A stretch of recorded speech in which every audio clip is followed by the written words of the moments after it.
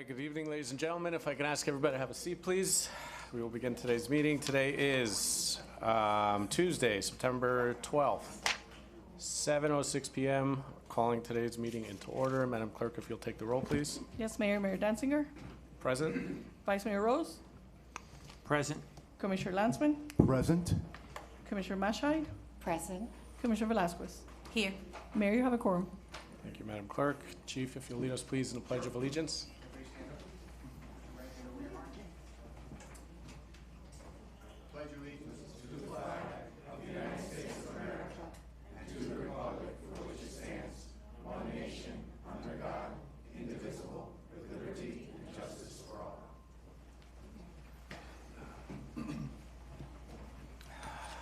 Thank you, everybody. As we begin today's meeting, I just want to welcome everybody here, members of the community and the public who are joining us here today, and those that are watching at home, and those that will be watching later on. Before I open up the floor to the commission, I'd like to recognize the presence of our honorary mayor who is here today joining us. Give a wave. All right, and opening up the floor to the commission. You want to? I will kick things off.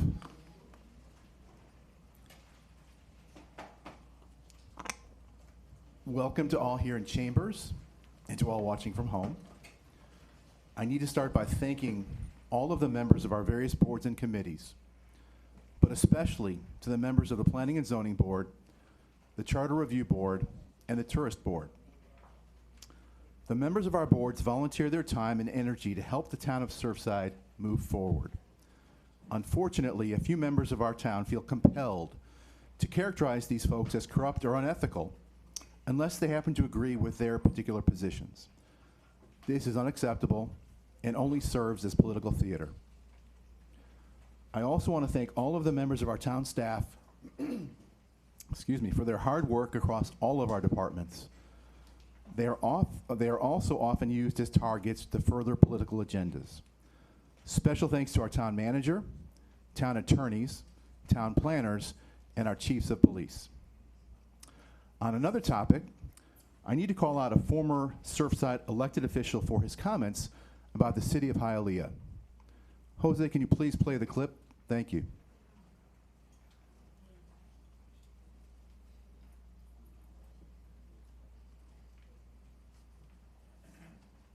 This is a terrible idea, less green. You're turning Surfside into Hialeah if you go down this road. Thank you. What's wrong with Hialeah? It's a beautiful place with beautiful people. The city of Hialeah is the 6th largest municipality in Florida, serving over 224,000 residents, living in approximately 20 square miles. I call on this former elected official to publicly apologize for his disparaging remarks. We have members of our town staff that live in Hialeah, and I'm sure we all know other people living there now as well. With your blessing, Mr. Mayor, I'd like to reach out to the mayor of Hialeah to see if they would consider entering into a sister city relationship with the town of Surfside. I'd like to show Hialeah that Surfside respects their city and residents. Mr. Mayor? That sounds good to me. I want to make a motion. I move that I reach out to the mayor of Hialeah to discuss the opportunity to become sister cities with them. A second. All right. All in favor? Aye. Aye. Aye. All opposed? Commissioner Velasquez, you have to pick one of them. I said yes already. Okay. Oh, I guess you All right. didn't hear me. Aye. All right. Thank you. All right. The ayes have it. Thank you. All right. Thank you, Commissioner. Commissioner Maishai. And then you pick on the only Hispanic on the dais. All right, Commissioner. Hello, everyone. Good evening. The Thursday, August 31st, 2023 P&Z meeting troubles me. It's clear that our planning board made a decision based on misinformation. I'll be presenting an item urging that our planning board have an opportunity to reevaluate the project with the right facts and the truth in front of them. I know I have the support of many planning board members and look forward to the support of my colleagues on the commission when I bring it forward. We need to right this wrong. Thank you. Thank you, Commissioner. Commissioner Velasquez?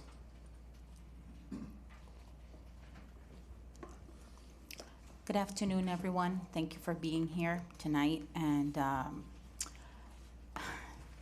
what a way to start this meeting. And it's so ironic because you come here to talk about Hialeah when last month I put in a censure of our mayor who insulted not just myself, but all Hispanic people.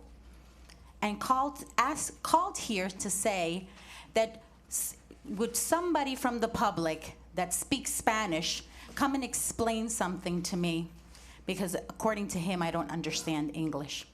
So for you to put that note on there, Fred, is really childish and inappropriate and tasteless, okay? And I hope that as you are so supportive of Hialeah, you will support this resolution today to censor the mayor, as you were the swing vote and did not support it last month to be put on as a walk-on item. Because if you're so there for the Hispanic people, then show it, okay? And on that note, I hope we have a great meeting and we continue to move forward with the real town business. Thank you. Thank you, Commissioner. Mr. Vice Mayor? Thank you. I'm going to show some photos later that are inappropriate that were done by an elected official. Don't worry.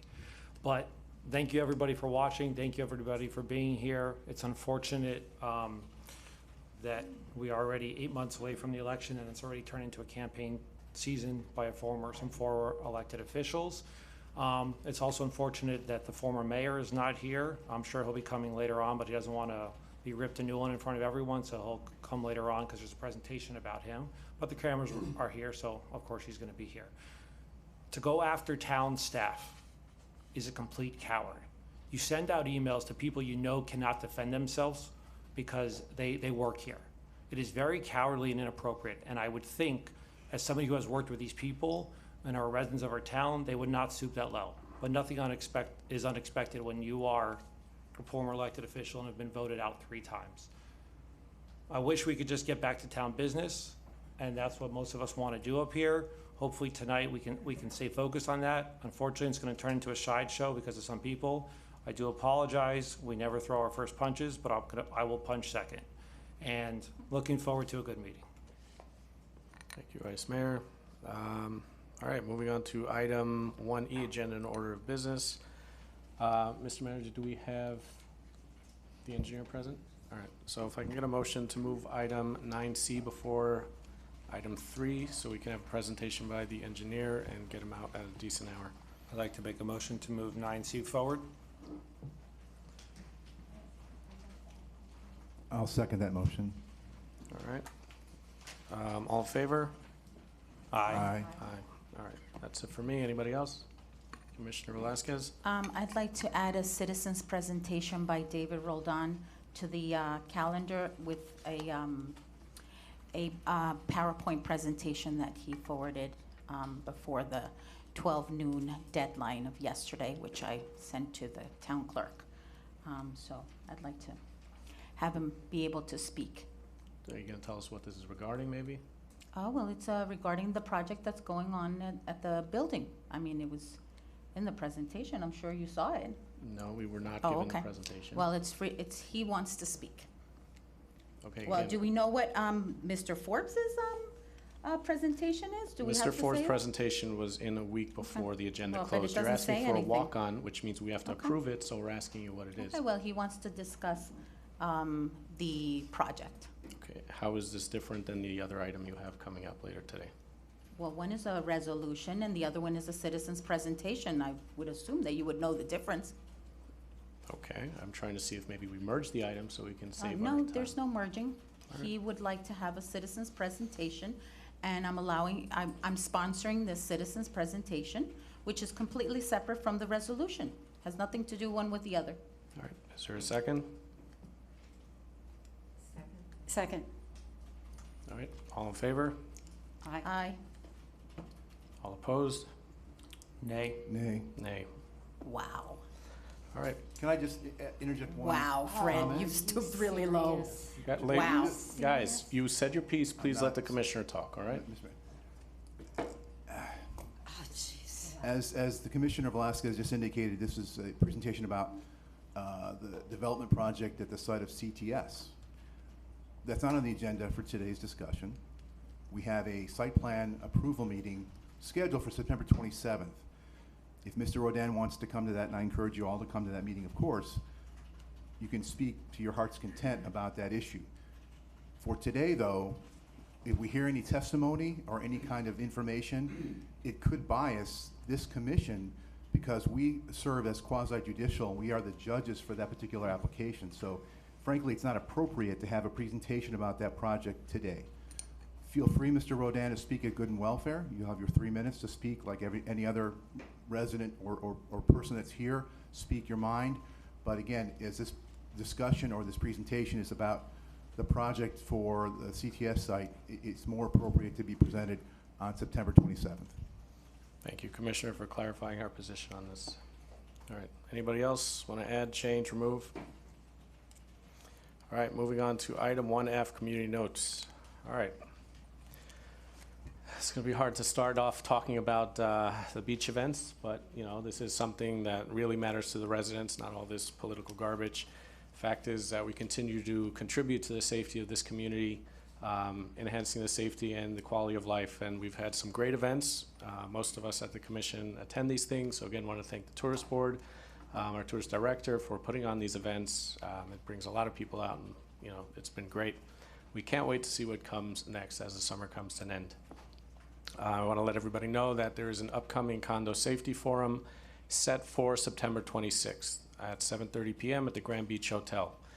There's more information on this forum on the town's website, but this is a very important subject. This is going to be bringing out the legislators. I think I spoke about this last week. We have the legislative bodies who passed the recent condo safety bills, this past one and the one before, and they're going to be talking about the effect it's had on the people in the condos, what they can be expecting in this new session as they move forward, and you'll be hearing it straight from the legislators, so I think it's important that everybody attend. So if you live in a condo and you want to know how these laws are affecting you, I would advise you to come join this event. Today is Women in Law Enforcement Day, and Surfside has many great female officers. I'd like to recognize the two in the room. We'll point them out and have them stand up, maybe. We have Detective Sergeant Marianne Cruz here tonight with us, along with Detective Diana Leone.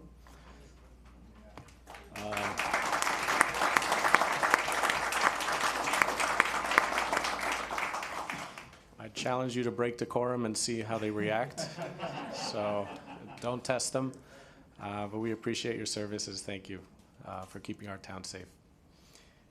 We have town staff anniversary, as we've always done. We have Jill Smith from accreditation manager who's reached 5 years this month. So thank you, Jill, for everything that you've done. I believe this is for the police department accreditation, which is very important. I know it's something that we're very proud of. We're accredited with the FDLE, and this is something that we have to get in order and make sure that, you know, we go through all the processes to remain accredited. So thank you for that, Jill. Mr. Manager, I have a little something here. Do you want to take over for a second? Mayor, absolutely. Thank you very much for handing this one off. We recognize certain anniversary milestones, 5 years, 10 years, 15 years, 25 years, and we have someone that's hit their 5-year mark.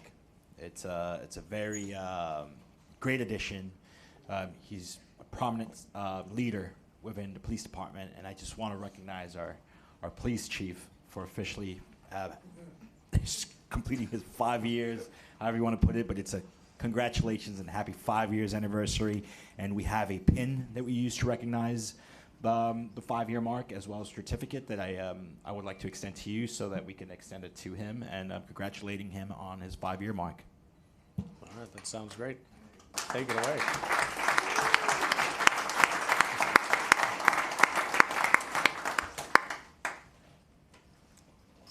So, guys, Guys, if you'll join me down to take a photo, can we get our female in law enforcement in there too? No? 2 for 1 picture? No? I don't know. I went.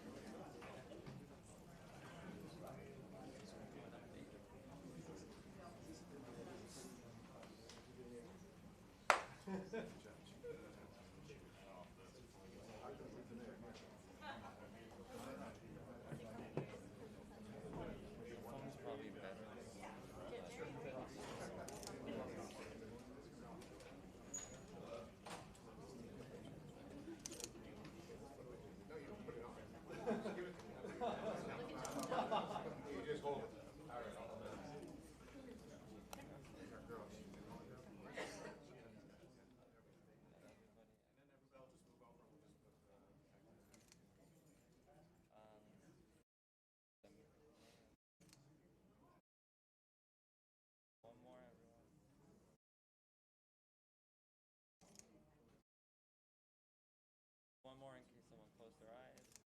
Got it.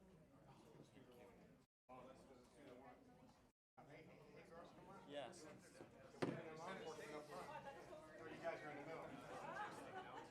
Now it's you. Now you're prime time. Let's have the other officers come up here with us. We have the other officers come up.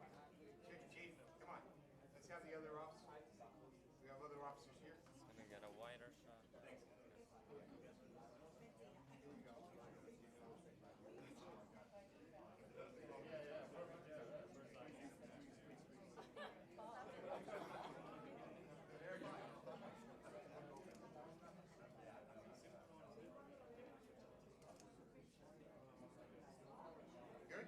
Got it, yeah.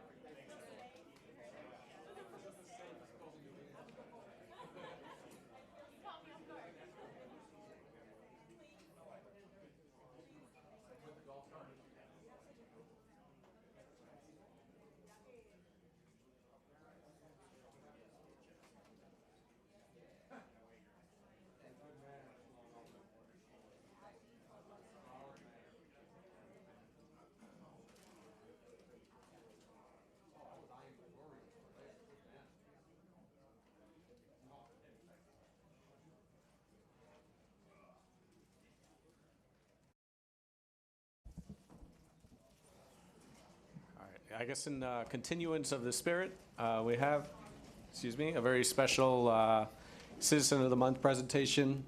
Chief, if you'll please lead us in the proceedings. What a way to start, right? Right. Mr. Mayor, Vice Mayor, Commission, Mr. Manager, I thank you for a few minutes of your time to honor what I think is important for our town employees. In the police department, every month, we usually have a civilian award, and an officer award. Tonight, I wanted to, and it's usually within the police department. But what I wanted to do, I talked to the assistant chief, and we decided, let's go outside the realm of the police department, because really, ultimately, what we are is one family, right? Working cohesively together. We're not the police department, we're not the sanitation department, we're not the public works. We're working together. That's why we're here. So I want to ask a couple of gentlemen to come up, because I'm going to honor them. Operations Manager Felix Alvarez, if they can just come up here, and we'll do the, I have one presentation, then another presentation, and we'll take the pictures at the end, okay? Felix Jesvani, come on up here, guys. If you're here, Carlos. Kenny. These guys, and I think there's 4 of the 6, 2 couldn't be here, so what you're looking at here, I'm going to read a little presentation real quick, and then we'll take the pictures at the end after I do the next presentation, okay, if we can do that. So if you can bear with me for a few minutes. As you see, these gentlemen, these are part of our town, they're part of our team. The manager talks about team all the time, and today is a day where we show the community that we're not separate, we're together as a team, and I think it's important. This award and commendation serves as a recommendation for Civilian of the Month for August 2023. During the years from 2021 to 2023, the town of Surfside was without a fitness center or a gym for all town employees to exercise. As we know, health and fitness are a top priority with very limited space available. many different ideas were discussed to create a new fitness center within the town hall. As we know, we have limited space here. The fitness center project was given to Assistant Chief Antonio Marciante. The final location was chosen, and it was in the Sallyport, better known as our garage, within the police department where we store equipment. The Sallyport, the garage, didn't have any air conditioning. It's dirty, dusty, and dingy looking. There was rodents and all that in there too. The paint was faded, and there have been occasional rodents that have been seen in there. Over the years, it's been a storage facility for files, chairs, tables, barricades, cones, portable stop signs, bicycles, the Kubota beach vehicle, tents, and anything else you could imagine we stored in there. It's the only place we have.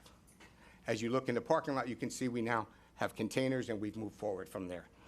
That all changed when Assistant Chief Marciante became the project manager for the new fitness center for all the town employees to use. The first step was obviously him working with our employees to reimagine the space and make a decision on how we're going to do it.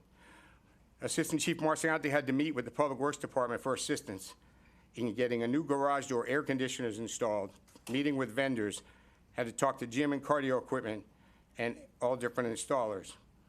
The first thing he did, though, was to contact the Public Works Director. He doesn't want to be up here, but it's Randy, as we know, okay? The guy that tries to avoid it all the time. He's here somewhere.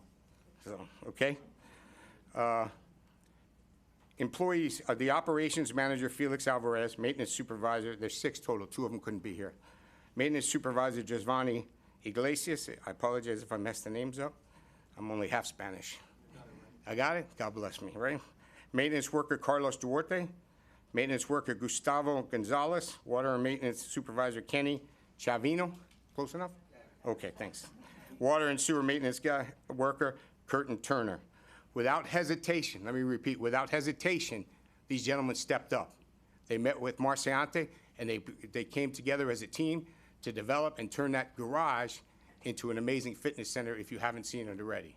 If anybody wants to see it, which many of us have, it's the state-of-the-art equipment, okay? This involved the facility having new garage doors installed, some air conditioning and electricity installed.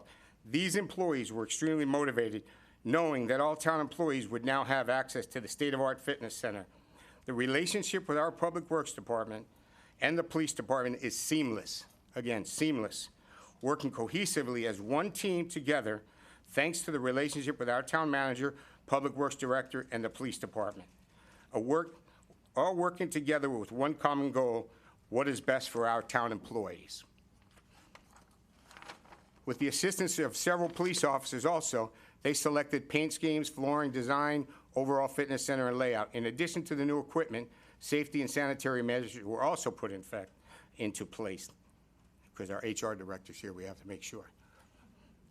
Today, the project is complete. I welcome all of you to take a look at it if anybody ever wants to. Just set an appointment and we'll take you right through and show it to you. The audio system, which includes Bluetooth technology, is amazing and certainly enhances one's workout. We even have properly displayed fitness center guidelines, just like a commercial fitness center would have. The quality of the weightlifting equipment and cardio equipment is exceptional, smooth, and easy to use. When all town employees step into that fitness center, named Strong for Surfside, they are ready to exercise and enhance their health, mental health, and fitness levels. As a town, we are committed to excellence, quality, respect, and integrity, all the characteristics of which each of you possess, and I thank you. The fitness center project has exceeded our expectations, and we can't thank each and every one of you for coming together as one team. There you go. Thank you.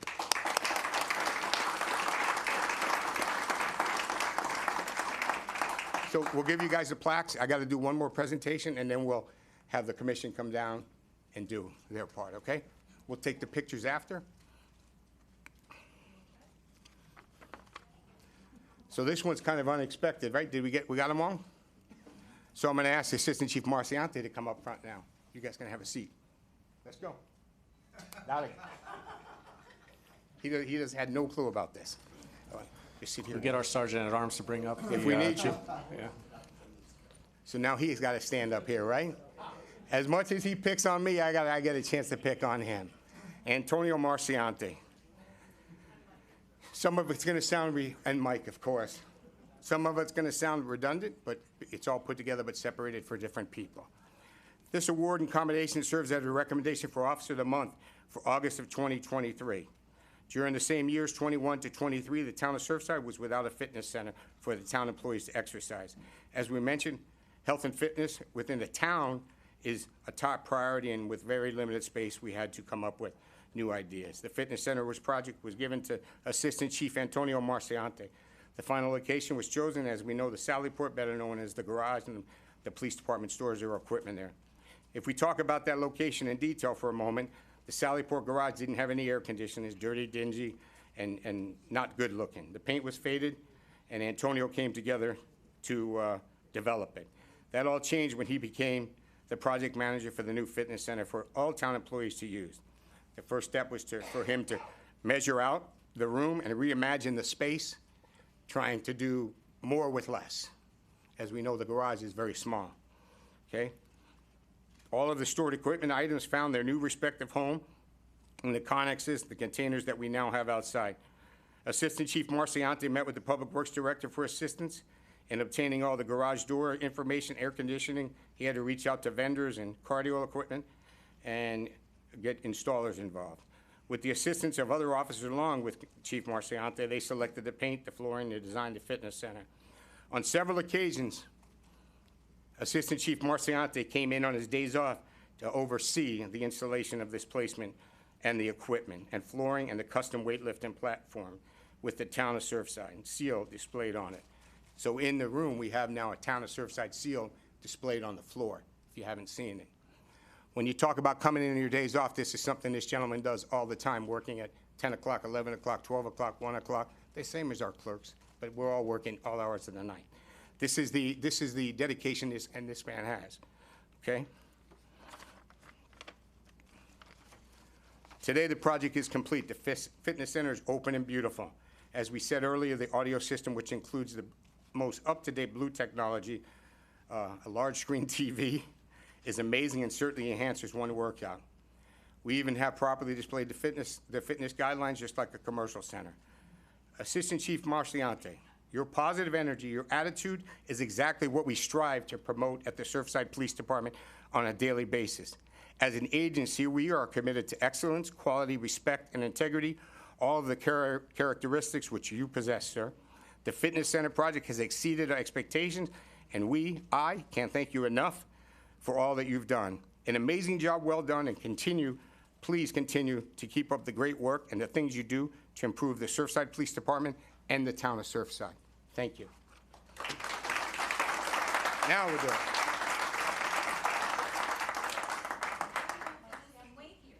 Who? Now you guys have to lose some weight here. Yeah, we can run with the best of them. We can run with the best of them. I challenge anybody, even with a bum leg. What do you think? We'll do two pictures, okay? Now they. Get some of them.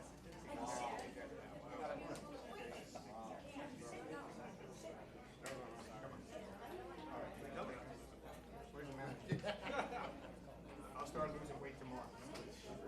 I'm getting on the keto diet. Oh, come on.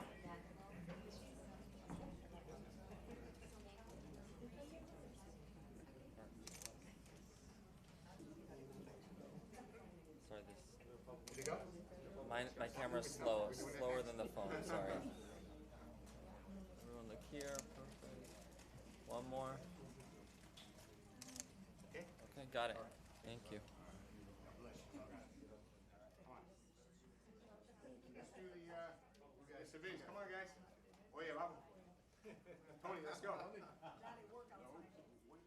Randy, come on. Randy, get up here, Randy. Picture or speak, your choice. Put the public works guys in front. Come on. No, you guys up front. All together. I did have an issue with something that the chief did say. What did he say? When you said there were, The mic's not on, sir. when you said there were machines down there that were easy to use, I couldn't find one that was easy to use. I'll show you. Thank you.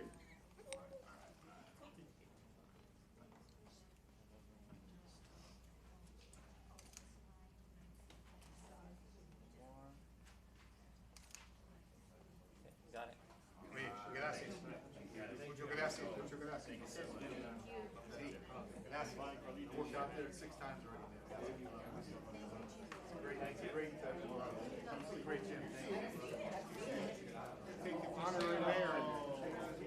All right, I'm done. Wait, Jose.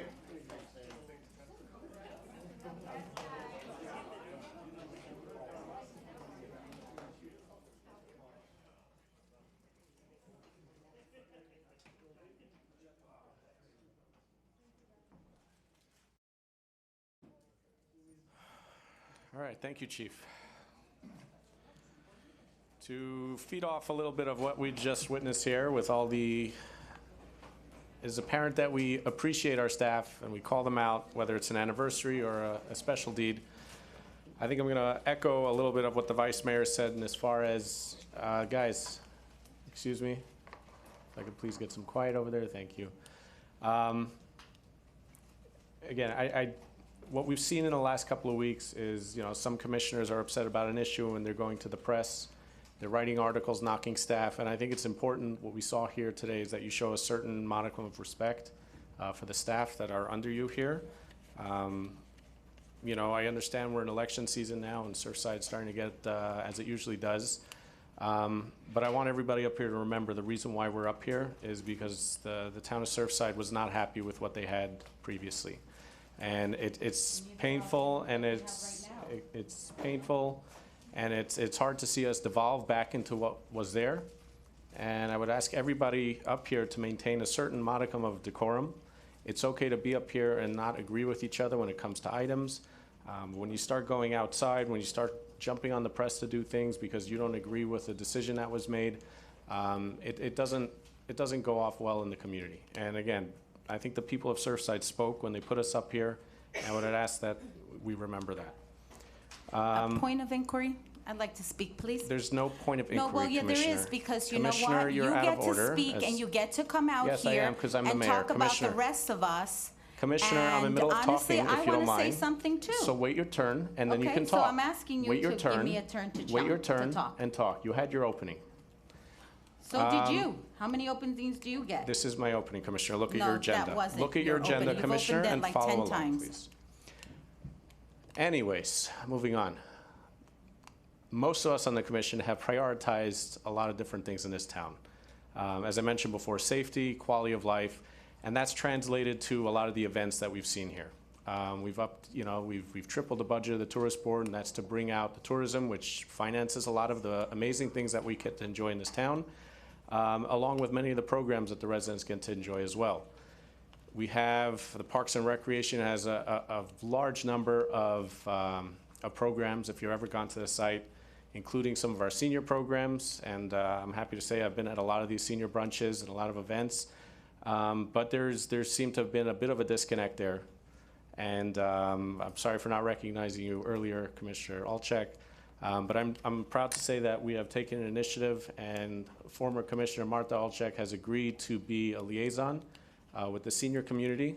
Not that we are calling anybody old or anything, but to hopefully get us a little more feedback on some of our programming and maybe add a little bit more programming to that.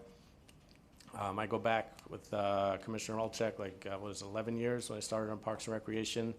She was the commissioner assigned, and she definitely was vocal back then, and I know she hasn't stopped now. You're still in Parks and Recreation.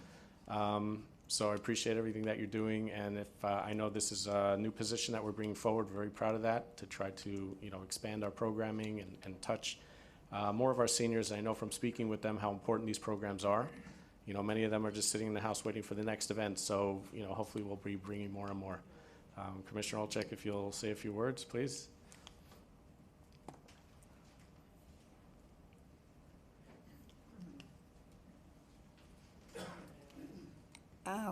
And first of all, I want to thank the commissioners, the mayor, for awarding me this honor. It really is not necessary, because I feel that it is my duty, even though it's not easy to work for the community, as all of you know. I have always worked for the community, whether it was in Cuba, where I was born, or whether it was in Texas, where I lived 20 years, or whether it's here, that I have been living 22 years. So it gives me a lot of pleasure to work for the community, believe it or not.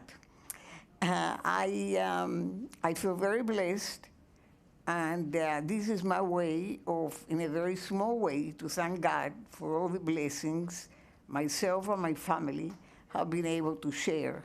So it's, as I say, it's unnecessary, it's very much appreciated, but I think that is a very small way of me to thank God for all the blessings it has been bestowed upon me. I know how difficult it is to work doing what you do.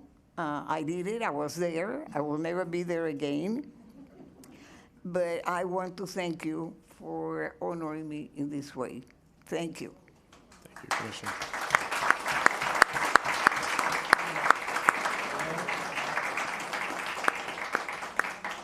I'll ask the commission one more last photo of the night, please. This is our first ever liaison. 1 second.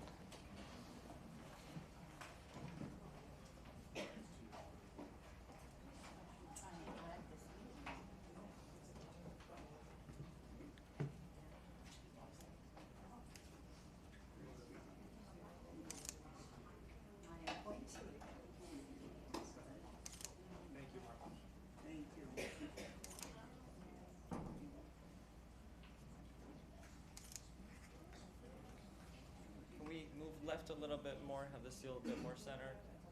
Just a bit more.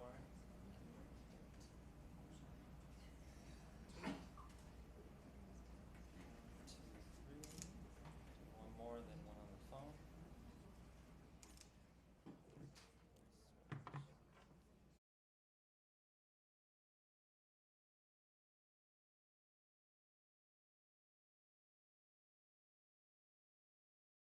Got it, thank you.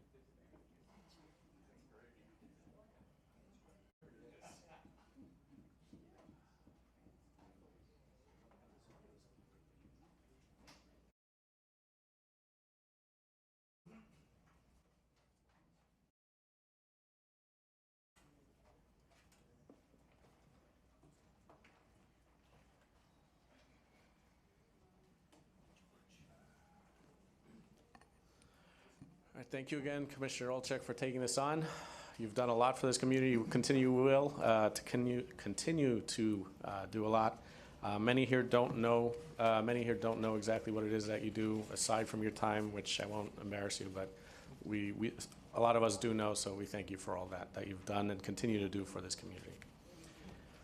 All right, so just to finish up, I'm going to bring up the committee chairs for their presentation. We will start with my favorite, Parks and Rec, only because that's where I was. We have the chair, Retta Logan. Huh?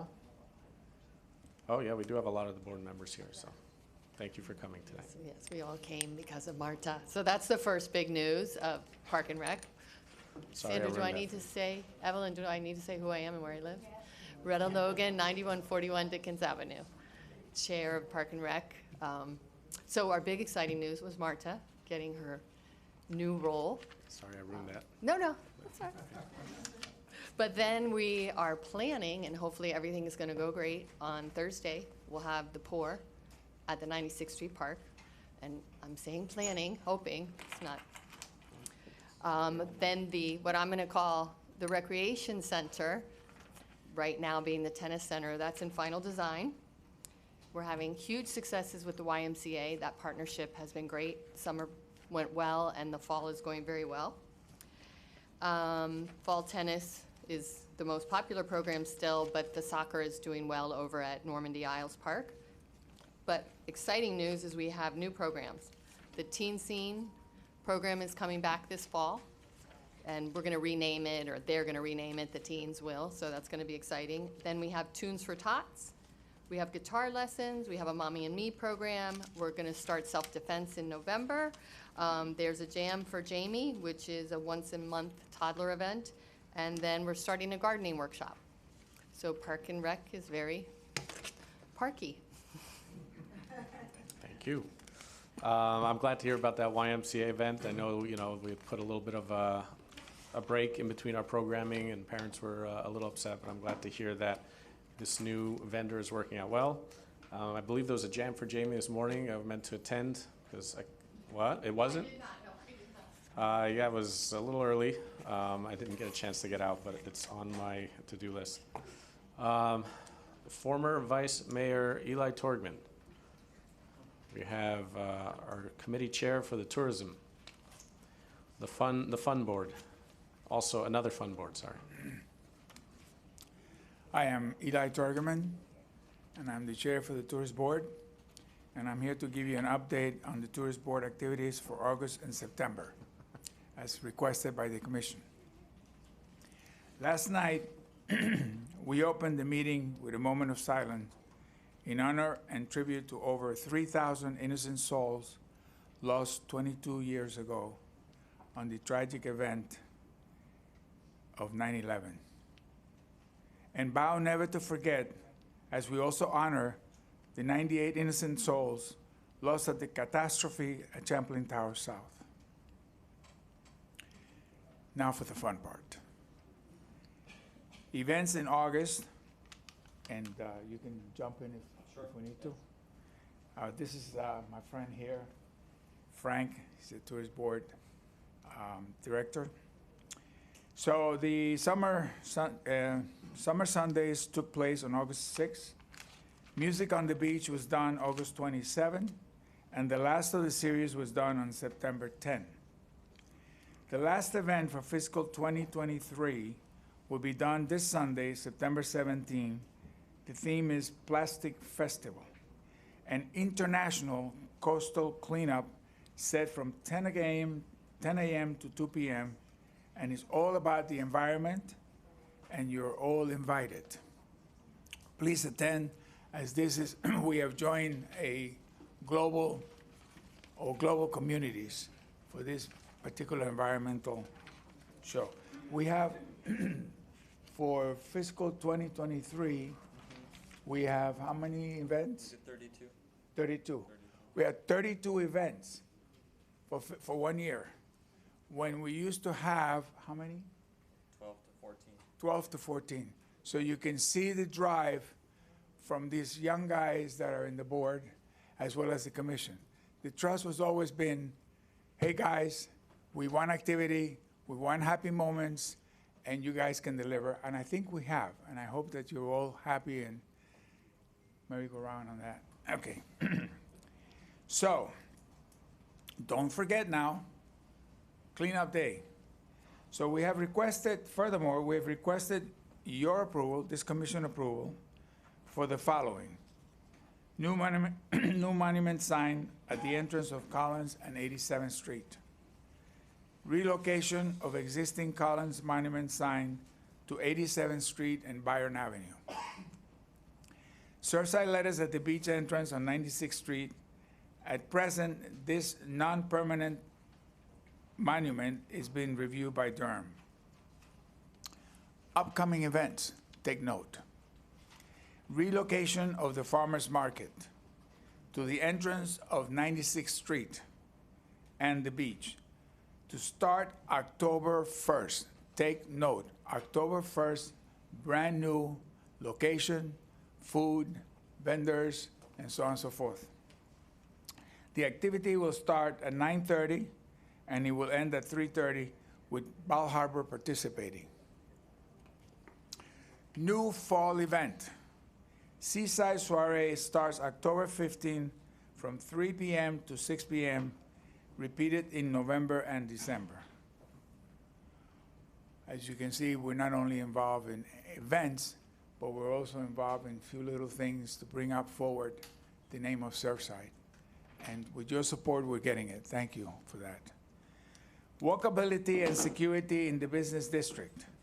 Dark spots have been identified and currently working to light up those spots with the cooperation of the businesses identified. And finally, we have completed a survey asking for feedback from the business district to identify areas for partnership. In the process, and we are in the process of reviewing those requests. Did I forget anything? I think you got it. Got it? We got it all. Okay, I think I got it, guys. Thank you, Mr. Chair. It's fun time. It's fun board. And by the way, just a little correction, Mr. Mayor. I was not only a vice mayor, but I was also mayor. I apologize. Former So- mayor. Working Eli mayor. Torgman, Thank you very much. And by the way, really and truly, the whole board, the tourist board, and I think I have another member here. There you go, Ben. Two of them. Where's the other one? David. Oh, sorry, David. Sorry. But truthfully, we've taken a large interest in making Surfside fun. And I think all of the events, how many again? 32. 32 events. Thank you, Frank. Trust me, it's not easy to carry 32 events in 1 year. And we've done it with your support. And for that, at the end, thank you very much. Thank you. Thank you. Thank you.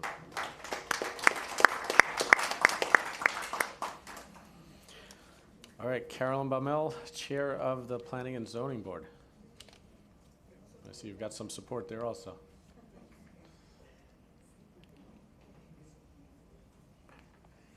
I'm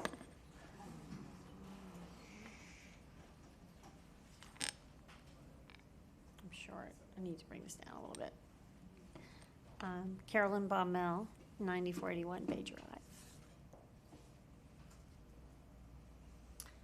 Good evening, Mr. Mayor, Vice Mayor, and Commissioners. This is my Planning and Zoning Board report of the meeting that took place August 31st, 2023. We had two separate meetings, 5 and 6. The 5 o'clock meeting was a review of 3 ordinances, 2 commercial district wall signs, and a roof repair.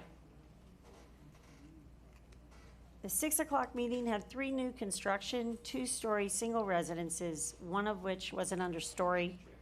All 3 were approved with conditions. These 3 applications, 4A, 4B, and 4C, were discussed and reviewed after the Planning and Zoning Board voted to recommend an approval with a 4-1 vote of the 8777 Collins new multifamily construction. We have sent our recommendation for approval to our mayor and commission. 8777 Collins was presented by DAMAC's Zaha Hadid's architectural firm, along with DAMAC representatives James Galvin and attorney Graham Penn. Mr. James Galvin, the DAMAC representative, answered several questions from the board members about the positioning of the loading, unloading, and sanitation docking access. They proposed the access on 88th Street and not Collins Avenue for reasons of vehicular and pedestrian safety. It was clear after questions were presented to the PZ board members that the use of Collins Avenue as an access point for these services was not a choice. We have the understanding that DAMAC's representatives all have been communicating with FDOT through emails and Zoom meetings since November of 2022. There were communications about curb cuts and the site triangle on Collins. The architects and design team explained how the visibility to the accessible space, which is approximately 38 feet into the property, it is not seen from 88th Street. The collection areas are technologically designed as a special non-odorous and filtered area that is only accessible when the collection vehicles come to do their job. There were public comments about the 88th Street access for waste pickup services. There were 3 families in attendance who lost loved ones out of the 98 lives lost in the tragic collapse, expressing concerns and questions. The 3 families expressed their emotional dissatisfaction of any vehicle entering 88th Street from Collins Avenue East to the end of the no-through street. This no-through street, 88th Street, which is under the jurisdiction of the county for traffic control, is the north side of the new building. This is the proposed location for loading and sanitation services on the 88th Street side. The building cannot have access on 87th Terrace because it's a closed pedestrian beach walkway in the city limits of Miami Beach. The prior mayor and commission approved a resolution for the 88th Street dedication. Let's all understand that this resolution is not an ordinance, nor is it a law. The resolution was approved on January 11th, 2022. And at that time, The remainder of their in-office term was 2 months and 5 days. However, there was no formal completed action made between the prior town manager, former mayor, or former commissioners. So at this point, we are now 2 years, 8 months, and days ago when the former mayor and commission approved this resolution. The resolution states the directive to the town manager to seek the request for closure. The former mayor and commissioners had not involved the county nor the state of Florida to formalize any such action. What is that action? That action is how could they close 88th Street to any vehicular traffic. In fact, Mr. Gomez, our town manager, is currently taking that action. The fact is that they did not formalize their own resolution. This resolution is a dedication to those lives lost and for the families, a tool to have the ability to dedicate this passageway of a no-through street. Now, I want everybody to hear the resolution, word for word. Section 2, direction to the manager to pursue the closure of 88th Street east of Collins Avenue to vehicular traffic for the purpose of providing a memorial park and pedestrian plaza honoring the victims of the Champlain Towers collapse. The manager is hereby directed to take all steps necessary to pursue all governmental approvals necessary to permanently close that portion of 88th Street, located between Collins Avenue on the west and in the public beach to the east, the street end to vehicular traffic for Memorial Park and pedestrian plaza honoring the victims of the Champlain Towers South collapse. The closure of any portion of 88th Street to vehicular traffic is subject to the maintenance of emergency or governmental vehicular access and any access required to reach property north and south of the street end. But we had to deal with the realities and limitations that the property inherently had, which is only one access area, that is 88th Street. So again, the PZ board approved with a 4-1 in favor and sent a recommendation to approve to the mayor and commission of Surfside. A point of information. Our planning and zoning board is made up of 7 members, 5 voting members and 2 alternates. All 7 can speak at any time during any meeting, and if one voting member is missing, an alternate gets voting rights as well. At this particular meeting, all 7 were in attendance. The PZ board is comprised of Lindsay LaCour, Ruben Bravo, Jonathan Ederai, Michael Safransky, Andy Bales, Vice Chair David Forbes, and me as the chair. We are all Surfside residents, and we all live in Surfside as our primary residence. We all voluntarily serve on the Planning and Zoning Board after being appointed by the commission. There were 4 yes votes from Ruben Bravo, Jonathan Ederai, David Forbes, and myself, and 1 no from Lindsay LaCour. We had a full quorum, and the 2 alternates, Michael Safransky and Andy Bales, were part of the discussions, but not the vote. It is an honor to serve on the board. It is a privilege to live in the community, and these friendships that have been made are even more special. Makes it special to live here. Our planning and zoning board is made up of members that are experienced in real estate law, single home and commercial development, general construction, and engineering. We all have our views, and we do not always agree, but we certainly don't go around town generating lies, talking nonsense to the press, using email lists, nor do any of us dictate, prefabricate, and write questionable articles with ill intentions to be hurtful. We all get along and we move on.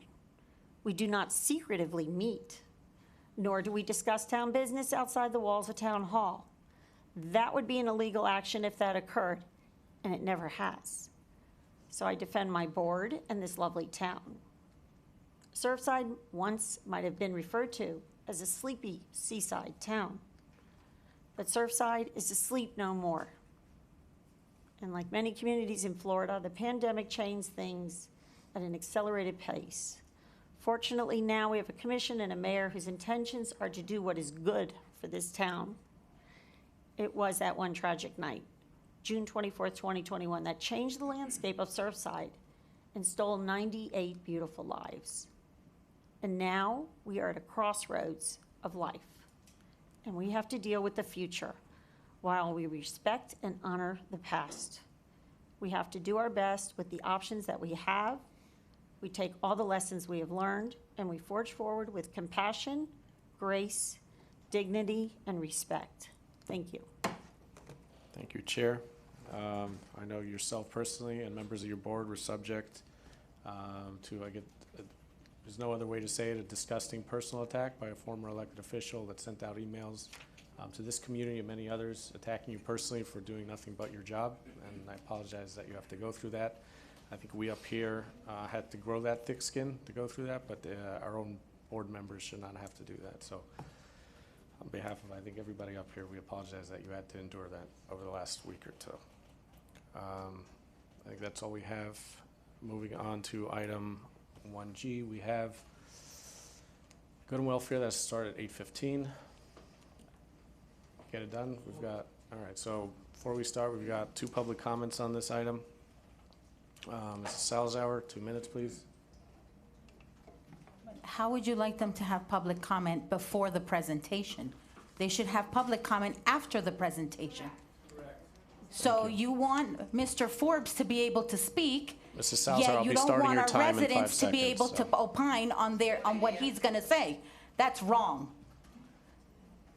So I think we should consult with the attorney because I believe public comment comes after the actual We don't even know what he's information. gonna say. Correct. And this has been brought up legally in other forums. This has been a citizen presentation, item 1, which is an opening. We usually And don't he even have hasn't public done comment. his He So if hasn't you would done like his to say presentation. something. Please ask the attorneys to opine on this because legally the whole thing will be struck because I legally have to speak after the So I've presentation. had legal discussions. There is no decision being made here. It's a citizen Well, then presentation. Excuse me, Commissioner, I'm in the middle of speaking. I'm in the middle of speaking.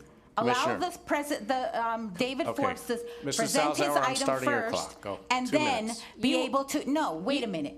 You want me to give feedback on a presentation that hasn't happened yet, that I haven't seen? Is that what you're asking me to do? I just want to clarify this 1 for the minute record. and 50 seconds. How is she Oh. going to give? Okay. Well, then I guess I have very wide breadth about what I can talk about. For 1 example, minute, I can talk 45 about seconds. the DAMAC presentation, the lobbying that was just done inappropriately by the chair of the P&Z board to cross yet another ethical line, basically presenting on behalf of DAMAC to try to sway you when you refused to let David Rodan speak because you said that the topic itself was going to be before you and may bias your vote. If you don't think that the P&Z board chair presentation isn't going to bias your vote, I don't know what ethical line you're drawing here. That was abhorrent. That was probably unethical and possibly illegal. That was lobbying by not a registered lobbyist. Okay? You want me to give a presentation? I can guarantee you that whatever Mr. Forbes is going to be presenting is not going to be true. It's going to be the doth protest too much. He wants us to believe that your friends, that you and Fred and Jeff Rose, that this commission is good friends with the P&Z board. You're such close friends with people that just moved here, and your friendship began when you appointed them to the board to do your bidding, and then you do their bidding.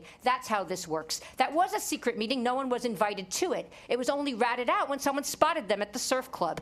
Okay? So, and another thing, I'm surprised that the chair was not giving her presentation from his lap, as she was at that meeting, correct? That is not professional behavior. If I did that, I'd get fired. Anyone who did that would get written up by HR. People have lost their jobs as CEOs of companies for less. That was unacceptable. So whatever you're going to be entertaining here, I'm sure is as full of malarkey as the last presentation. And kudos to you for completely undermining public comment by making me comment about something that hasn't been presented yet. And you call yourself representative of the people. You are serving yourself. And to not let David Rodan speak and then let the police chief talk for 10 minutes about the fancy new gym equipment, okay, that's only for the police and for town hall residents and for town hall employees, not for the residents, but you let him talk for about 10 to 15 minutes. But David Rodan, who lost 4 family members, couldn't say a word. Mr. Salzauer.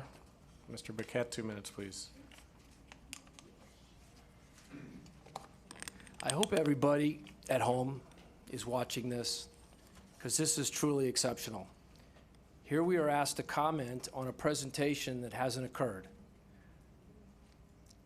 Does everybody understand that? It's a presentation that nobody's seen, nobody knows what it's about, nobody's talked about it. And the mayor here, you could see the authoritarian impulses that he has, where he's demanding that people get up and talk about a subject that hasn't been spoken about yet. That's what goes on in Surfside, folks. That's what's been happening the last year and a half. That's the commission that we have that was replaced. Nobody was talking to this commission, this board, about insulting subjects. All we were doing was reporting on a secret meeting that your chief of staff, Ben Jacobson, must have organized so that you could meet at the most expensive place in town and talk about what Mr. Forbes said, hugs and kisses. That's what you guys did all night? Please direct your comments towards the Hugs chair. and kisses? Hugs and kisses. You expect us to believe that. And you expect us to come up here and comment on something that we haven't heard yet. That's cool, Mr. Mayor. That's really cool, and that says it all. I think people understand what you're about. Thank you, Mr. Burkett. I would like to correct the record and then ask anybody to come up and speak on any of these items. You've filled out a speaker card before even knowing what the And you item is. violated their opportunity to Thank you. speak Commissioner- after the Commissioner, you haven't been citizens' recognized, presentation please. You haven't that been recognized. nobody knows anything of. Commissioner, please Okay? let the There's not an proceedings item in this continue. agenda Please where let it this says meeting his continue, speech please. or anything that he's going to Mr. say Forbes, here. if you don't mind So yelling we over the don't commissioner, know we what can Mr. hear your Forbes is going to presentation say before residents ready. come up here and are able to speak on this item. That's wrong. Just another way to censor people. Or, I'm sorry, whatever.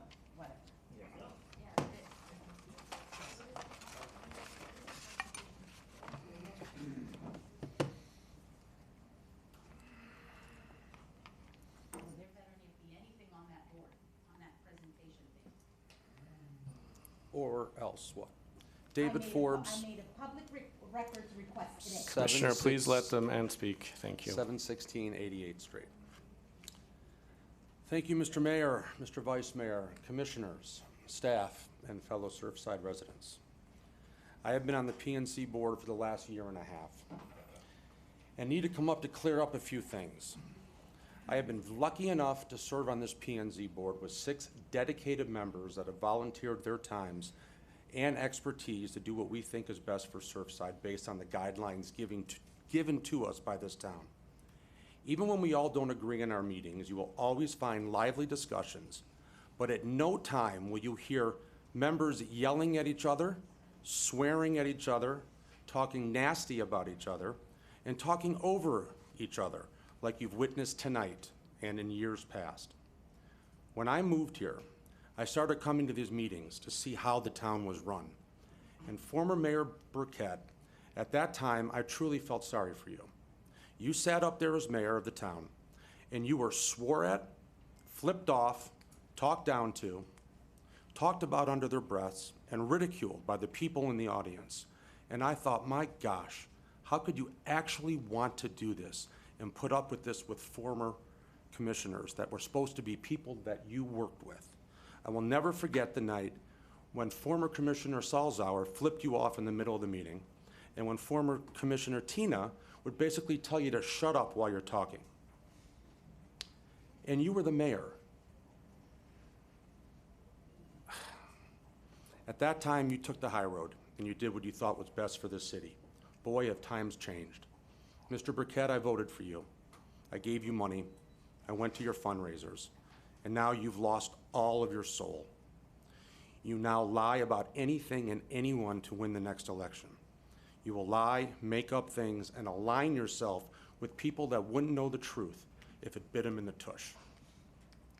This brings us today to why I'm standing up here, to clear up lies, innuendos, and politically made or make-believe by former Mayor Burkett, former Commissioners Eliana and Tina, and 2 current commissioners that they said about myself and 2 fellow P&Z members, and 3 sitting council members that are friends of mine.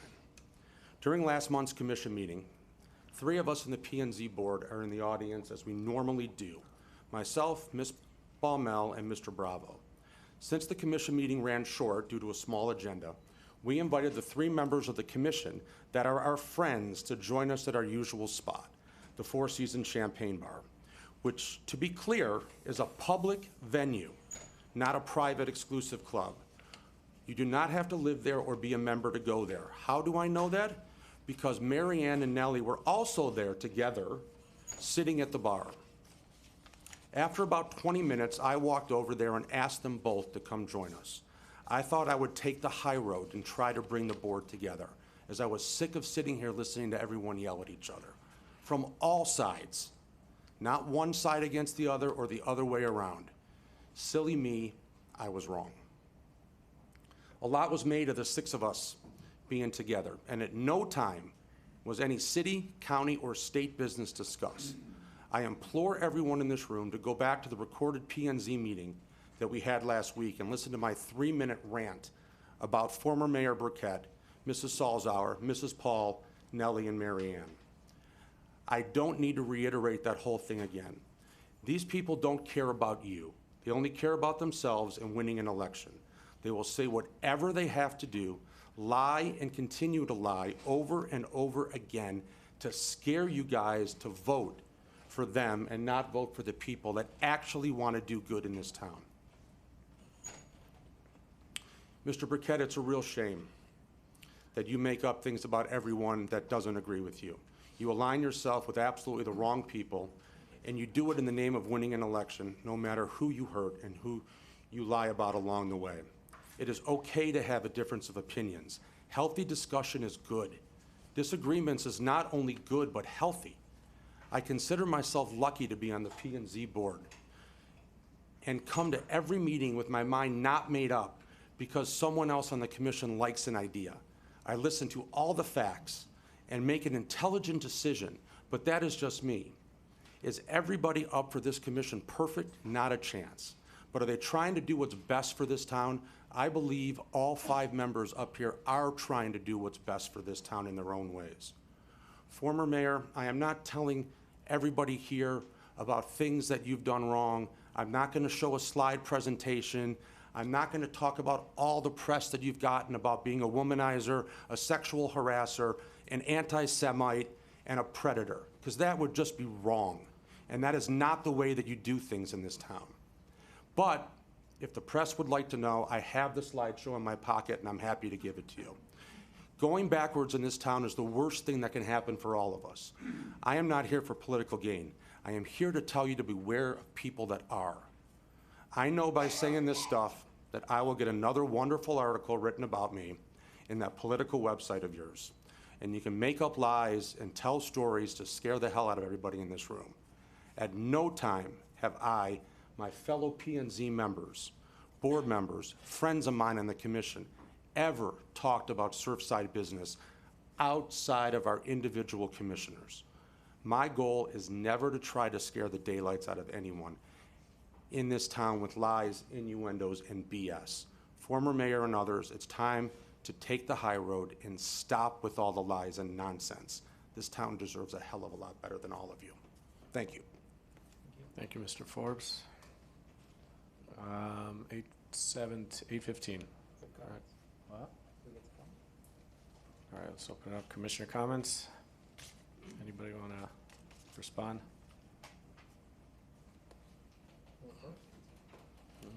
Mayor's 8:15. I don't know if you want to break. Well, we got 2 minutes and we'll finish this. So, thank you, Mr. Forbes, for your well-written speech. There was no presentation. I know you made a public records request, as you stated, but if there's nothing to provide, there's nothing to provide. I do have a point of information because we do have 3 board members here, and Commissioner Maishad, you gave an opening that said you have multiple board members that want to reconsider the matter, and you have 3 of them sitting right here that voted for it. So I'm not sure who those are, if they're here, or if you're speaking of others, but would you like to say for the record who those are? Because 3 of them are here. I don't know if you want to ask them, but you did state in your opening that they want to reconsider something. So I'd like to know, you said multiple, 3 of them that voted for it are here, so that would be multiple. You want to answer that? Commissioner, it's up to you. I don't think that's appropriate at this time. Anybody else? Thank you, Mr. Mayor. Just a quick comment response. Mr. Forbes, thank you. I was there for the P&Z meeting as I'm the liaison, and don't miss meetings and appreciate the work you guys do. You mentioned something in your presentation about the high road, and I've thought about that a lot in the last few days, weeks, months. Personally, I try to always take the high road and listen and consider different perspectives and make the best decision. It's difficult to remain on that high road when there are people in our community who want to undermine the work that you're trying to accomplish by taking the low road. Saying things, insulting people that just don't deserve it. I'm up here, I was elected, bring it on, I'm a big boy, I can take it. But to attack our boards, our committees, our town staff who can't respond is, again, reprehensible. So thank you for defending your board. Thank you for helping to defend as much as you could this commission and our town employees. And again, let's all try to take that high road. Thank you. I just want to comment. I just don't think everyone is taking the high road. I think this is taking a lot of time out to try to explain people's behaviors, and the truth needs to come out. And I'm just appalled that this continues in this way. Thank you, Commissioner Velasquez. It's funny how you guys play your political games and you claim that others are running campaigns when it's clear the campaign is being run from right here. Fred, Shlomo, Jeff, and you three. Oh, well, you not, Ruben. But you two that had came up here and talked for a long time and presented like there was people doing wrong to you is absolutely appalling and very disrespectful to the rest of us, okay? So for you guys to come here and say that you went to the Four Seasons and didn't discuss town business, please, is laughable. Okay, you all just met each other a couple of months ago, and now all of a sudden you're hugging and kissing and just, oh, we're singing Kumbaya. Yeah, okay, we believe that. All doing this, and then the worst part of everything here is that you're attacking former elected officials and don't allow them to come up here and be able to defend themselves from the disgusting remarks that you guys are making. And to think that you're taking the high road, no, that's not the high road. That is a very low road. Because when you don't let other people speak, that's very low. You come here and you talk about people doing political things on this dais. We've seen presentations here from the mayor clearly campaigning, and you come here and talk about high road? It's just plain disgusting. Trying to attack another one of your colleagues because you want to prove a point is despicable. And you should grow up and really come here and do the things that you said you were going to do for this town. Because the only thing that you three have done is do code enhancements for your own business, okay? Because 90% of this agenda is every month code enhancements. No, we don't come here to do things for our residents. No, we don't do that. We don't come here to talk about things that our residents really want. Example, the Abbott Avenue Drainage Project, which was supposed to be started in June of last year. We're still stalling this. And now we're telling our residents, which we're going to be here talking about this in a little while, telling them how we're working on it. Well, we've been working on it for far too long, okay? And residents, water goes into their houses, but these three don't care, because they're here doing political favors for the developers of DAMAC, okay? And I'm sorry, but it does smell like somebody's getting something out of this. So I'm very sorry. Oh yeah, let's go throw out everybody else, right? Because they're the ones that are clapping at the things that are truly matter to this town. So analyze who you're really working for, because it ain't the residents of Surfside, okay? So for you to come here and insult former elected officials and insult this town is unacceptable, and I will not tolerate that anymore. Excellent job. I sure did. Better than yours. At least I know where my priorities are. All right. Mr. Forbes, thank you for coming forward. just want to touch on what you said, that yes, all the commissioners were present in the Four Seasons that night, having a good time. I personally, I'm just not going to get into this thing, but I think personally it's a nice thing to see when your commission can get along after hours, especially considering what we go through up here. That's called the sunshine violation, honey. It's really not, though. I think it's a beautiful thing to see, that we can drink, we can get along, and a lot of us have been friends. So I will continue to be friends with as many of the commissioners as I can, continue to meet with them outside of this meeting, and I hope we can do that more often. So thank you very much. All right. 8:22, let's start going to welfare. I feel like I need to read some of these rules again because they're getting out of hand. Decorum, Rule 7.05, any person making impertinent or slanderous remarks or will become boisterous while addressing the commission shall be barred from further appearance before the commission by the presiding officer. So again, I'm going to ask everybody to please, I didn't write these rules, I'm reading them from our code. So please try to be respectful when you get up here. Direct your comments towards the chair of the commission as a whole. Don't direct your comments towards one of the commissions individually. Commissioner, can you please stop disrupting? Thank you. Again, let's try to be respectful. All right, we can say these things. It doesn't have to be slanderous. We don't have to listen to this garbage. Let's do this thing. 8:15. Ms. Semenavia, 3 minutes, please. One last thing before I start the timer.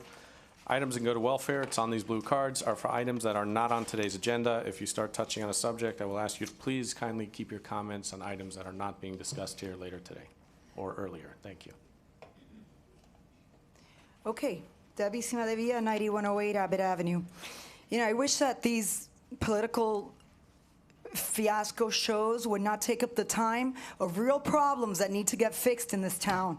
Because you know what? I come here, I need to give someone a job to take care of my elderly mom. I have to sacrifice time and money to be here. And you know what? If people were doing something weird, whatever, take care of it and don't waste our time. Because I have loads of people that want to come here and are asking me when the flooding thing is going to be dealt with. I have no clue because we're talking about all this drama. Get over it, guys. Run your politics elsewhere. Don't do it here because taxpayers are paying for this time right now. And if one side gets to speak, then the other side should get to speak too. And by the way, last commission, I didn't approve everything that was done. I was not in agreement with the behavior of some people, but at least people felt free to speak. My God, I feel like I'm in communist Cuba here. This is freaking ridiculous. I love everyone, and I always am very lovely with you, but this is too much, okay? Now, what I wanted to ask you is kindly, respectfully, I need clarification on the amendment regarding removing limitations on indebtedness for emergency and/or infrastructure projects without residents' voters. Up to 10 million. Please define what is included. And/or emergency infrastructure, it's very shady to me. If I am going to, have an opinion, and I know a lot of people are going to vote on these things. It's a lot of money. I want to know, is it for parking garages, for tennis courts? Is it for undergrounding? Can we use it for the drainage? Right? You never have money. Well, what is it for? I think that you owe it to your public to explain what it's for. Sorry, I'm going to lower my voice now. I apologize. Okay, just all that time wasted is ridiculous. Anyways, please, if you could clarify. Number 2, the issue of affidavits, permanent residency, does that go for committee members as well? Because personally, I think I know, and I'm not here to say anything about anyone, but I hope that you apply that to even committee members, okay? There may be people that are not actually living here, but anyways, whatever. Number 3, I'm gonna implore, please, again, do you have an emergency plan? What happened in Maui really, really, really is disturbing for everyone. I look at the power lines, right, that we're hopefully going to get to one day, the flooding, God forbid, power lines and water. Okay, when we had a lot of chaotic times in storms in the past, there didn't seem to be an emergency plan. I was in touch with the police department, asking the police department to please manage the overflow of traffic from Harding and Collins that comes over to the residential area.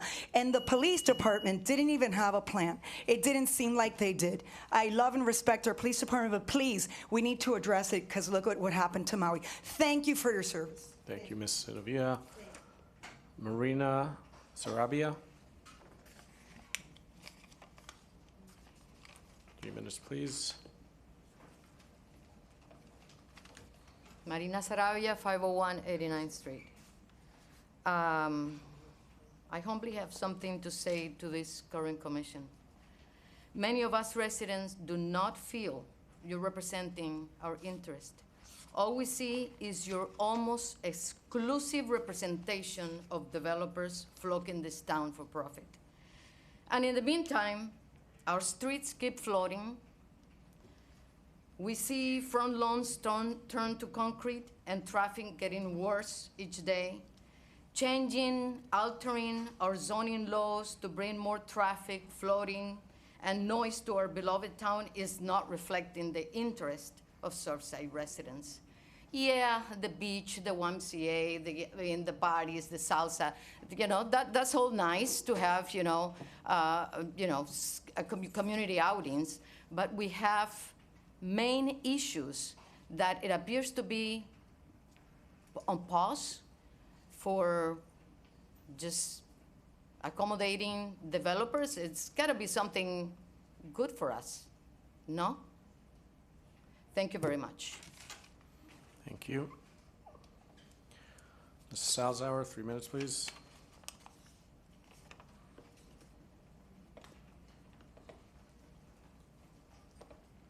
Eliana Salzhauer, 9317 Bay Drive. I have two major points that I think I want to make. In this room on August 27th, on August 31st, in this room at the P&Z board meeting to hear the Champlain proposal, a crime was committed. Lies were told under oath. Champlain site builder says state requires loading dock near Memorial. FDOT cries foul.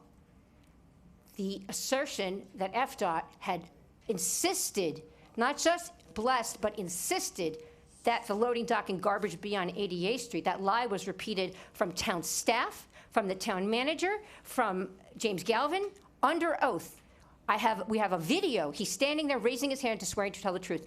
A crime was committed in this room, and you're all pretending that it never happened. Inconvenient truth.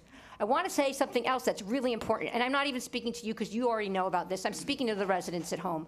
The next day, on the very next day, the 31st was the P&Z meeting, the next day, on September 1st, Surfside reached a monumental milestone. We usually have political candidates, but at noon on September 1st, Surfside got its first PAC, a political action committee. A political action committee formed by two people, none of which have ties to Surfside.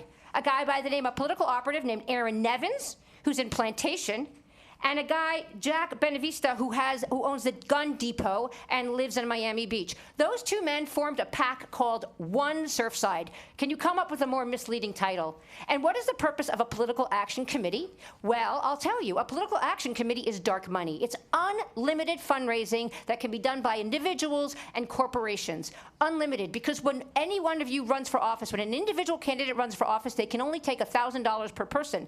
Now, some people try to fudge that, and they give $1,000, and their wife gives $1,000, and their kid gives $1,000, and their cleaning lady gives $1,000, and that's how it worked last election, as you can see by the financials that you guys have published online public record. But a PAC, the fact that a PAC is sniffing around means big money is coming here, and you know damn well that big money is going to spend big money to try to influence the outcome of this election, and I guess that an infrastructure does mean parking garage.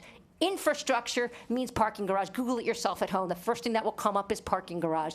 That's what they're asking you to vote for, a parking garage. The big money is going to slander people, and really slander, because what happened here today is the truth. Slander is a defense to, the truth is a defense to slander. There was no slander up here. We are speaking the truth. The slander is going to come from this PAC, One Surfside, that has no standards. They can send out whatever information they want. They can spread lies. And it says on their paperwork, undecided who they're supporting.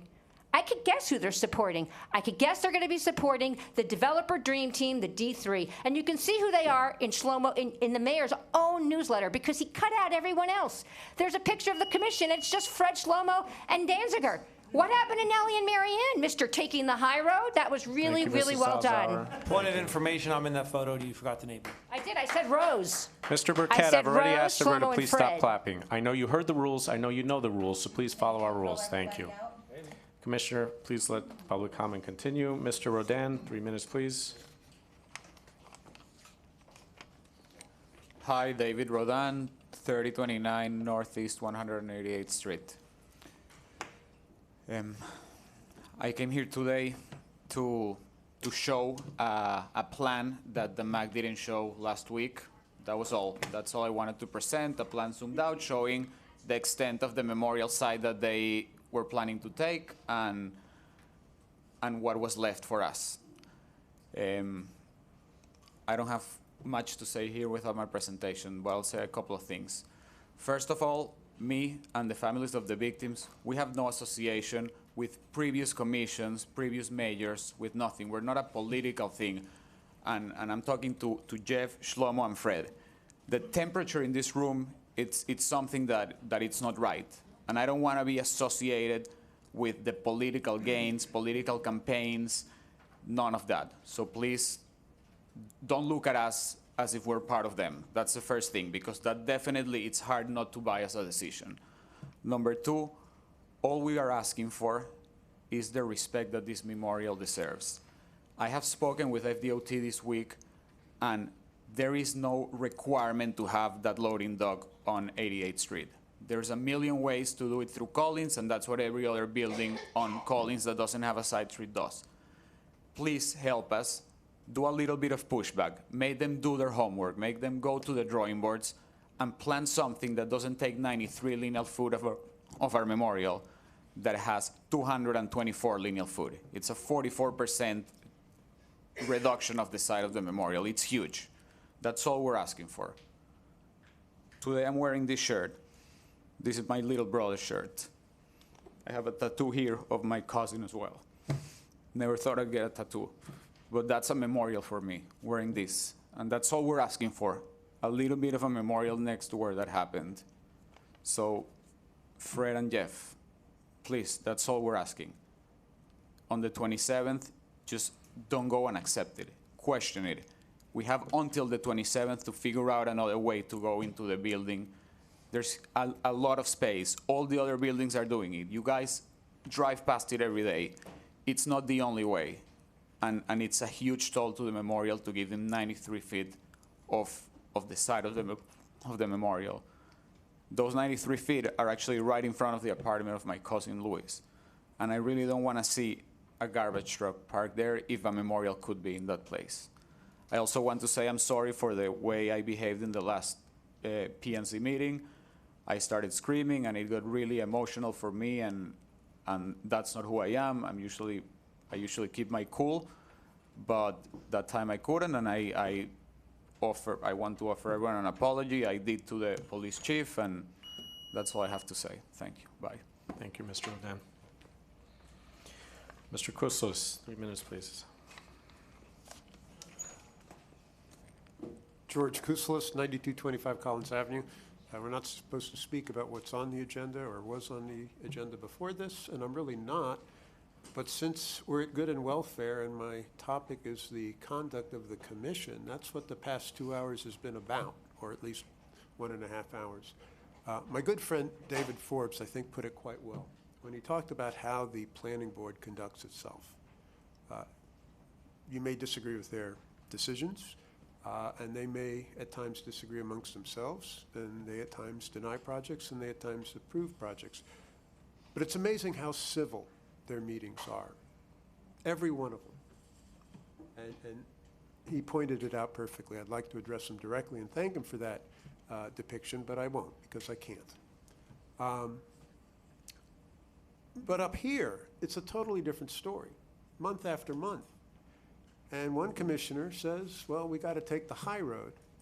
And the first thing is the most childish and juvenile attack at a resident who also does things in a very childish and juvenile way at times.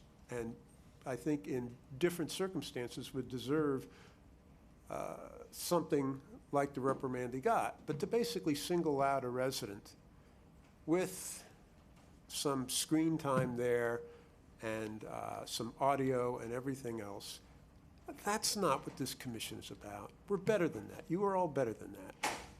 I'm not trying to single that out, but that's how the meeting began. And it kept on getting worse as it went on. And it's been that way for an hour and a half now. What have we really accomplished in that hour and a half that's on the agenda? Some good presentations, but that's it. Everything else. The earlier presentation you heard here should have been done probably as a response and testimony at the time that subject came up. We're just wasting too much time on posturing here, all of us. Now, I will descend into the low road just one bit. If there's one thing I have seen year after year in this town that is a weak point, it's reading comprehension.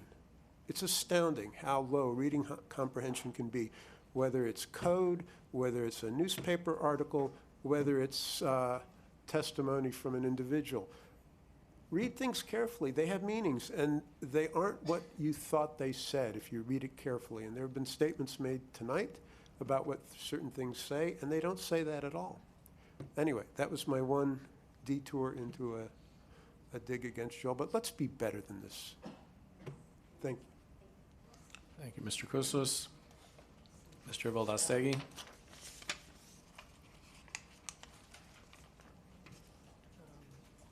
Gerardo Vildostegui, 9148 Froud Avenue.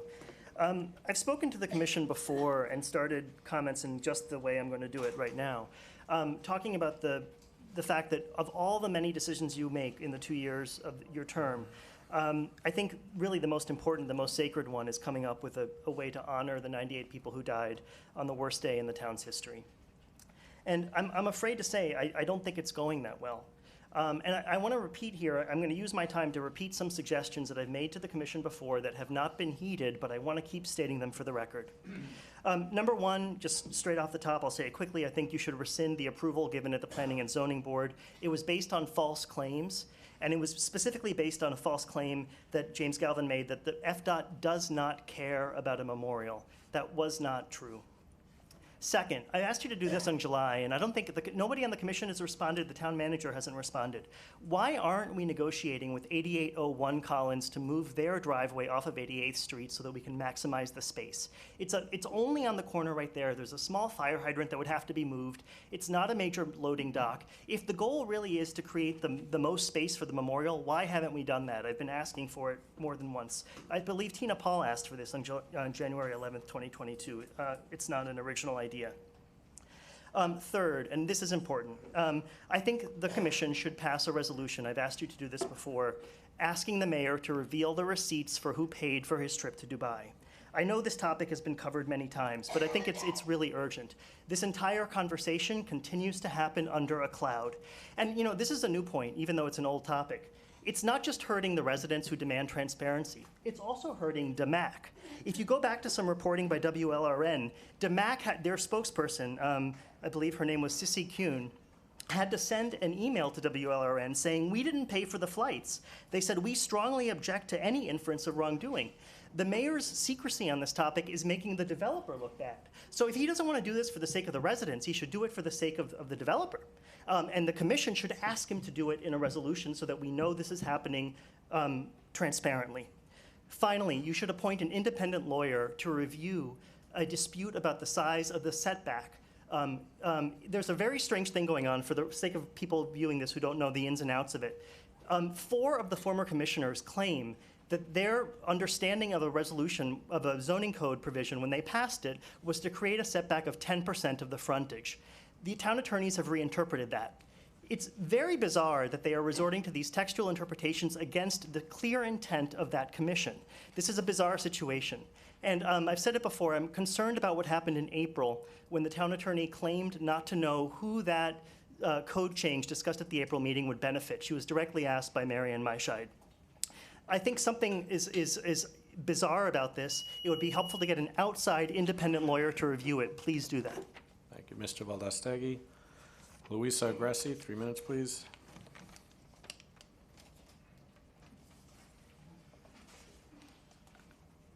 Luisa Agresti, 625 95th Street.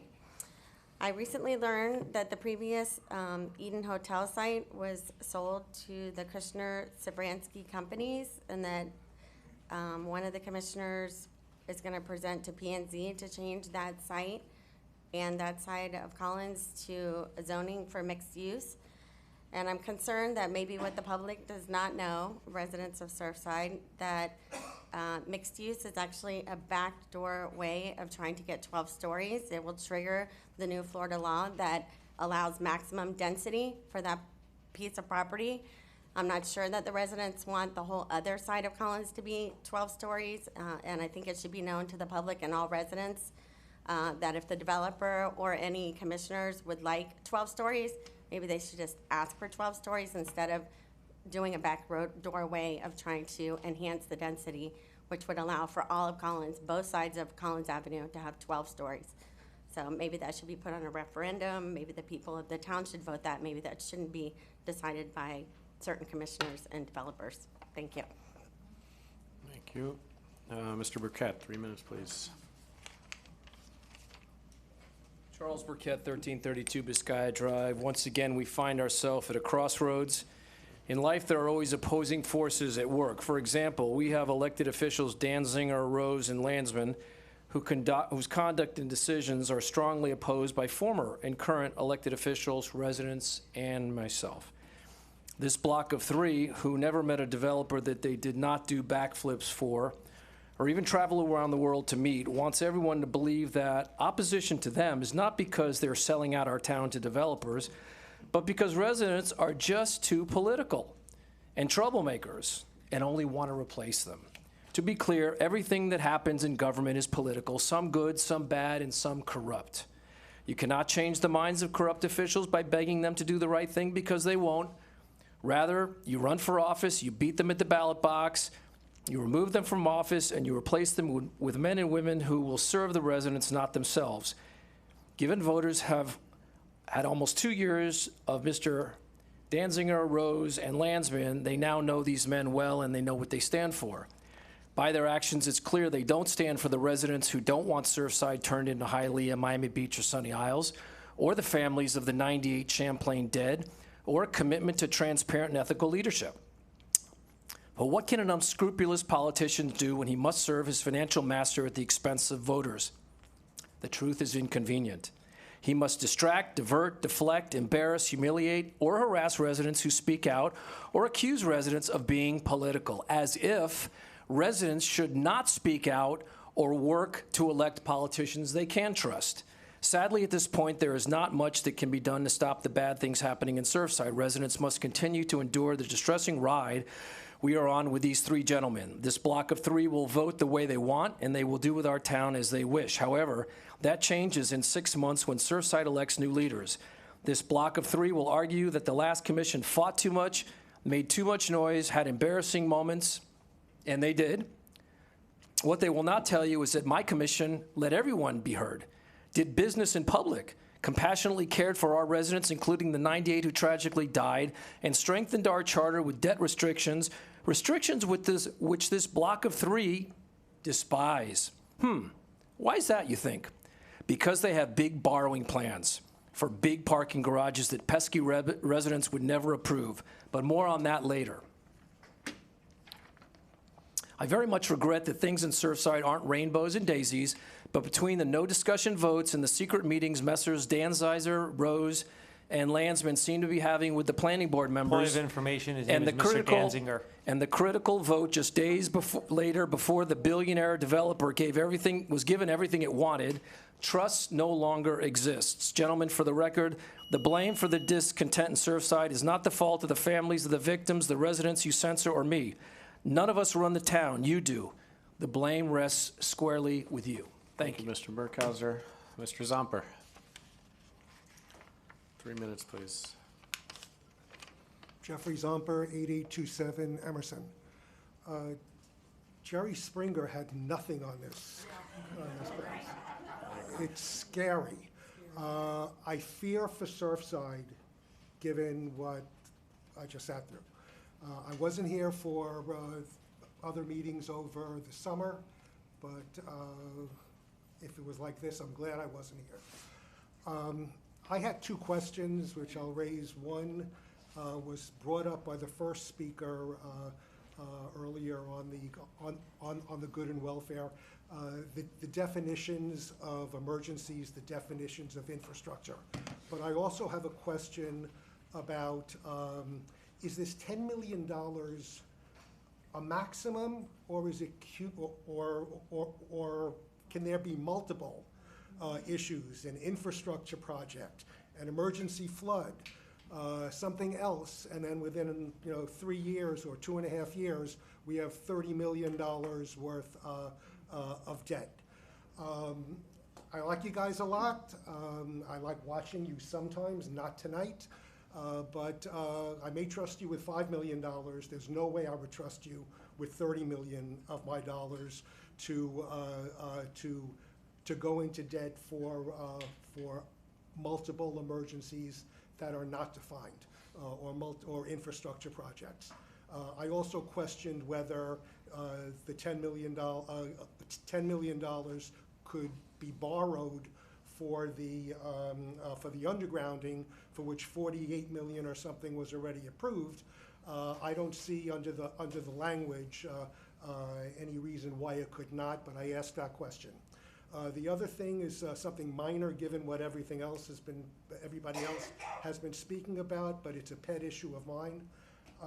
I'd like somebody to confirm that, like last year for the 2023 budget, the 2024 budget has hotel money paying, has general revenue money paying for the beach chairs instead of hotel money. A personal issue, minor compared to everything else that's going on. Thank you very much. Thank you, Mr. Zamper. Mr. Bravo, 3 minutes, please.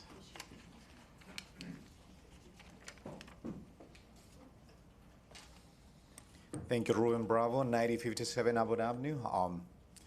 I appreciate for the opportunity. This is the first time I'm actually here talking to you and talking to everybody in their homes and in this public situation. It's really sad what's happening here. It's sad the point that we are all now. This is a small town. It's a 10 by 10 blocks. We all know each other. We know where we live. We know where we go. We shouldn't be explaining each other's situation here. We have to talk about what we want to do for this town. Let's talk about flooding issues. I agree with that.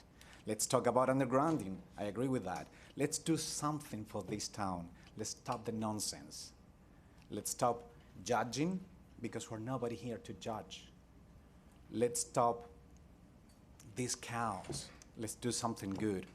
I appreciate what you're doing. Thank you for what you're doing. Let's move on.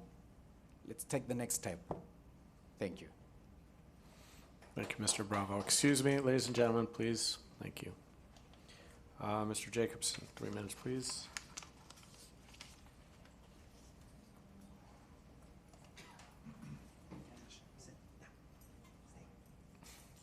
Ben Jacobson, 9455 Collins Avenue. Well, apparently I've already been called up here tonight, so I am taking the high road, just so everyone knows. Everybody here has the high road, so it's my high road tonight.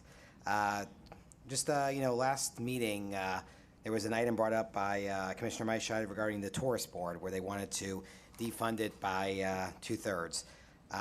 It was a pretty disappointing area, because I think it was a high point for the entire neighborhood.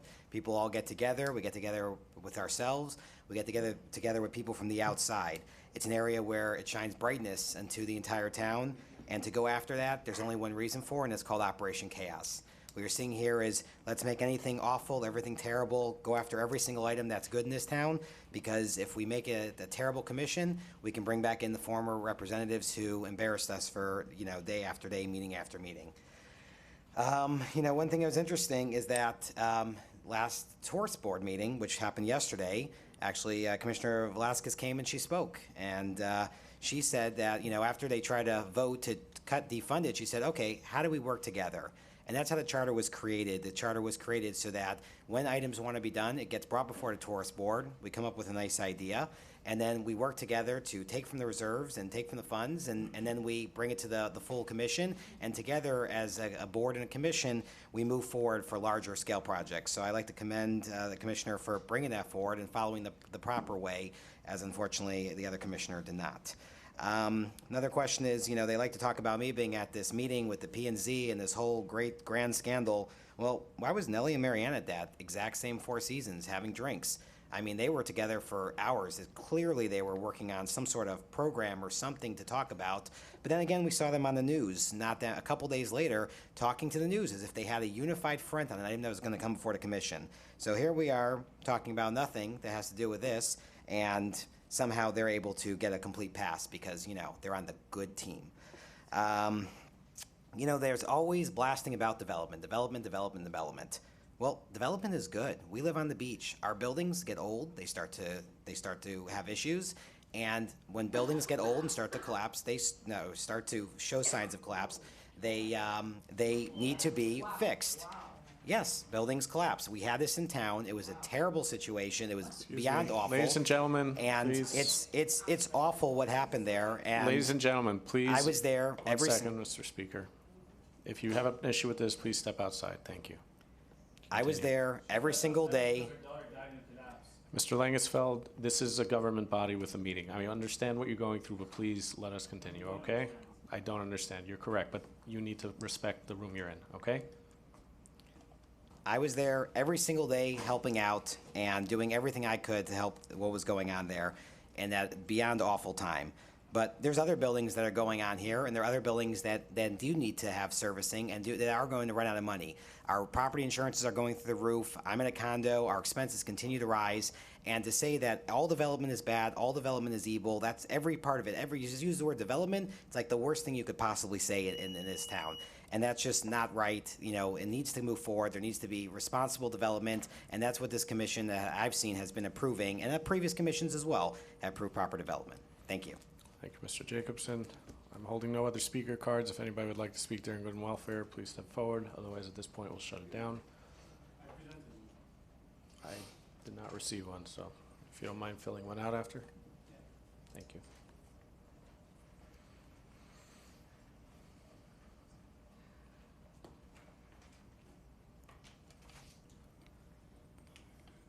Martin Langesfeld, 11310 Northwest 53rd Lane. I want to start off by saying a few days ago I had to fly to Maryland to speak face-to-face to NIST. They have no idea why this building collapsed. They cannot deem this land as safe, and neither can the town of Surfside. And I do not understand how it's possible without the land being deemed as safe that we're already speaking about the new development. This is utter disrespect. The approval made on August 31st was not just a standard planning and zoning decision. It was a direct insult to those of us who lost our loved ones in the Surfside building collapse. To imagine trucks rolling over the very place where we will be reflecting on the lives of our loved family members is unthinkable and profoundly disrespectful. In the last meeting, DAMAC members from the developers team made statements about FDOT forcing them to put the loading docks and trash trucks on 88th Street and not allowing them to have the loading docks on Collins Avenue. I personally spoke with the Florida Department of Transportation, and they clarified that they never said anything about not allowing trucks on Collins Avenue, and that they were not aware about the resolution to make 88th Street a memorial. So why was this information misrepresented by the developer and some from the town of Surfside? I've tried getting answers multiple times, and the doors keep getting shut on my face. These lies continue to inflict pain on us. We went through too much already. My 26-year-old sister, Nikki, and her husband, 28 years old, were killed in this collapse. My sister was awake. She saw the roof fall on her head. It is essential that the voices of residents and grieving families be heard and considered in these decisions. But in the last meeting, it felt as if these decisions were already made before our voices were heard. We are just hurting families who are trying to respect where our loved ones were killed, and it should not be so hard and painful. It's been over 2 years since we lost our loved ones. And we need to continue to come here and beg you guys on a weekly basis to just help, respect, and listen to us. We shouldn't need to keep doing this. We see how we're hurting. We see my mother just had to step out. It's triggering, it's hard, and I wish no one has to go through what we're going through. We just want a memorial. I was in the 9/11 memorial yesterday. It is beautiful. Governor DeSantis was there paying honor. We hope he can help and do the same here, because this is a tribute that's going to last forever. We cannot forget what happened on June 24th, 2021. Thank you. Thank you, Mr. Langesfeld. Anybody else? All right, I don't have your card. If you guys can fill out a card and give it afterwards to the clerk, please. Thank you. Hannah Wasserman, 9032 Emerson Avenue.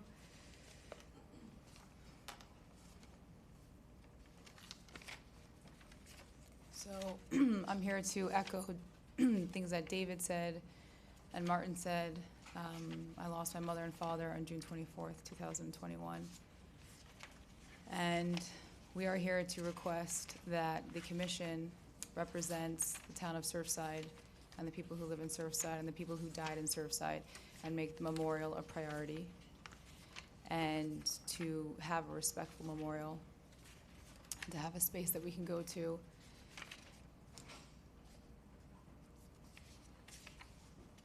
And to do everything that you can do to create a beautiful memorial. So whatever, I understand that there was a resolution, and I understand that there was special emergency vehicles and certain requirements. So I ask that whatever is required, I understand that has to be kept up to code and regulation, but to do everything that we could do to create a memorial that doesn't involve loading and unloading of sanitation or garbage for this memorial.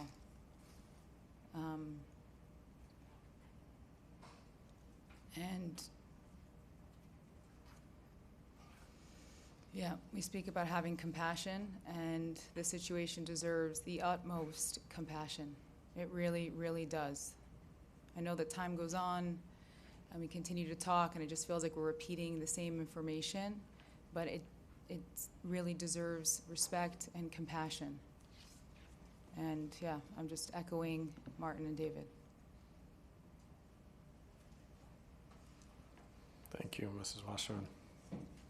Mr. Langesfeld, Pablo is here.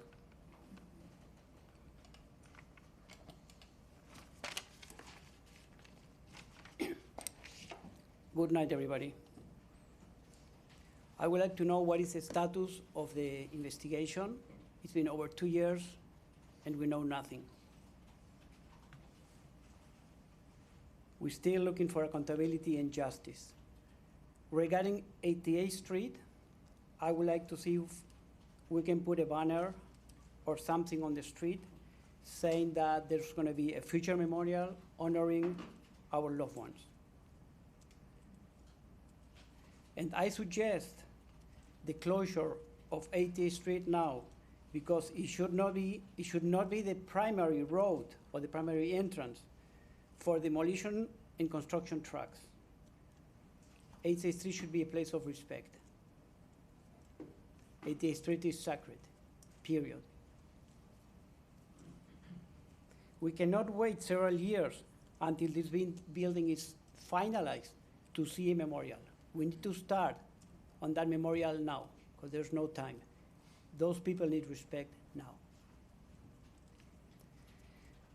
The developer is going to be in and out, but the people of Surfside will be here forever.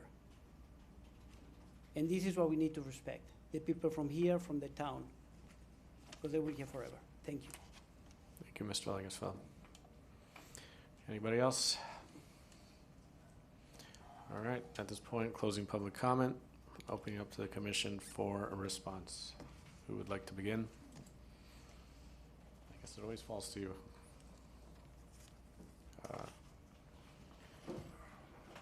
Commissioner Lansman. Thank you, Mr. Mayor, and thank you all that spoke. I listen, and right now I have a very heavy heart, but appreciate the comments. And I will try to address a few of these, but there are many different issues, and we certainly don't have the time to get through all of these. But again, I take notes, and we try to bring these forward as much as we can as a commission. And stop the politics. Wouldn't that be nice? Yes. Get over it. I appreciate that. Unfortunately, what happens is some members of the community love to do their email blasts and their next door posting, and sometimes they misrepresent, sometimes they fabricate, sometimes they jump to the worst assumptions and conclusions. And frankly, I don't have an email blast. I don't go with that strategy. I do feel compelled, though, here to address, defend myself, other members of the commission, because a lot of the stuff out there is just factually wrong and is, again, the worst set of assumptions that somehow I or the three of us only support the developers, and that's all we've done here for 3 years is developer, developer, developer, the D3, as we're now called. I don't know where that comes from, frankly. I don't appreciate that. We've done a lot of work with so many other things that again, I'm not going to try to list here because it would be inappropriate. But again, the worst assumptions, the worst conclusions just happen to come out of some of the comments, and I wish that would stop. Again, stop the politics. That would be wonderful. Respect for the memorial changes and the memorial, and I don't, I feel every chance, every day, every meeting we've met with the families, especially the ones that are here. We appreciate your continued involvement. Frankly, you're a very small minority of the folks. There were 98 souls lost, and there's 3 families here. So I'm always curious as to where the other 90-plus families are. They don't seem to have a voice, frankly. I wish we did have a voice, or more of a voice. Excuse me, ladies and gentlemen. Commissioner, please refrain from interrupting. I'm not looking at the math right now. Excuse me. Nobody spoke when you spoke. Please let the commissioner continue, all right? Thank you. I sincerely do believe that the mayor, for probably close to 2 years now, others of us have been involved, have been aware, have been having discussions about the memorial, and we do see it as a priority. It's not going to happen overnight. Mr. Lungesfeld, I'll respond to yours. The memorial on 88th Street probably can't get started and or completed until perhaps the building is close to its own completion. That's what we needed to hear. That's what we needed to hear. Commissioner, please don't interrupt. You'll have your turn, okay? Commissioner, please be respectful of your fellow elected officials, okay? It's going to be a construction site for a long time, so there's got to be work done concurrently. But it can't be just separate from everything else. But I think we have put this as a priority. We have shown you that, and we are trying to work with DAMAC to see what flexibility they may have. So please bear with us, because we're still working through this very challenging topic. And I don't know exactly what my fellow commissioner was referring to, but this is a priority for us. At least it is for me, and we'll get there. But it's going to take time, and we have RFQs out, we have RFPs to find the people to do this for us. So give us the time, please. Excuse me, again, please.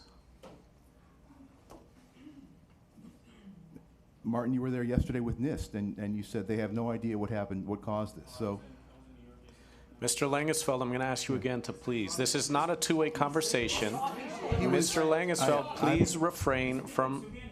He's making his comments. He didn't speak when you spoke. Mr. Langesfeld, please respect our rules.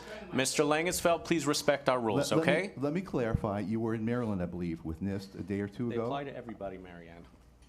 Whatever day that was, and you've indicated they don't have any idea. They're putting a timeline as 2 more years to come back with some level of response. Correct? 2 more years.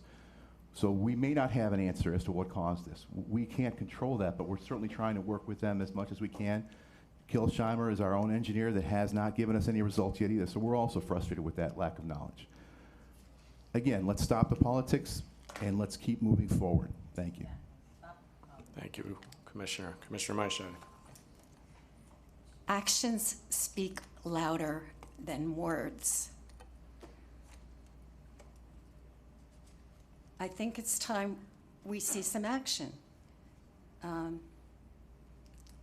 it's time to stop all this disrespect to the residents and to members on the dais. We've got to start getting things done. We need action. And it's time to stop pandering for your own self-interest. It's time we get things done. FDOT and Miami-Dade County, who I've spoke with directly, want to make things right on 88th Street. They want to work together with the town, but I don't see that happening. We spoke about this. I asked for a meeting to get the town in. They are all willing to work on 88th Street. We need to have all these parties sit down together and do something. We need action. We don't need any more words. And it's time to also get the things done in Surfside that we need to get done with our own infrastructure and our own major concerns. We just need to stop this disrespect and take some action. Thank you. Thank you, Commissioner. Mr. Manager, I want to ask you something. How many meetings have you had with FDOT over the last week or so? 2 meetings. So I guess you're using your time, right, Mayor? Okay. No, don't disregard that. So I guess you're using your time. Because no, you don't get to speak more than the rest of us do either. Please continue. But that's not the question. The question was, You're making accusations against staff here that there's no action, Commissioner. I'm asking the town manager how many meetings he had. It's a point of And inquiry. you're trying to make your statements without your turn. Okay, again, I want to know from the manager how many times he's met with FDOT since the P&Z that. meeting. Through the chair, I have an answer for you guys. Allow me to answer, please. We've had 2 meetings with FDOT. We had a meeting today. It was supposed to be a 3 p.m. meeting. I had to postpone it. With that said, I have a meeting tomorrow with the family members. The county was invited. We've been having concurrent meetings. We have had meetings. That's not what she's asking you. Commissioner, she's can you let him asking talk, No, please? you will let me Commissioner, talk. no, let what him she's talk, please. asking Finish, you Commissioner. is that she wants to have Commissioner, a meeting you're out of order. with this, Commissioner, you're out of order. Let the manager please Miami-Dade finish talking. County Thank you. and FDOT, Commissioner. including the town Commissioner. of Surfside. That's what she's Commissioner. asking. So if we're trying to Commissioner, go around the behave, real please. question, I'm Commissioner. not going to let that happen. Commissioner, Because that is the real question. can we And I'm have the town tired manager of please people respond to my putting words question, in please? my mouth. I'm trying to get a tired of response from you him. To stop changing what Commis- I'm trying to do. Ma'am, if you're going to clap, I'm going to send you out, okay? Yeah, you're going to throw everybody out. If I have to, yes, I will maintain decorum in this room. That are actually I will here. maintain decorum. This is not going to turn into a circus. I know that's what you and your people are trying to do. This is a commission meeting, That's okay? the circus that you've turned our town into. That's the circus that you've turned our town into. Point- With lies and deceit all the time. Mr. Manager, please, if you can finish, if the commissioners will give you the respect to finish the question. Thank you. Commissioner, Answer the question that you've been asked, Hector, please. Commissioner, would you like to rephrase the question so I can make sure I answer the The correct question? question that Mary Ann is asking you, and excuse me, Commissioner Maischeid is asking you, is she wants to have a meeting with Miami-Dade County, the FDOT, and the town of Surfside. So she wants to be included in these meetings. That She's wasn't not the question, asking you Commissioner. how many meetings you've had. So let's answer the correct question and stop Correct. beating around the bush. Correct. So first of all, I asked the question, and I think I was getting an answer. so Mary please. Ann asked the question during her time to I'm talk. not, Commissioner, you out of order. No, you're Please out of maintain order. decorum. You're out of order. That's not With how all this this works. charade Please and maintain wasting decorum. 2 hours of our Please time maintain and 2 decorum, hours Commissioner. of You're an the elected time official. of every single resident Commissioner, that's you're sitting an here. elected official. Please No, act you're appropriately, okay? the This one is who's not doing a this. circus, Point please. of order. This You is your are circus. changing the point of my discussion. I don't want you to turn it into anything else about what I said. That is not a point of order. Commissioner, Mayor. What is a point of order? You should learn that for yourself, Commissioner. I do, because you're talking about over me. You're putting words in my mouth. and I'm Commissioner, you tired made a of statement, this. and I'm asking the town And you're manager a twisting question. it Can I please around. get my answer? You are Can I please get twisting my it answer? around. It's not your answer, it's Mary Ann's answer, because she's the Commissioner, first one please to ask act the question. appropriately. You're an elected official. Please act as such. And so you act as such as well. Stop Mayor. lying to residents. Mayor, with all due respect, I would answer this question, but not under this circumstance. I'm being asked a question. I want to answer that question, but right now it doesn't feel like I'm being asked a question. It feels like I'm being yelled at. So with all due respect, I would like to answer a question. The commissioner asked a question. If I could ask her to please ask the question. As you wish me to answer it, I will answer that question. In our briefing yesterday, I asked if we could have a meeting directly with FDOT, Miami-Dade County, and the town, because FDOT and Miami-Dade County want to have a discussion with the town to make 88th Street work. And I guess the only question left is when the date will happen. Because you promised me that you would work on a date.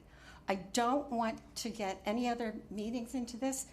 My discussion item is about what we talked about yesterday. And I'm just saying it out loud because this is what really needs to happen. Through the mayor, this meeting that you are requesting, Commissioner, is being scheduled by FDOT. This request, we try to have a meeting with FDOT the date after the P&Z meeting. We are in concurrence that we will have a tri-agency meeting. The meeting is going to be scheduled by FDOT. The meeting that I was supposed to have today at 3 p.m., and I was unfortunately not able to have due to preparations for your first budget hearing, will be rescheduled. There is communications in that regards. The meeting for today, Miami-Dade County was not invited, so it does not answer your question. With that said, Miami-Dade County, FDOT, and myself will be in a meeting that FDOT's coordinating. My request, if there is any elected officials requesting meetings with any state or local agencies, please make the town a part of it. I would just request to be extended the same courtesy. Thank you. Thank you. Commissioner Velasquez. Thank you. Okay. I have a lot of stuff to say. Okay. Stop the politics needs to come from this dais. You three need to stop doing your political campaign from this dais. To Debbie's comment about the parking garage, I have a question about that because it's very weird that you three would fight for and/or infrastructure projects. What does emergency and/or infrastructure projects mean? Does that mean, oh, and by the way, it is projects that can be funded by themselves. So what does that mean? Does a parking lot qualify for to be built under this provision if it passes in November? Yes, it is. And I want an answer to this because honestly, if a parking lot is making revenue, this is a revenue bond that you're asking for. So a parking lot would qualify for this revenue. They're not wanting to tell you that because this is the parking lot that they've been trying to build for decades, okay? So that's what's coming to our town. For all the residents here and the residents that are out there listening to this meeting, this is what's coming here. So are you going to answer that, Hector, or will Lily answer it? I'd like an answer, and then I will continue with my comments. Commissioner, with all due respect, I will answer any questions, but I please ask you to ask a question in a non-confrontive voice to me. Please. I'm here to answer any question, but right now the tone is creating an atmosphere. Okay, so you know what? Let's wait till I finish, and then you can answer that question. Okay? All right. Marina, you talked about developers. Yes, this commission is pro-developer. It's extremely pro-developer. There is not a single thing that we do here that's not pro-development. 90% of this agenda every single month is development stuff. Code changes, ambiguities, because as George mentioned, they don't know how to speak English, so everything's in ambiguity. It's very weird that 10% is not 10%, it's now something different, okay? Or if it's 10 feet, a maximum of 10 feet, example, the docks, it's a maximum of 10 feet, not 35. So because somewhere in there they put the number 35, all of a sudden it became 35. No, that's not what that meant, but that was an ambiguity. And there's several ambiguities in this agenda here tonight. Okay. Hold on a second. Oh, you know what? when we talked about the simple meetings from the P&Z, there's a huge difference between the P&Z and this commission meetings. The P&Z is here as a committee to make recommendations and to approve houses that are being built in this town. They're not running for campaigns. They're not running for your vote. They're here to do what they've been appointed to do by the members of this commission. That's the big difference. This commission is running a campaign right now as we speak from this dais. And it's been like that from day one. Those 32 events that they're distracting you all with, that's not just wonderful that we have 32 beautiful events. 32 events, that's like 2 events a week if it's only been since January till now. I mean, that's outrageous. There's so many different things that could be used, that this money could be used for that would benefit our residents. We've been talking about, I put this forward since the last commission for the Abbott Avenue Drainage Project. It's morphed into something different because, of course, it wasn't their project. It wasn't the developer's dream team project. That's why it's now being called something different and buried within other things. And it should have been started since June of last year. June of last year. It is now September of 2023, and the RFP has not even gone out. That, to me, is stalling things. Undergrounding of the power lines. That's another one. We're claiming Paul Abbott, God knows who else, we're throwing them under the bus to try to stall this project. And this is what it is. And I'm calling it out exactly how it is. It's stalling these projects. So that's the big difference between P&Z and the commission. Those are the differences that are taking place here. Okay. Oh, thank you, Gerardo, for that comment about the moving of the driveway. I think that was a great idea. I think that's something that our town manager should take a look at. So this way, we can try to make this entire street that memorial that we've promised these good families that are just here to make sure that the memories of their loved ones are respected. And that's huge for me. And I'm sorry, David, that I wasn't able to deliver on your presentation today, because as you can see, the 3 here don't care what you have to say. And that's really sad, because to take an excuse that because we're going to have a quasi-judicial on the 27th is a very sad excuse to say to a person who lost 3 of his family members and your sister-in-law. That's really sad. And it broke my heart when you came up here to talk about your brother and how you're wearing his shirt.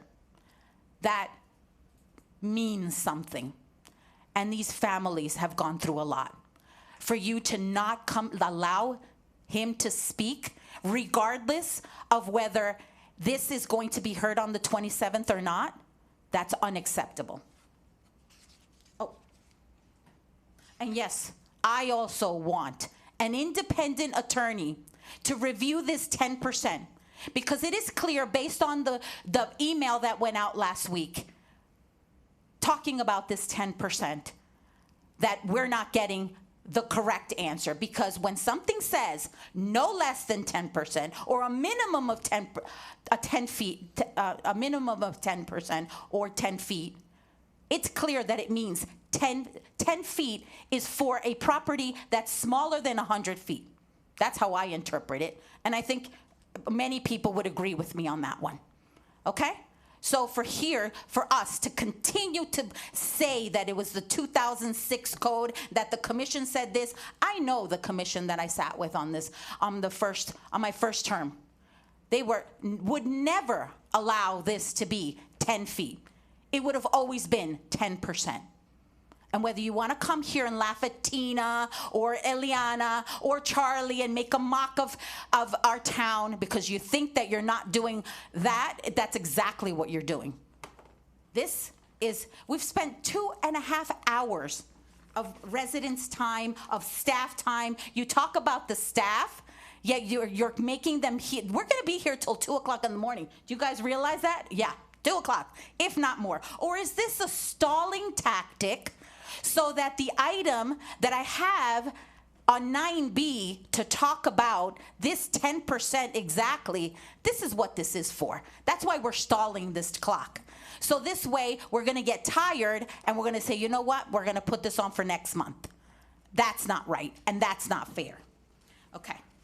Okay, so I talked about 32 events. Well, Jeffrey, I talked about the garages already. This is what's happening, and that's what that's for. It's a cap. Yeah, you know what? That was a great question.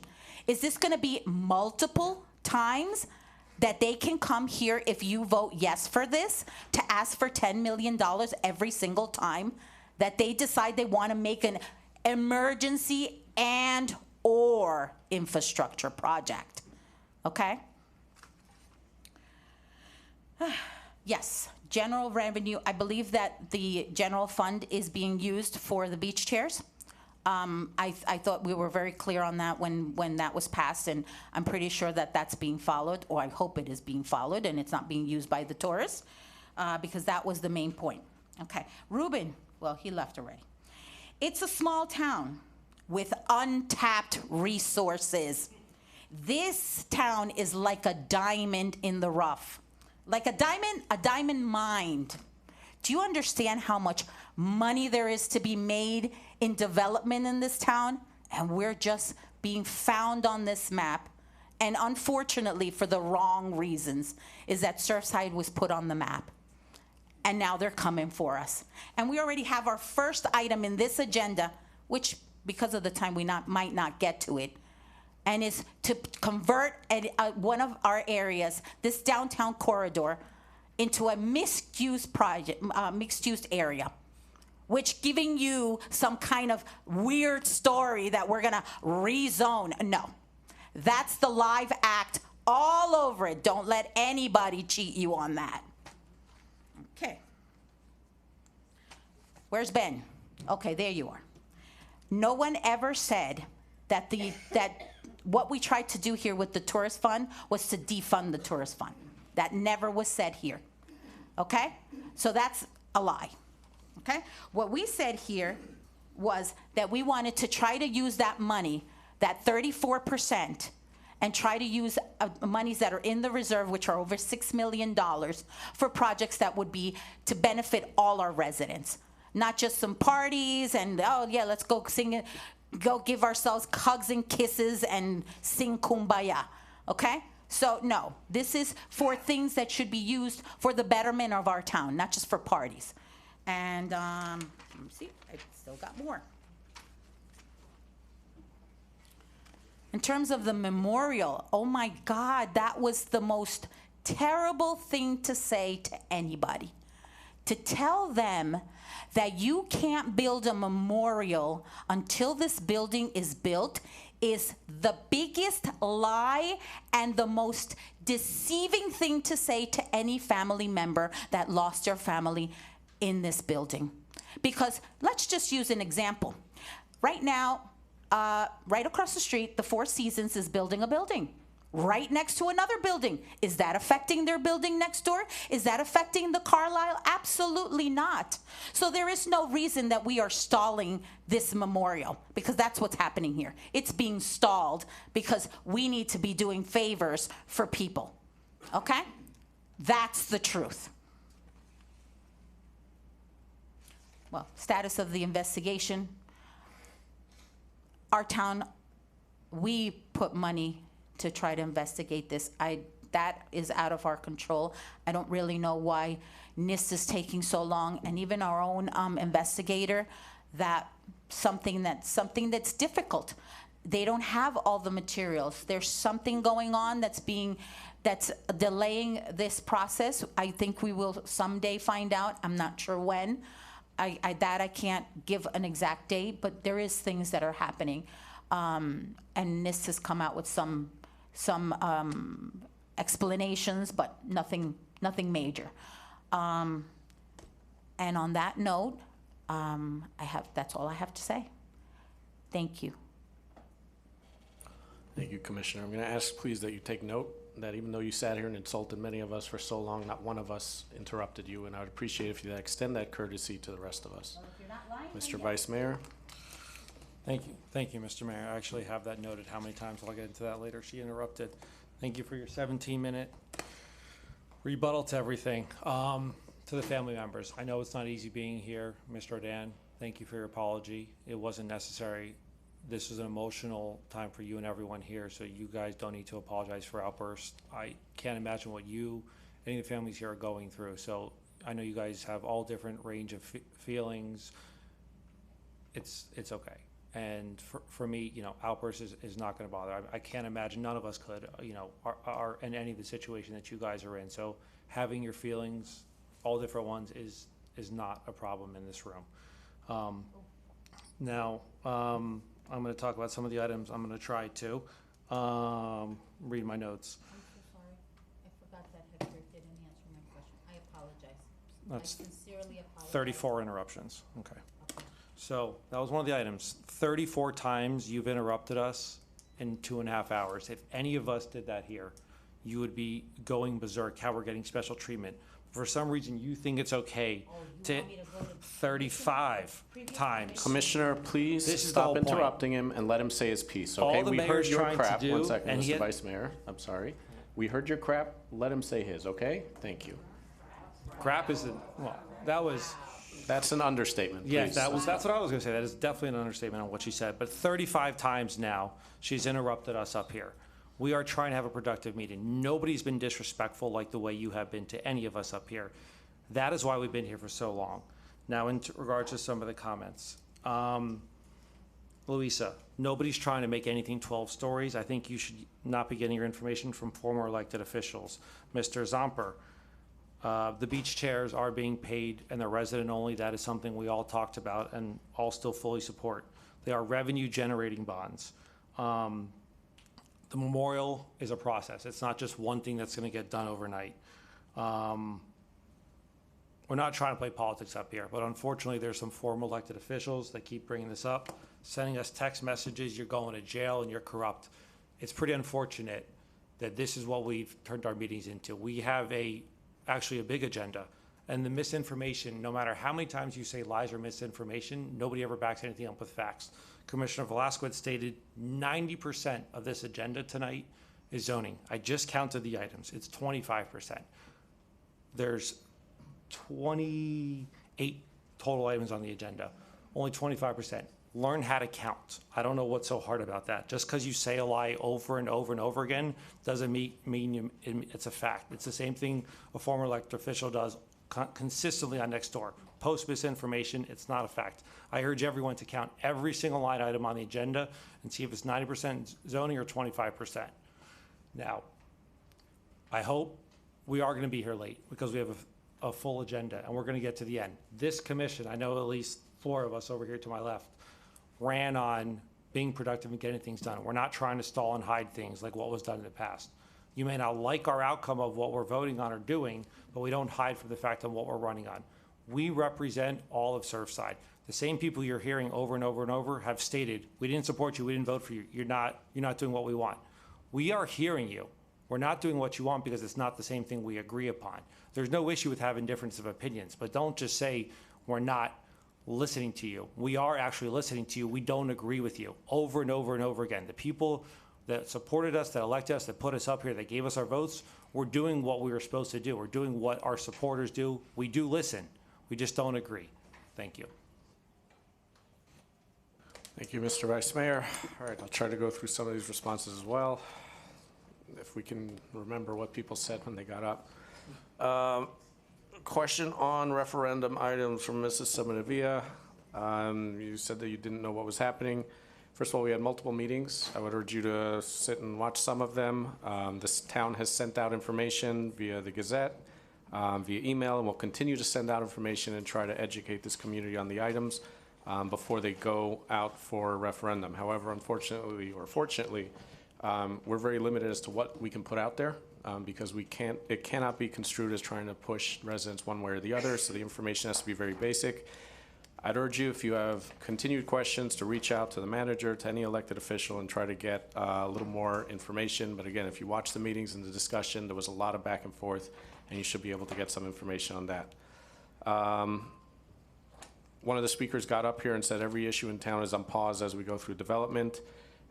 There's a lot going on here in this town. We don't sit and talk about it every meeting. Look at this agenda. It's packed with a lot of good stuff and a lot of garbage.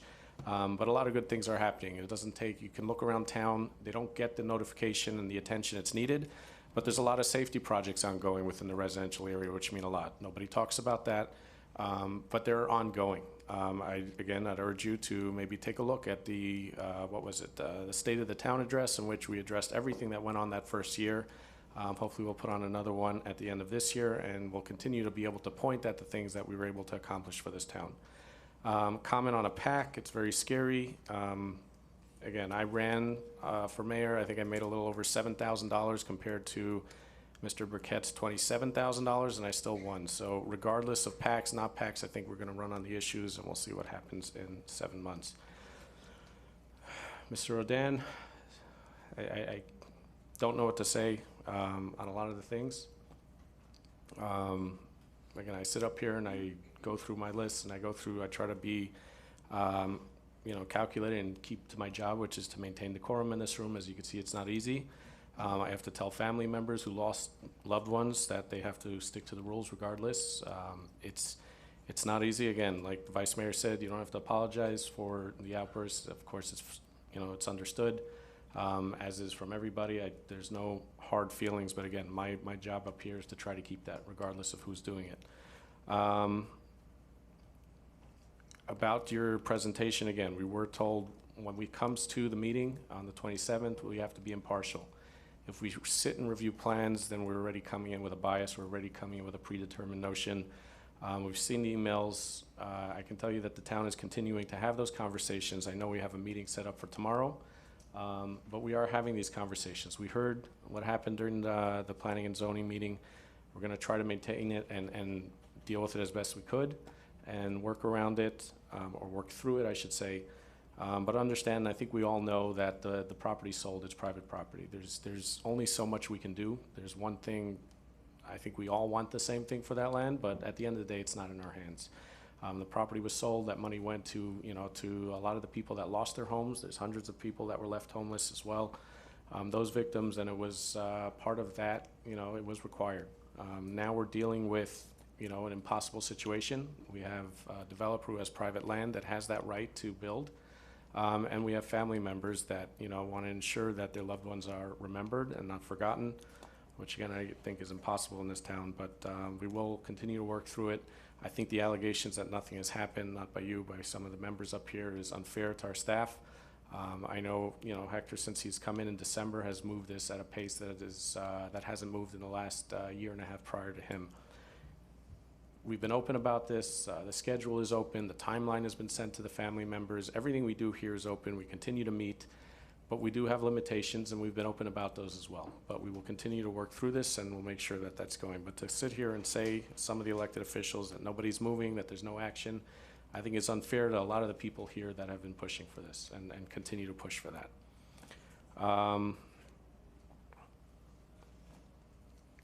To the comment that, I guess they're not here, but some of the chairs came in here and it was a waste of time. You have to understand that these are board members, the residents, and they were doxxed, they were bullied by a former elected official who has that opportunity to send emails, has that platform. They went after them personally. And I'm happy for them that they were able to get up and have a platform to respond, because it's only fair. I don't think what happened to them was right. To do Dubai, excuse me, Commissioner, what is that, 38 times now? 36. 36. The Dubai trip, again, you're going to keep saying these things. It doesn't make it true. There was no secrecy. I did a whole presentation on my trip. I've responded to multiple inquiries on this, and I continue to. There is no items to disclose because there was no town funds for this. There's no developer funds for this. This was a personal trip on the way to Israel, which was planned over a year and a half in advance. I made it a point to go meet with the developer while I was there for an hour and a half, but that was my entire trip. The rest was personal. And I'm sorry to say, Mr. Velasquez, but you are not entitled to my personal receipts. Mr. Zomper, first I want to apologize. I know you sent me an email this afternoon. Days like today, we don't get to be able to get to that. I did want to check into it. I know with the beach shares, I'm 99% sure that it's continuing to be funded by the general fund, because I think we're all clear up here that we don't want this open to the hotels. I was gonna look to get you the line item, but, you know, the manager's busy, our CFO is busy because, you know, we've got our budget, so there was a lot of things happening here today, but I was gonna get you that line item to get that confirmed with you. The 10 million, again, I'm just gonna, you know, reiterate a point that everybody seems to miss. And we've discussed it at length when we were going through this item. These are for items that are infrastructure emergencies. Our water main goes down, our sewer main goes down. Our town manager has said we don't have the reserves to fix it. These funds pay for themselves, which means if we take out $10 million to fix it or $8 million, it will pay for itself over the course of a year. It will not affect your taxes or your statement, and that's what it's for. The last commission put a. Then why did you put Excuse me, and/or? Commissioner. The last commission put in, you know, I understand what they were trying to do, which was to ensure that loans and bonds would require resident input and go for referendum. I don't think there's an issue there. I think we all appreciate that. However, by doing so, they didn't put the language in for emergencies, and that is what we're trying to fix. We cannot wait for a referendum to fix a plumbing issue or a water main issue because we don't have that money. And that's what this is for. And again, these are enterprise funds, which means they pay for themselves. It'll never go onto our assessments. And if you want more information, again, please email. Town manager is always here, so it doesn't have to come from us. You can hear from them themselves, who actually were the ones asking for this because it is required to run a town.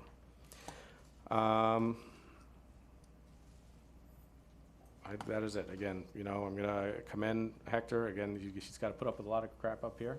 That's twice I've said it now, yes. But to sit here and say that no action is unfair, and I just want to, you know, thank you on behalf of some of us who get to see what you do every day, the meetings that you do, the balance that you're trying to maintain between, you know, the family members that call in. It's not easy. And thank you for all your work. That's all I have to say on this.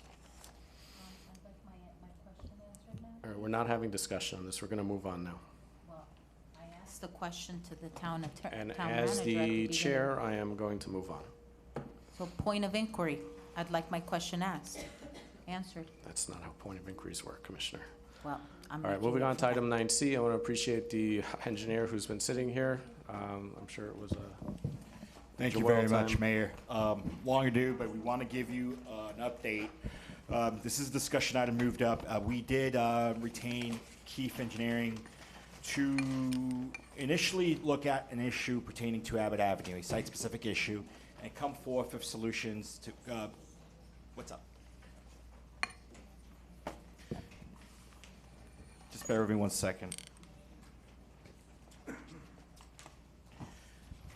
To initially look at Abbott Avenue from a holistic approach, what can be done to try and make some kind of drainage improvements there that nets in a non-flooding solution.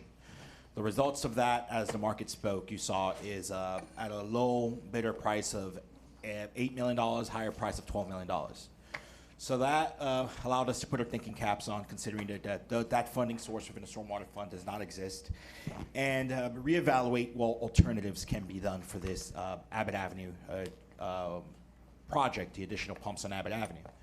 Additionally, is see what the project does in respective to various areas, and does it cause a bigger impact. So this topic, and I will defer at one point to Keith to provide a presentation, we have an update on it for you. We requested 60 days to come back with a redesign, re-engineering. It will bring us into where something that the town can sustain as far as financially sustaining. And then we also lined it up with a stormwater master plan that is near conclusion. We have a draft form of it. And what I want to present to you is just various town-wide stormwater improvement projects updates. I want to provide you, again, as part of it, I'll turn it over to Carlos from Keefe to provide you an update on Abbott Avenue's improvements. And I would like for this commission to see the other projects that we wish to move forward to a design phase, and authorize us to proceed with requesting from Keefe Engineers to get those designs in order. And so I'll touch base real quick on just a few projects as a result of the Stormwater Master Plan. Then we'll touch base on the pumps on Abbott Avenue. There is, prior to this presentation, Jose, I have an exhibit, 9C. Can you please put that up prior to this presentation? While he does that, I'll touch base on the other items. So the agenda item, page 417, has 4 projects. one big issue that we've determined in this town is that we have a lot of original stormwater pipes. That is, that from the date that they were installed, they have not been updated. These pipes are all under, the majority of them are under 18 inches, which is not a standard use now for the proper capacity, conveyance, and movement of stormwater. We have more intensive storms. We need more capacity and more, it's almost like having a bigger highways. We need more highways, similar like how a roadway over time grows big to expand with the additional traffic. So does our stormwater system needs to do the same thing. So this is a project where we can identify, and mind you, this is out of the stormwater master plan, but we can identify certain locations where we could get the most bang for a buck, where if we upgrade a certain amount of pipes in certain areas, you could create a reverse funnel effect that we're seeking to try and move water quicker. So that is what we call the stormwater capacity upgrades. It is currently in the planning phase out of the stormwater master plan, and the town staff seeks to move it forward into a planning phase. Localized drainage improvements, we have certain areas within, Jose, have you been able to put up that item 9C?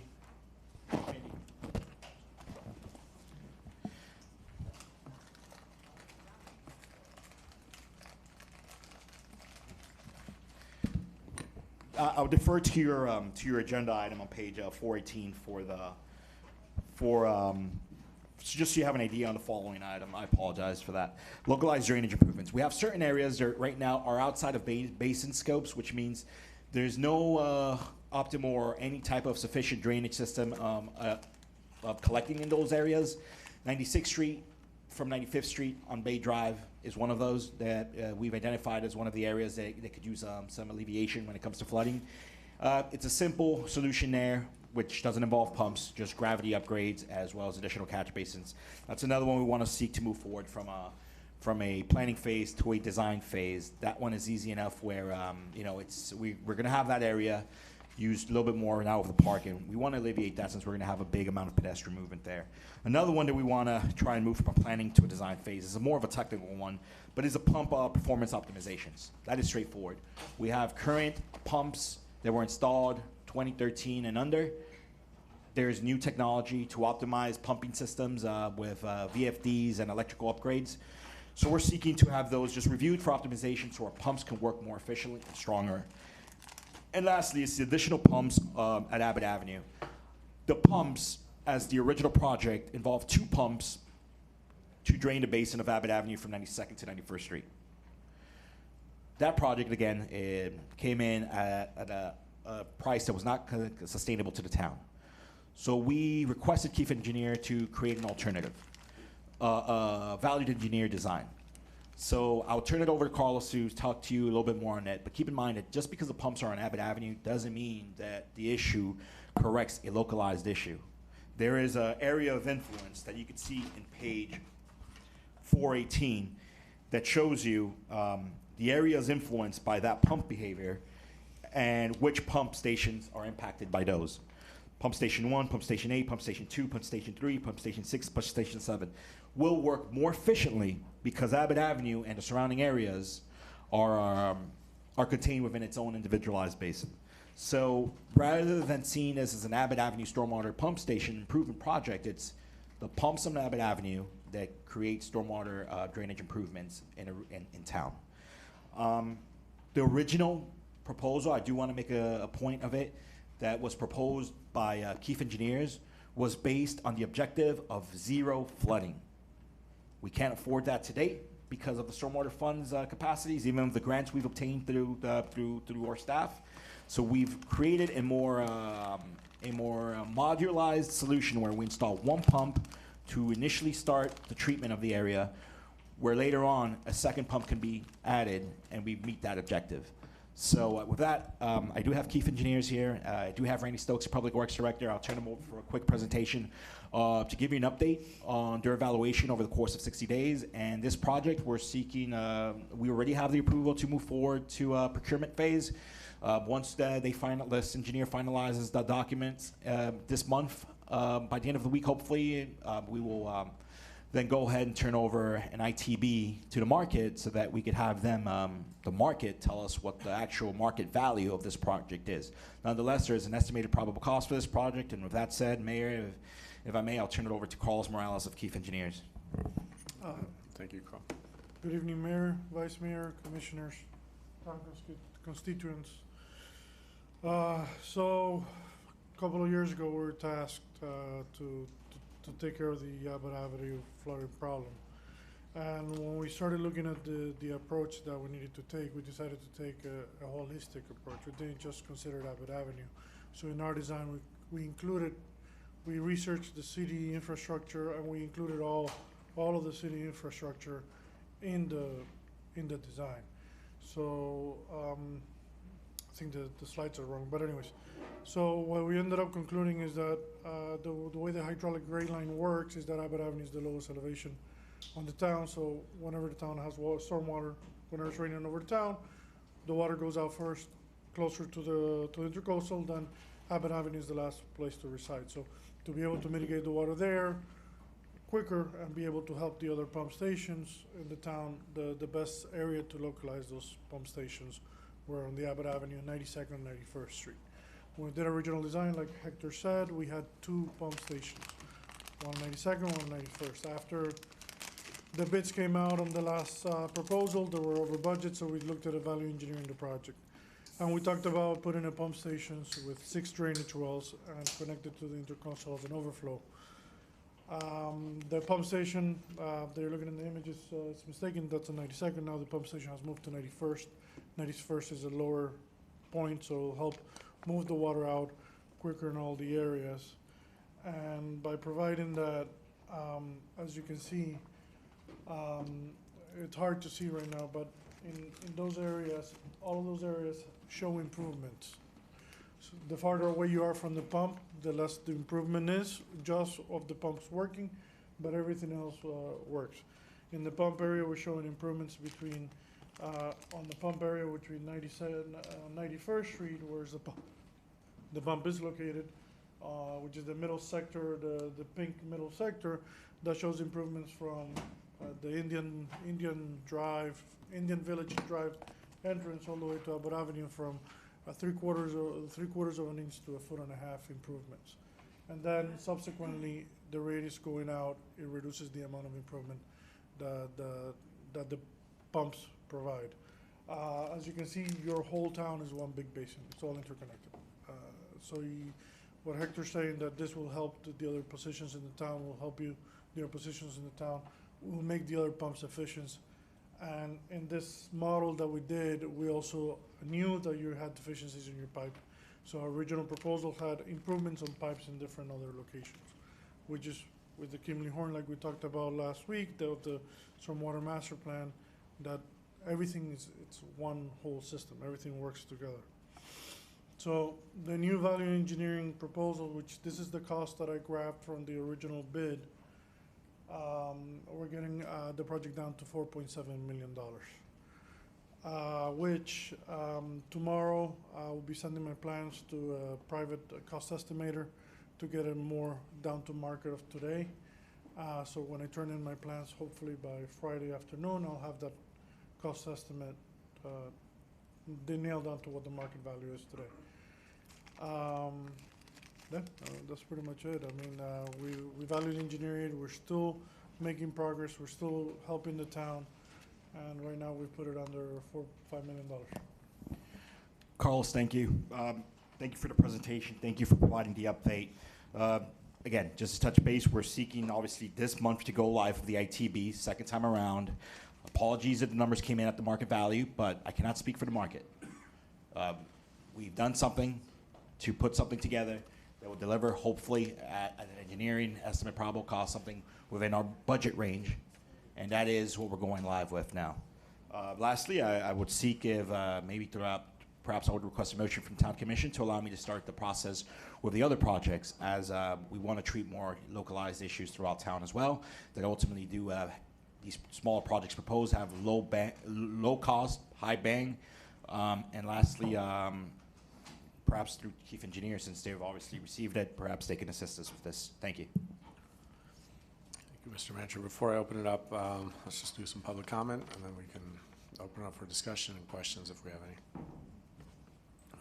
Ms. Simonavia, 2 minutes, please.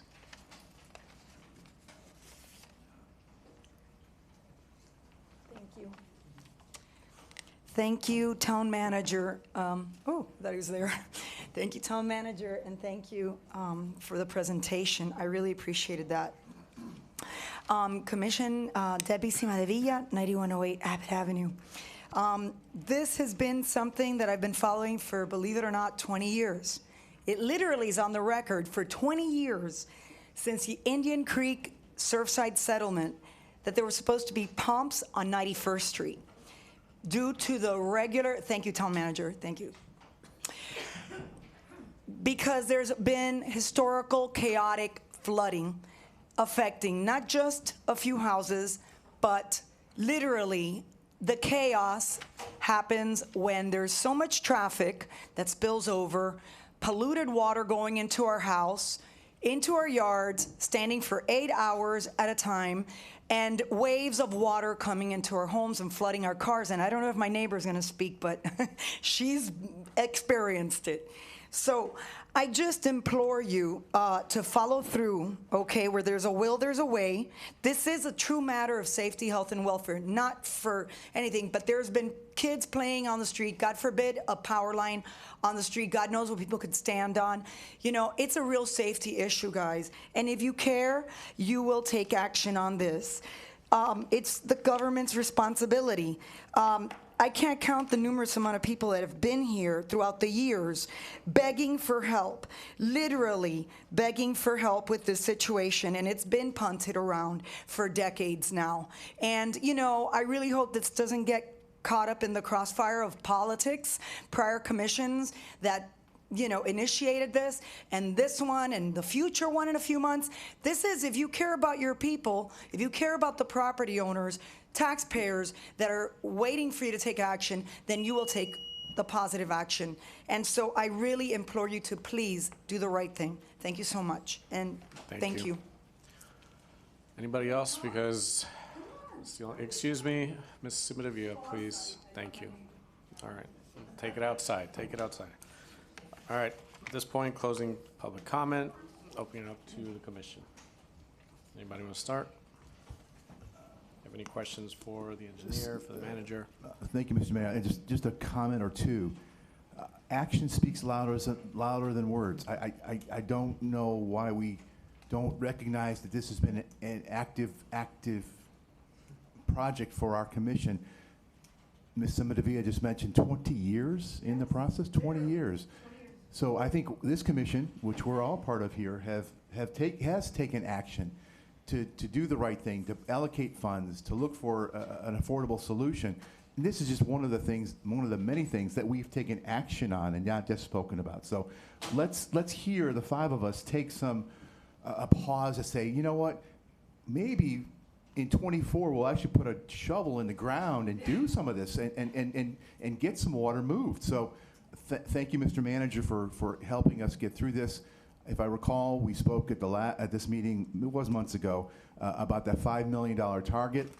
I hope your estimator can verify that 4.72, 4 3/4 will not escalate above, but we may have some latitude. So yes, thank you. Do that. Come back to us with a number, and let's get this thing moving. And I would support the other initiatives, which are much less expensive.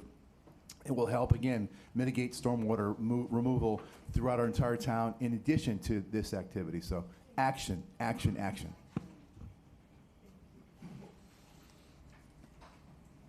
Gee, you stole my words.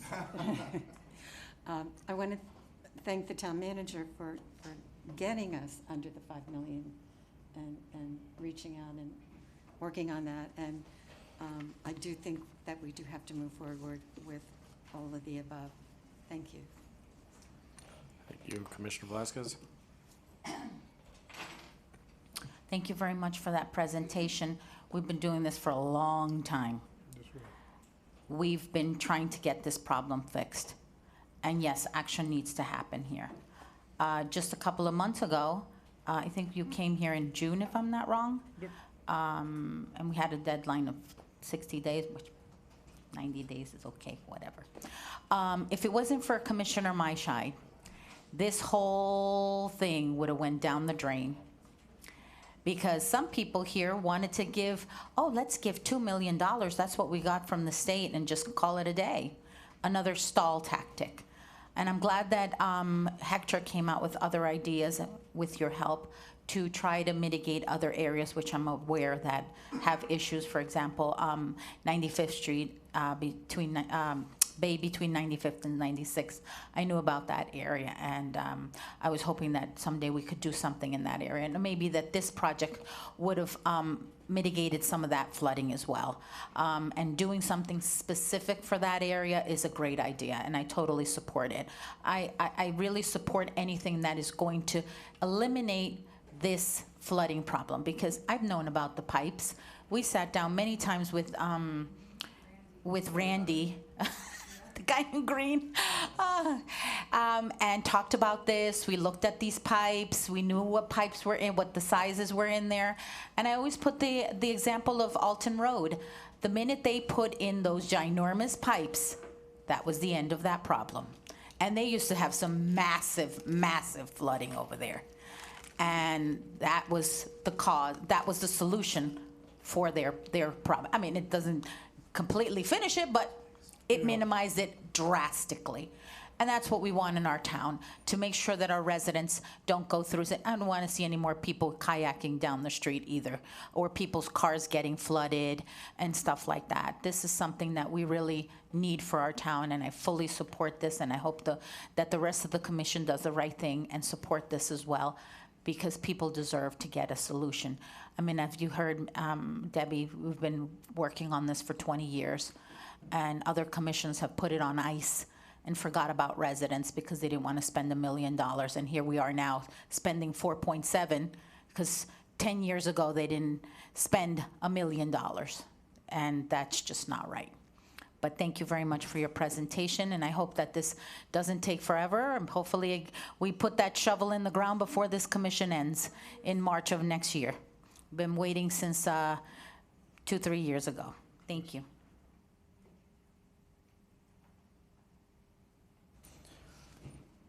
Okay, so Commissioner Velasquez, I think we agree on something here. This commission, the one thing we don't do is kick the can down the road. We reinvest in this town and our infrastructure, and we are reinvesting here. And I first want to thank our town manager, Mr. Gomez. I know some of our concerns, at least my concern, I'll speak for myself here, was that this initially was just Abbott Avenue, and yes, would help out 40 residents and would help out throughout the town, but you dug and looked deeper, and now it's a town-wide, which for me, town-wide stormwater improvement. We're reinvesting in the whole town. So for me, that was a huge part of it, so thank you. Now, I just want to put something on the record. I don't know if you want to say it, or through the mayor and town manager, if we're going to have Randy say it, but I just want it to be said. This is going to help with the flooding, but there's still going to be water on the streets. This just helps it come out faster. So I want it on the record, whether somebody here says, one of you two, I don't care who it is, you're still going to see water on your streets. It's just going to go down quicker. So I think everyone needs to know that if, when this is all done, don't be surprised if you still see water on the streets. It's going to be there. This whole point of this project is to alleviate the flooding and make it drain faster. And I think it just needs to be said, some graphics whenever we put this out there, what it's going to try and do, how it's going to speed up the time, because it's going to be $5 million, and look, there's still water on the streets. We know there's going to be water on the streets. It just needs to be set on the record by the experts, so when we can look back at this, yes, there's going to be water. It's just going to make it go down way quicker. During the storm event, there should still be water on the street. The levels of water will be a lot lower than what they are right now, and we'll be pushing about 11,000 gallons per minute of water out of the town. So once it stops raining, the water will be out pretty quick, right? You're looking at 11,000 gallons per minute. Is about 22 cubic feet per second. So that's 22 by a foot of road every single minute, every single second. So it's a lot of water being moved out really quickly. So by helping the other pumps, making at the end of the day, we're making your whole town system.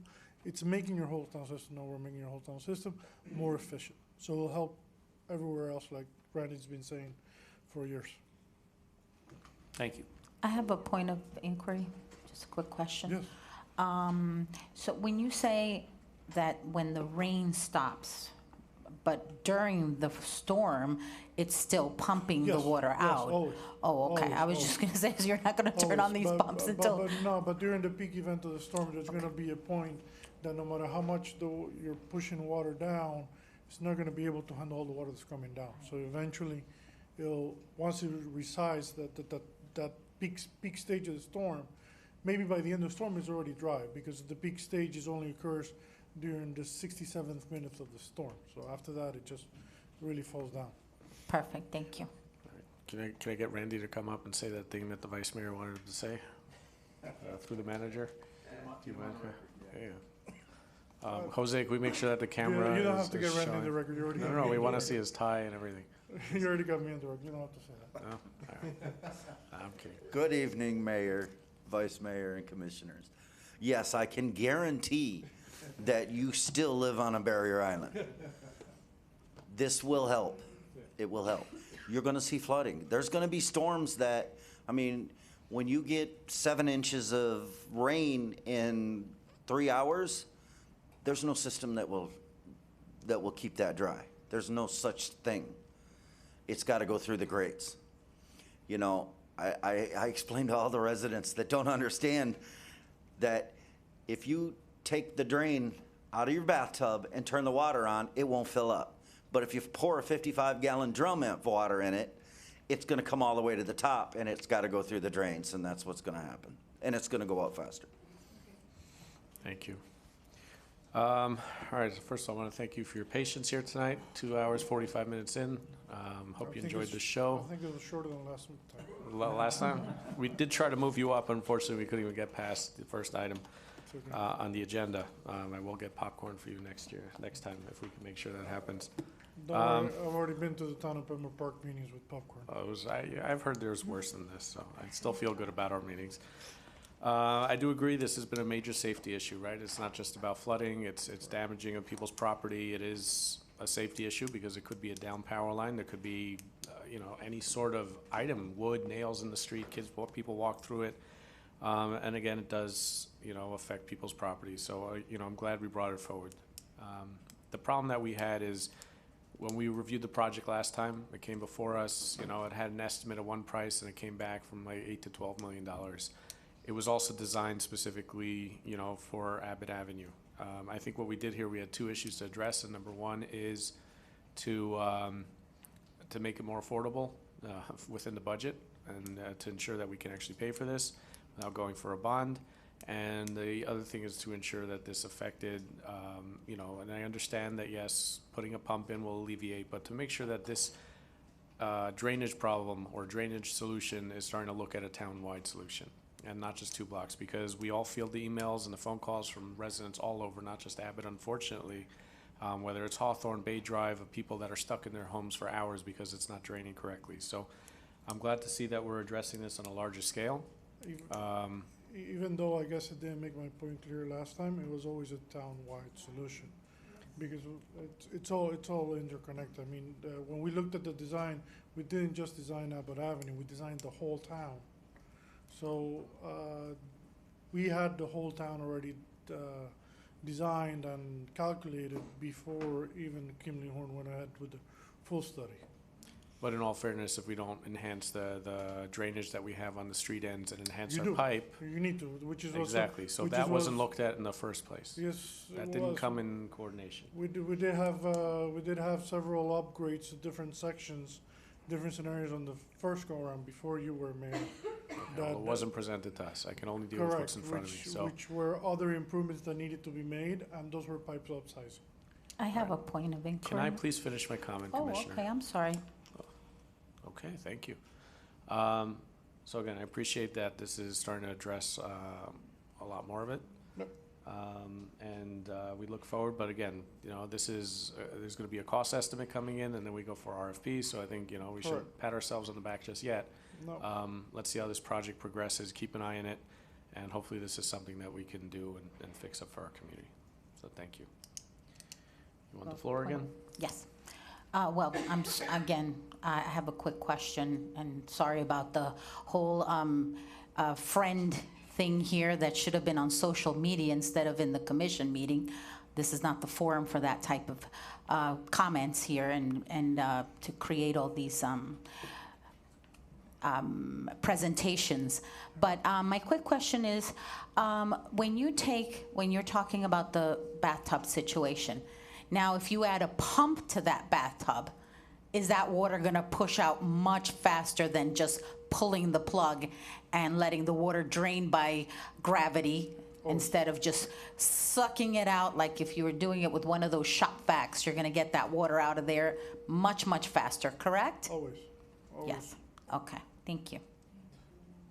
Okay, not really sure what that was. Mr. Manager, I think you were looking for direction from the commission to continue to pursue this. Was that it?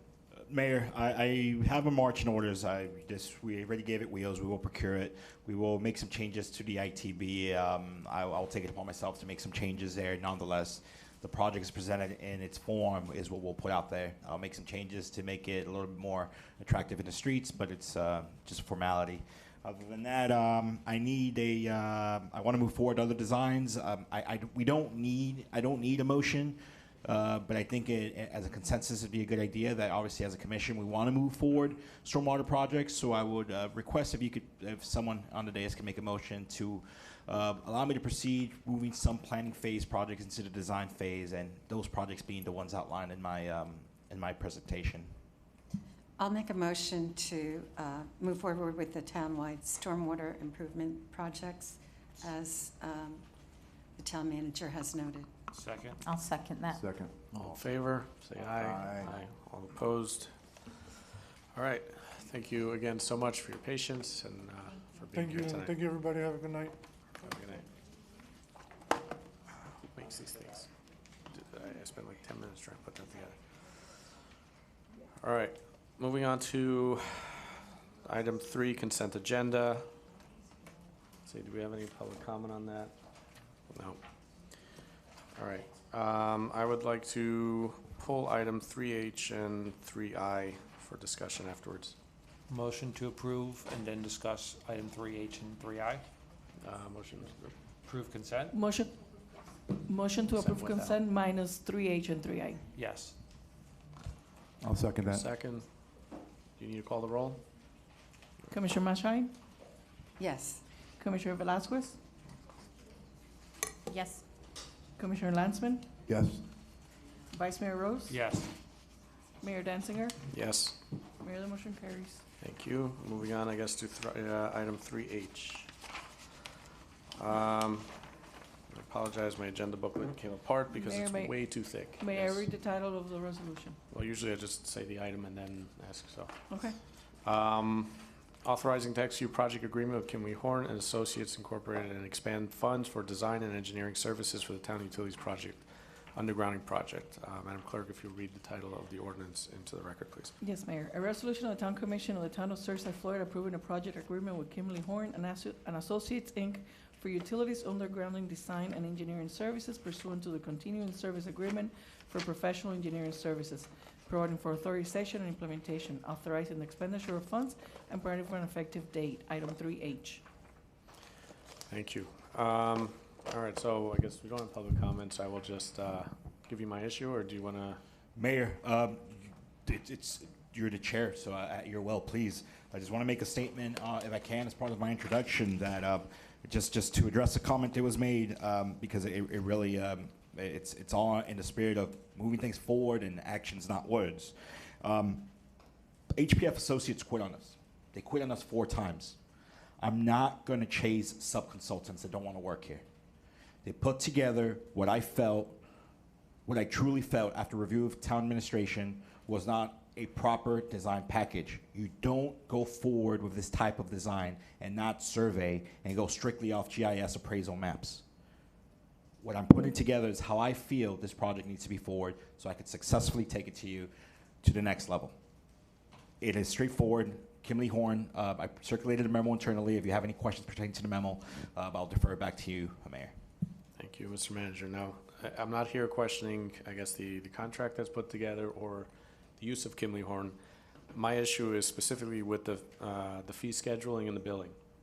I think we've sat up here over the last year and a half, and there's some lessons that need to be learned as we've seen projects expand, especially pertaining to the 96th Street Park and some other items, that apparently there were items that weren't accounted for, and we keep coming back for more money, more money, more money.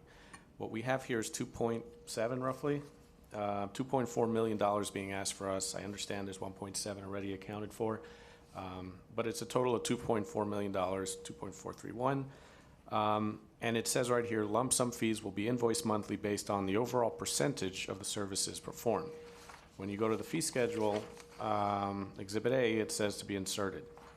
What I think we need is a schedule of payment to be attached to milestones here. Because what I don't want is lump sum fees being paid out by the hour, which is what I was told that was being done, and then them coming back for more money because for some reason they didn't quantify the job correctly.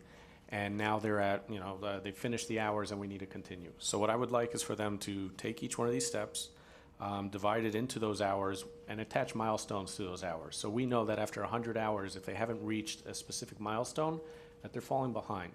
And maybe it's time to, look into the project a little bit more, and it definitely holds a little bit more accountability for a project such as this. But to just write a blank check without definitely a schedule, which is supposed to be attached here, is for $2.4 million for me is a little bit reckless, especially considering what we've gone through before. So what I'm proposing, and that's why I guess 3I is here as well, is for a motion to direct the manager to engage with Kimley Horn to create a schedule, a project schedule attached to milestones. And those milestones will be associated with these payouts, with these lump sum payouts that they can, that they've been asking for. So this doesn't end up costing us 3 times as much as we anticipated. Mayor, thank you very much. You've reviewed the proposals. I feel that's a way of optimizing the deliverables. It's some lessons learned from a previous experience. Noted, we could do that. What we'll do is monthly reports, have the billable hours outline, and create some kind of schedule structure to hit certain milestones as we go. It's all doable. So noted and yes. All right, but to be clear, I want those project schedule ahead of time, so we know what we're paying for and when. Noted, yes. I guess I'll make the motion. I'll pass the gavel, make a motion to direct the manager to engage with Kimley Horn before we go ahead and agree to the sum, to have Kimley Horn create a timetable with a schedule with milestones associated with the payments they're requesting here for $2.431,400. I'll second, but I want to open it for I would open it for discussion. I got the gavel. Commissioner Can I make Lansman? a comment? Just a general comment. We have 1, 2, 3, 4, 5, 6 residents left in chambers. Thank you for staying, by the way. It's 10:15 and it's late. But we have 1 camera here, so 1 person in the press is here, although he's on his phone and doing his thing. My comment is, this item and the item before, they weren't about developers' activities, were they? They weren't about building. They weren't. So for the comments previously to be, all we're doing is supporting the dang developers. My God, it's all about the developers. This is the meat and bones, and people come for the salaciousness, for the throw in the mud. We're doing business now for the town, and for the is this not important undergrounding? I thought Commissioner Velasquez was supportive of undergrounding. Maybe not, but we're doing work for the town. No one's here to see it because it's the minutia, it's the dreary, boring stuff. But again, these 2 items, and I think there are a few other items here that are also non-developer related. So let's get this done. I will pass and make no more comments, but let's get this voted I'll on. second. The motion already has a second. Is discussion. We have discussion. Okay. You don't have to, yes. If you'd like.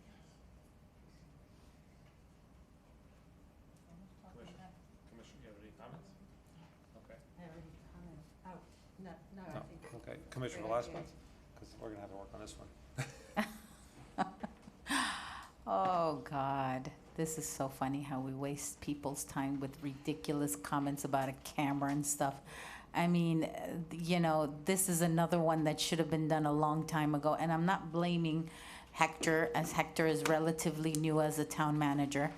So really, all these things have been taking a long, long time. And they should have been done a long time ago. But I completely support this project, and I know that residents want this. And this is something that I put on this agenda a long time ago. So we definitely want to move forward with this. This is what residents voted for, this is what residents want, and this is what this town needs to do, regardless of stalling things. So, I think we all agree we support this here. Now, Mr. Mayor, I'm gonna go along with this, but is this something like Hector tomorrow goes up and calls them and say, hey, attach, like what you're asking for is attach some sort of timeline and milestone with it, and then it just comes back to us next month so we can move forward and just clean up the contract, right? So I'll make sure I understand. Okay. Good for me. I have a point of inquiry, so hold on a second. So you want him to go back, waste another month so that he can come back and tell us, yes, they're gonna do a timetable? Why would you do that? If you're pro this project, just approve it now and have them come here with their timeline. Why are you waiting an additional month to do absolutely nothing with? And install the, you see, this is another tactic. Another stall tactic. And then they say that they're not stalling it. Well, that's your point So of that's inquiry. another 30 days of stalling this project. Do you want me to respond to that point of inquiry? Yes.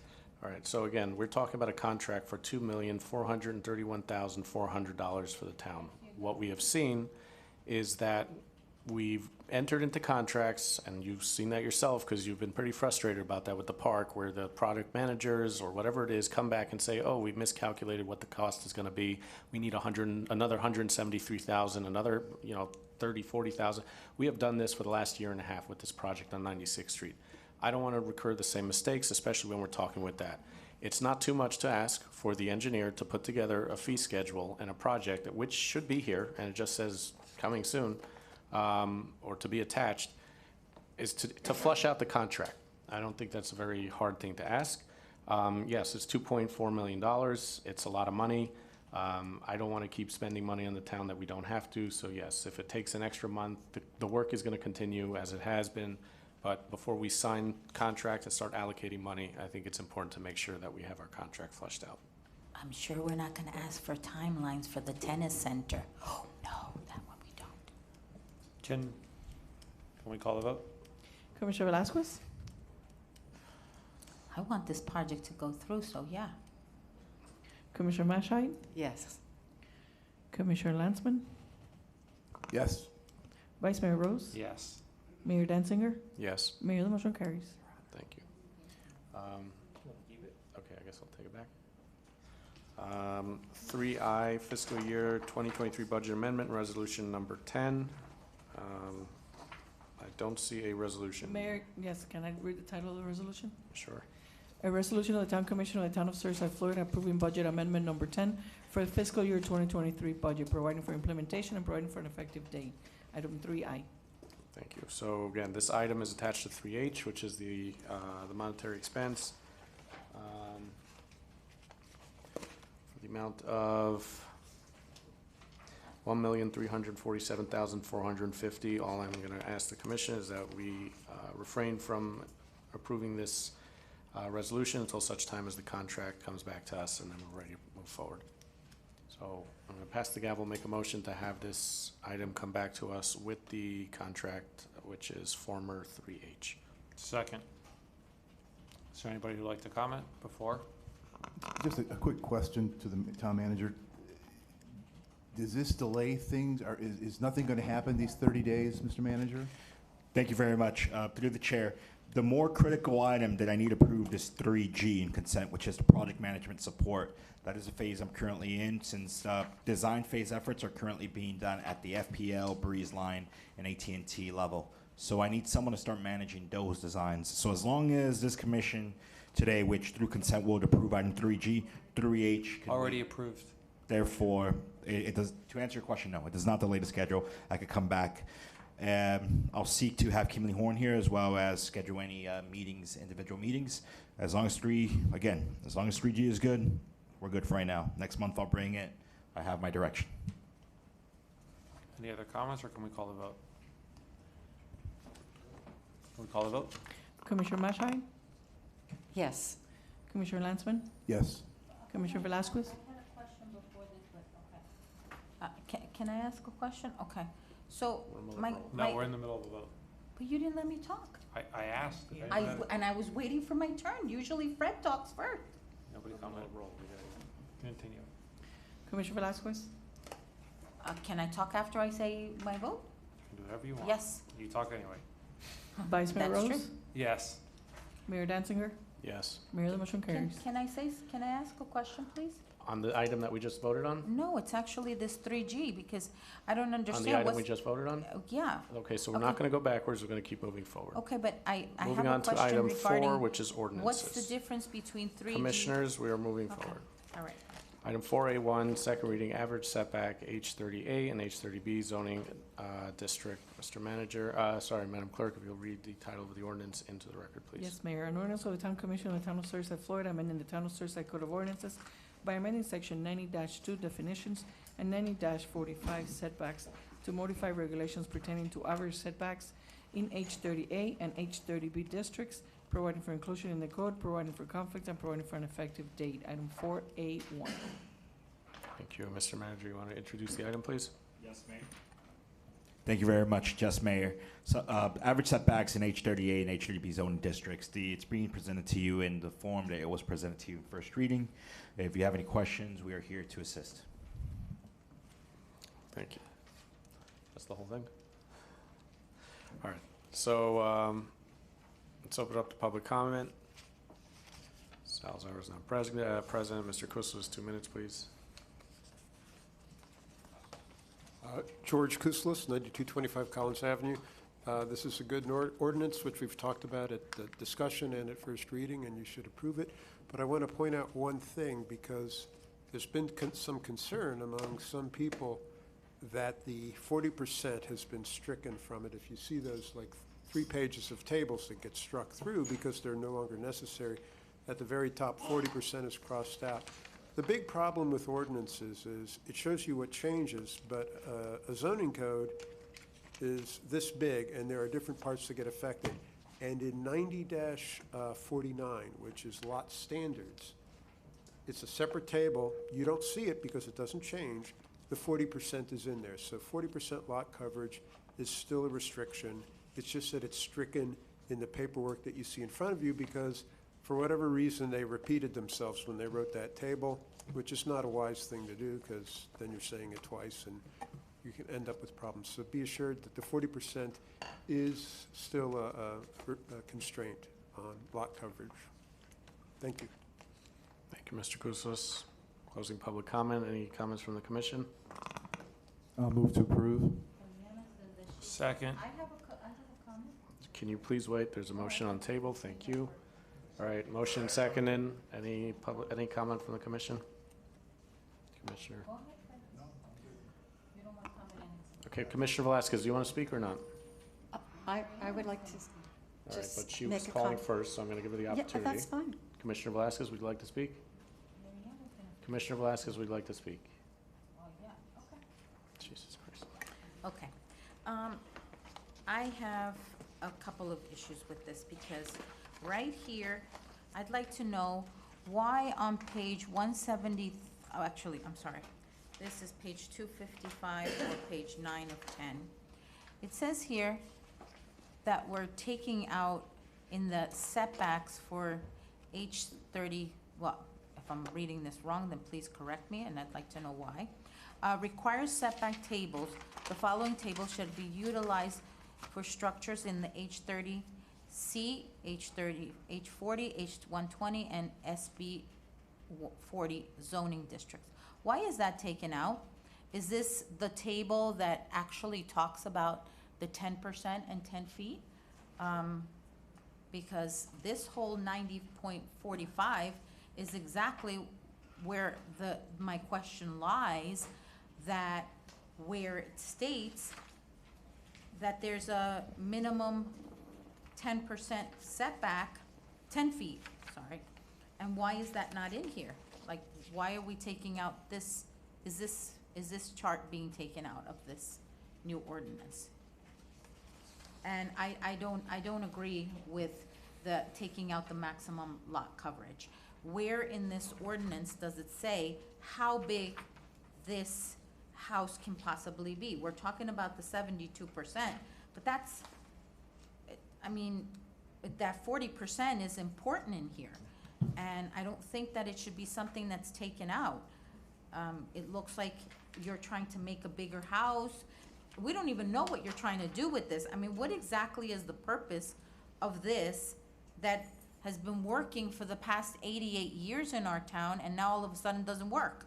Like, do these houses need to be bigger? I mean, what exactly, like I said, are you trying to do here? You're taking out a whole bunch of stuff that's been in here for a long time.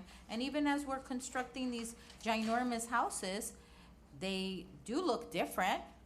They're not all the same. You can see that there's a cutout here, that there's a balcony over there, that there's a overhang on some of them. They're not the same. So why is it that this would make a difference in anything that we're doing here? So that's my question. But mainly the chart. All right, so I'm gonna ask our town attorney, land use attorney, to answer the first part, and the second part we'll have to figure out as we have a conversation. Great, thank you, through the mayor. The first question, which was in lines 173 through 175, why is that taken out? It's not taken out. All it is there was a numbering change to the way the A's and the B's lined up, and that's all it does. It still continues to say setbacks in the H30C, H40, H120, and then those 3 stars indicate that nothing else is changing.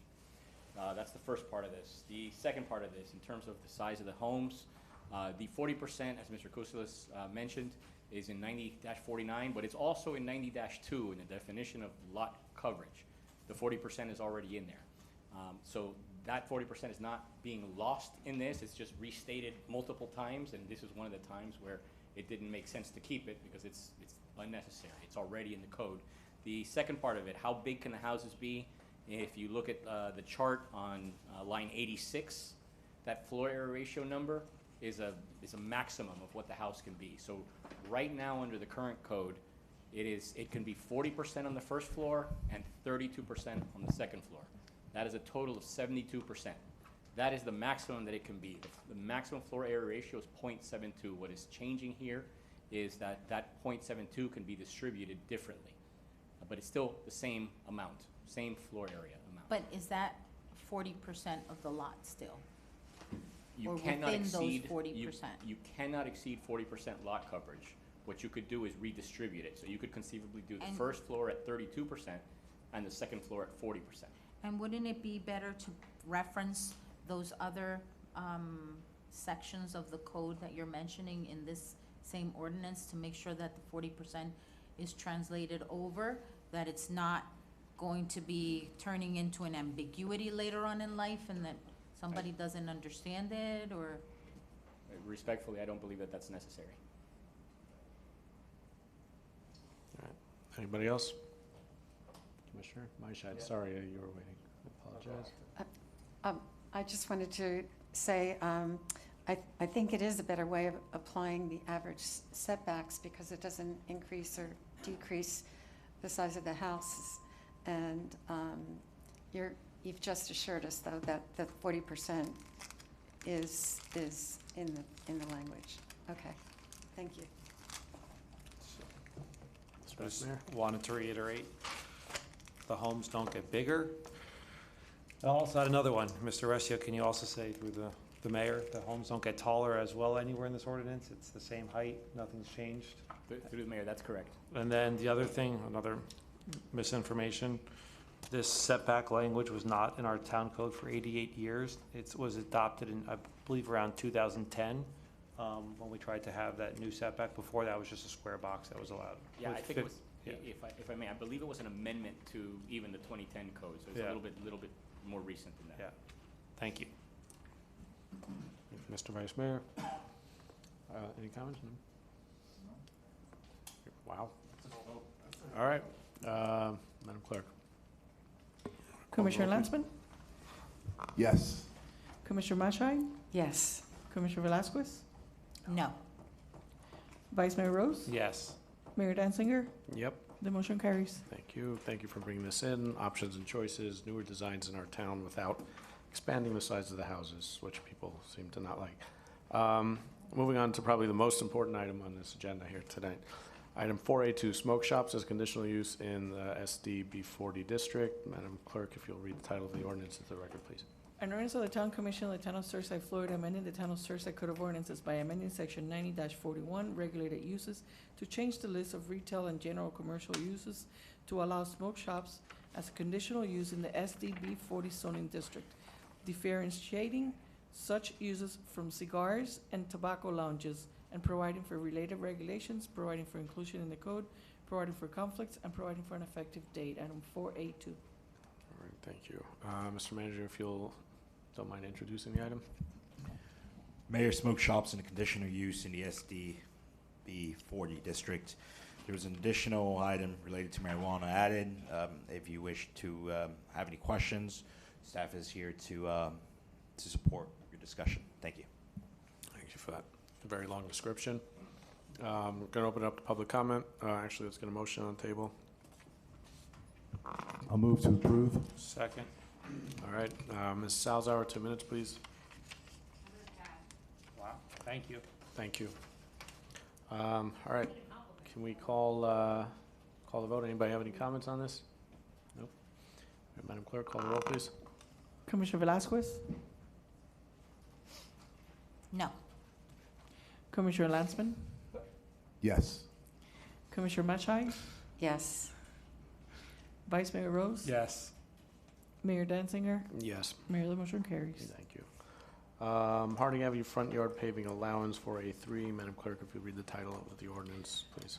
Yes, an ordinance of the Town Commission of the Town of Surfside, Florida, amending the Town of Surfside Code of Ordinances by amending section 90-61, paving in front and rear yards in H30 and H40 districts, by amending the front yard paving allowance for properties fronting Harding Avenue, providing for severability, providing for inclusion in the code, providing for conflicts, and providing for an effective date.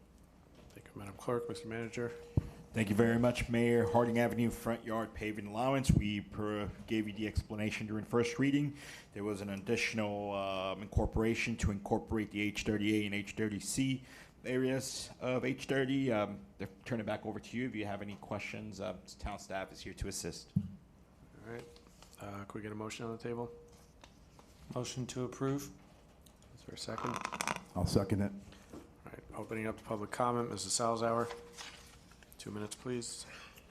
Eliana Salzauer, 9317 Bay Drive. I do want to point out that we have 5 second reading ordinances, and 3 out of 5 are zoning. That's a majority, 3 out of 5.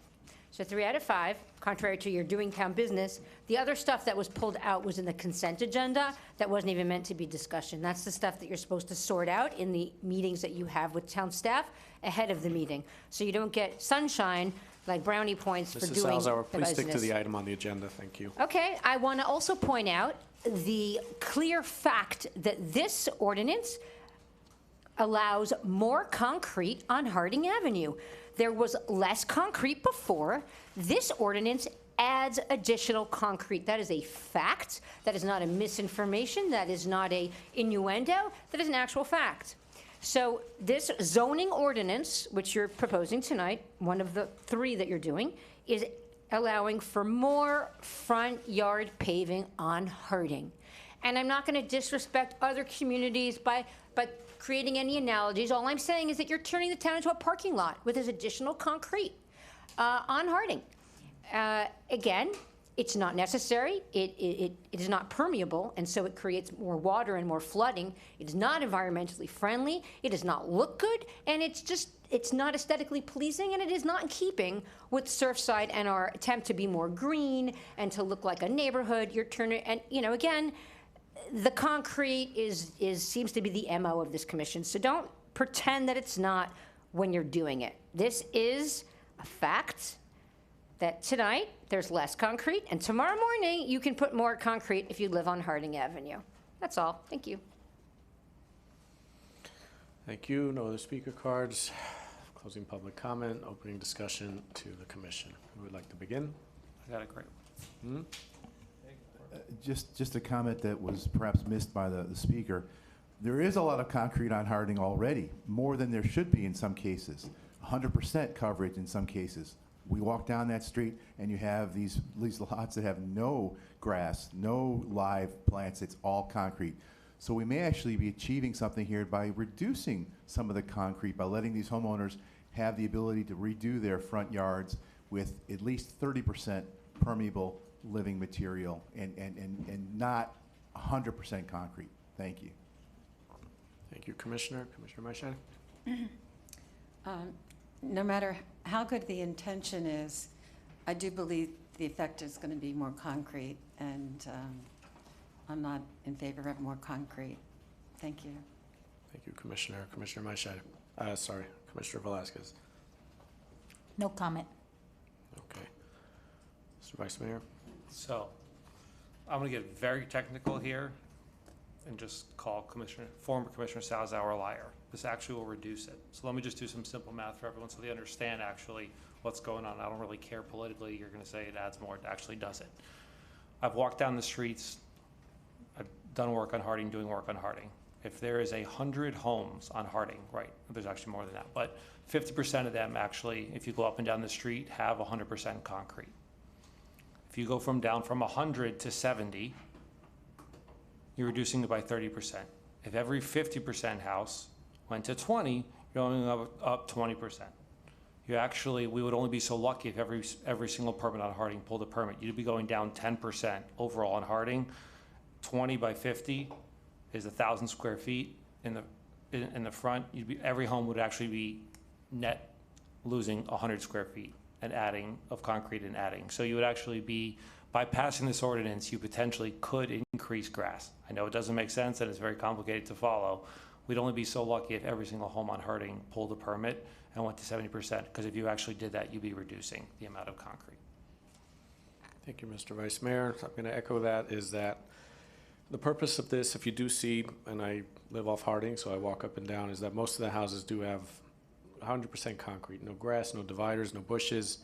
And why aren't they fixing it? Most of these parking lots or most of these driveways are really old and they're left. We've seen some brand new houses going up, and yet they maintain the old driveways. And the reason for that is because they live off of Harding, they don't have the ability to park in front, and they don't want to lose coverage, and the current code only allows for 50%. Most of us up here believe that if you allow them to go up to 70, that will encourage them to go ahead and redo their driveways, which is, they're redoing the whole house, so they'll probably redo the driveway, and that would add grass to our community. So to echo what the Vice Mayor said, with his complicated mathematics, it's going to actually increase grass and permeability on Harding Avenue, while allowing for the residents to still utilize parking. So I support that. With that, Madam Clerk, let's call the vote.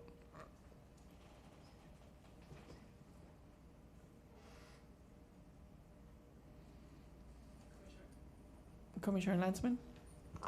Yes. Commissioner Velasquez? No. Commissioner Maishad? No. Vice Mayor Rose? Yes. Mayor Denzinger? Yes. Mayor, the motion carries. Thank you. Moving on to 4A4, carport allowances in the H30A and H30B. Madam Clerk, if you'll read the title of the ordinance into the record, please. Yes, Mayor. An ordinance of the Town Commission of the Town of Surfside, Florida, amending the Town of Surfside Code of Ordinances by amending and retitling section 90-58 carport canopies to modify the regulations for carports, providing for inclusion in the code, providing for conflicts, and providing for an effective date. Item 4A4. Thank you. Before we have the manager introduce it, I believe there is a bit of a change. Madam Attorney. Yes, thank you, Mayor. This is line 102 on page 273 of the ordinance. 102 and 103, which is subsection 3, should not have been stricken out. They should remain and be restored. And in front of the word covering material should be if applicable. I believe there's an ordinance on the dais with the corrections. Secondly, line 105, the words if applicable will be removed from there, and they're now moved to the beginning of subsection 3 above. So I ask that you approve the corrected resolution. All right. Thank you. Well, let's get him introduced, and then we're going to motion. All right. Mr. Manager. Mayor, thank you very much. Carport allowance, the H30A and H30B.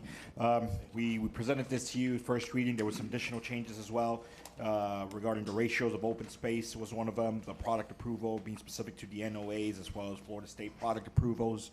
And carports should not have constructed of concrete or concrete blocks. Other than that, the intent is in substantial form, and I turn it over to you for discussion. Thank you. Thank Thank you. Can we get a motion on the table? Motion to approve? Is there a second? Second? All right. Opening it up to public comment, Ms. Salzauer, 2 minutes, please. Eliana Salzauer, 9317 Bay Drive. This again is zoning ordinance. One of the 3 of the 5, it's zoning on this agenda. There's additional zoning in the Mrs. other Salzauer, areas. please stick to the item on the agenda and stop wasting our time. Thank you. I'm sorry, I'm speaking. Can you not interrupt me? So this zoning ordinance that this does is, at the last time, it looked like it was going to make carports be almost like a mini building, additional on the lot. And thankfully, Mr. Kouslis pointed out the problems with it. What would be great is that if before we got something as a first reading ordinance, that those kinks were worked out. It shouldn't get this far. It shouldn't come as a first reading. Now it's a second reading. But for George Kouslis, I shudder to think what this ordinance would have looked like. And that's the scary part for residents. It's scary to feel like the outcome of a meeting or what an ordinance looks like or what the town looks like is based on who takes the time to show up at this meeting and sit here till 2 in the morning. That's the scary part, because we're not all gonna be here forever. And so there needs to be a lot more due diligence done by each of you and by, every department to make sure that ordinances don't wind up on the agenda that are in fact, I guess, to be honest, the goal probably was to create some kind of a outlying parking building on, I guess you were going for broke with that. It wasn't any accident, but thankfully it was rolled back. But it'd be great if you didn't try for those things. Thanks. Thank you for your wonderful opinions, Mrs. Salzauer. All right, opening it up to the commission. Commissioner Landsman. I'll start always with the worst case scenarios. It's amazing. Doomsday. The sky is falling. This again gives some creativity, options, and choices, which is my favorite saying, to be able to do things differently than simply an awning over some poles. This helps the character of our community, helps give people choices to make different things, and does not create an outhouse or some other substructure. Thank you. Thank you. I think now it's right with the right language, 10% solid, 90% open, and no concrete or concrete blocks. So I'm good with that. Thank you, Commissioner. Commissioner Velasquez. No comment. All right, Mr. Vice Mayor. I would think a former elected official would know we don't see the language until it comes to us. And once it comes to us, we as a commission deliberated during first reading and fix that language. So thank you, town attorneys, for bringing this forward. Thank you, Mr. Kouslis, as well, during your comments to clean this up. This is trying to get things right. It's not about whatever it is. It's just about trying to clean things up and get things right. We from a long time ago said we're going to clean up the zoning code ambiguities and fix the code, and that's what we're doing one by one, and I stand behind that. Thank you. Yes, just again to reiterate the process, which I don't know why we have to explain to a former elected official. We have a discussion. It comes back to the commission as a first ordinance reading. And that is the first time we see it. We don't get to sit and discuss it as a commission together beforehand because that would be a violation of sunshine. So the first time we see it is when it comes before us. We may have changes and modify it. I want to thank Mr. Resio for fixing it up and cleaning it and preparing this wonderful, wonderful ordinance that gives more options and choices. And I would assume that somebody who has a carport would appreciate this. Madam Clerk, you want to call the roll, please? Commissioner Mashite? Yes. Yes. Commissioner Velasquez? No. Commissioner Landsman? Yes. Vice Mayor Rose? Yes. Mayor Danziger? Yes. Mayor, the motion carries. Thank you. I just want to give a shout out to Mr. Zomper, who's still here. We appreciate that. Make up for the meetings I've missed. All right, so we're going to keep it a long one. So 4A5, recycling ordinance changes due to market conditions. Madam Clerk, if you read the title of the ordinance into the record, An ordinance of the Town Commission of the Town of Surfside, Florida, amending the Town of Surfside Code of Ordinances by amending Section 66-36 recycling of Division 1 generally of Article 2 collection and disposal of Chapter 66 solid waste, including providing for mandatory recycling, providing for recycling rates and fees to be established by resolution, and to update and define recyclable materials to be established by resolution, providing for severability, providing for inclusion in the code, providing for conflicts, and providing for an effective date. Item 4A5. Thank you, Madam Clerk. Can I get a motion on the table? I'll move to approve. Is there a second? Second. Thank you. Mr. Manager, if you'll introduce the item. Absolutely. Mayor, thank you very much. The fun starts. Recycling. The fun was the tobacco ordinance. Sorry, sir. Straightforward, first reading, we brought it forth. Ordinance changes to allow us to be a little bit more reactive to a versatile market.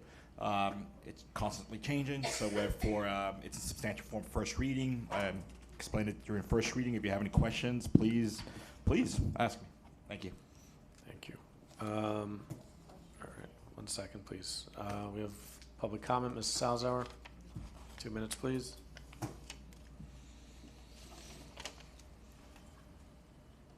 Eliana Salazar, 9317 Bay Drive. I want to thank you, the point that you made before. So maybe this commission's not aware of how business is supposed to be conducted, but generally when there's someone who proposes an ordinance, it's their sort of idea. Mrs. Salazar, please stick to the item on the agenda, please. So the deal with the agenda here is every single item is from Hector Gomez. Every Mrs. single Salazar, item. please stick to recycling ordinances changes due to The market recycling conditions. ordinance is from Hector Gomez, the carport awning is from Hector Gomez, and so when an ordinance is written, like this one, for example, usually the person who sponsors it will work with the attorney to make sure that the language reflects their intention. But because this commission doesn't put their fingerprints on any ordinances, the first time you're seeing anything is at this meeting, which is not the way it's supposed to happen.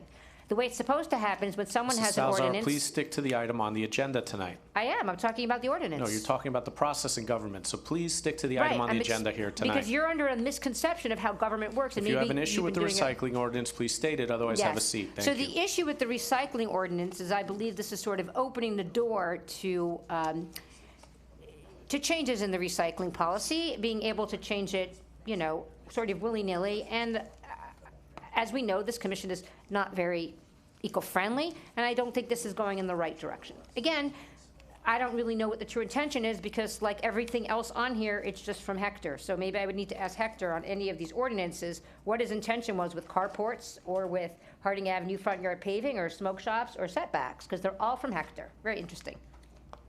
Mrs. Salazar, if you're not going to follow our rules, you're going to lose your privilege of speaking here tonight. All right, opening it up to the commission.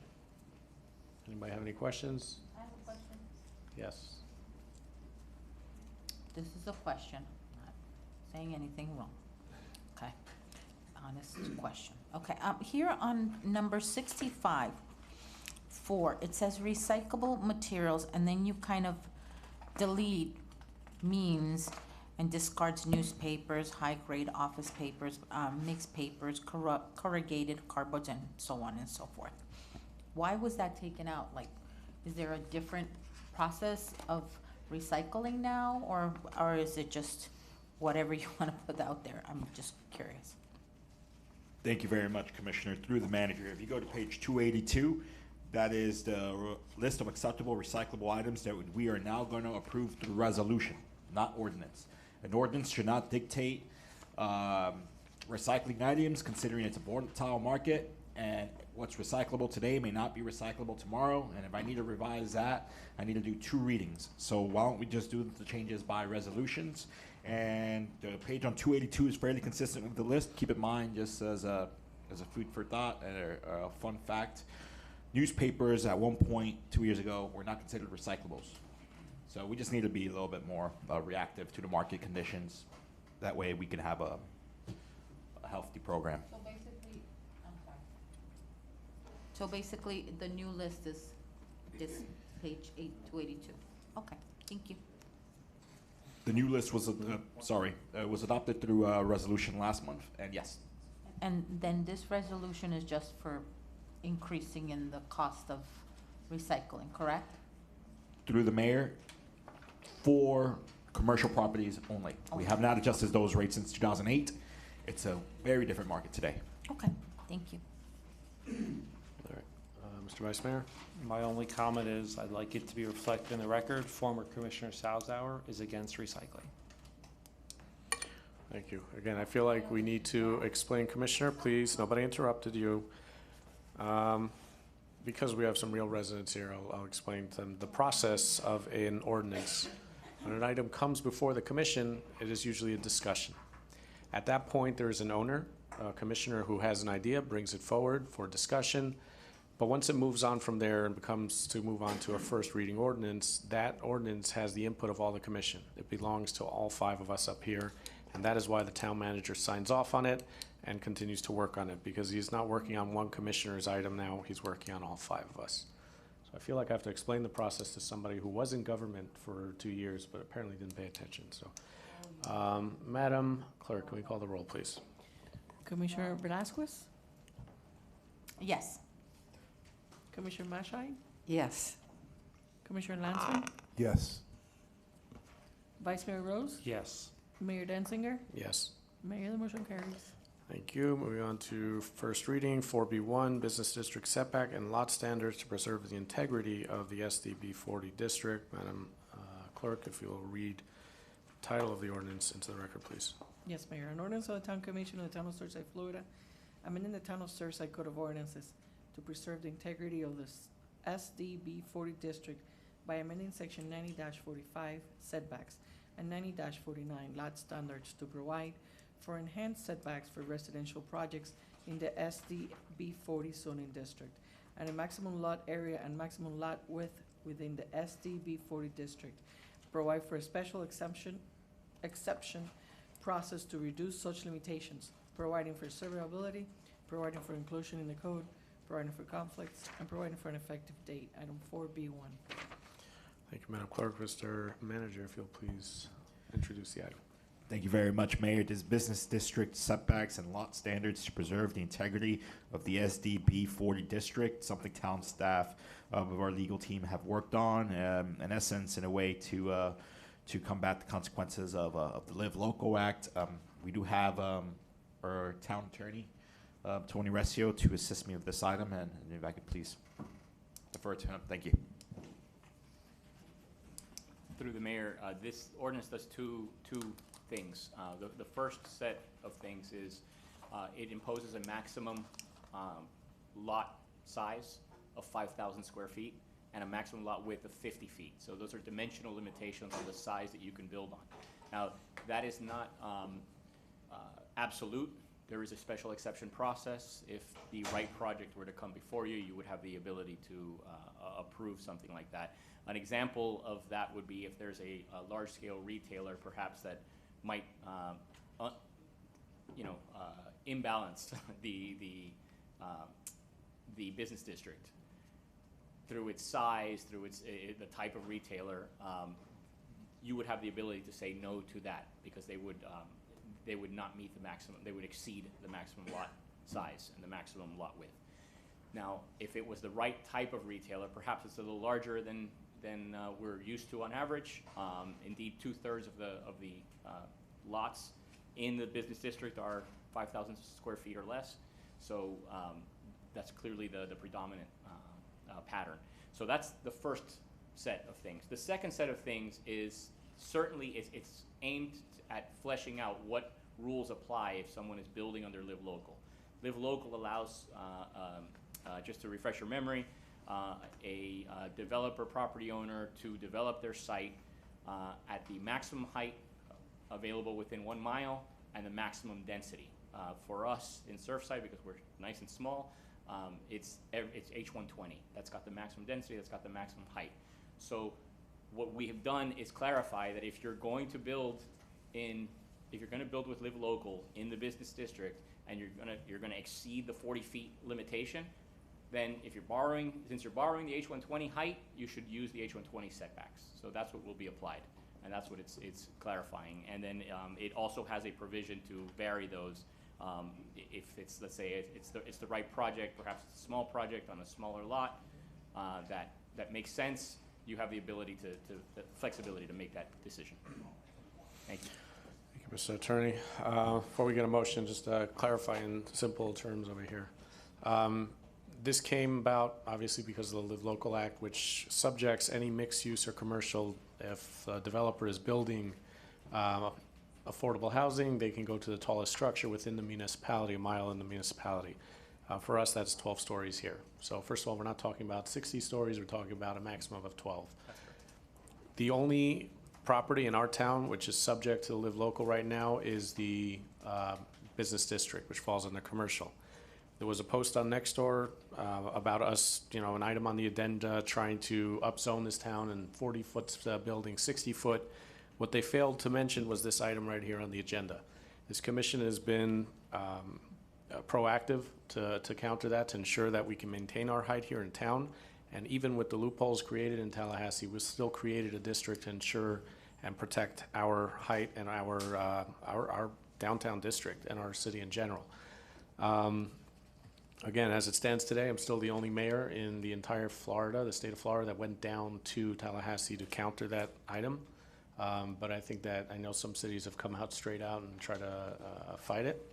But I think what we did here is to protect it, and we did. I remember there were three items we brought forward initially, and one was to create the lot size, which means if a restaurant wants to now combine lots, they would have to come back to us. But that's to ensure that part two, which is if you are going to go 40 stories into affordable housing, you're now subject to the H120 setback, which is, I'm going to say 10 feet on each side.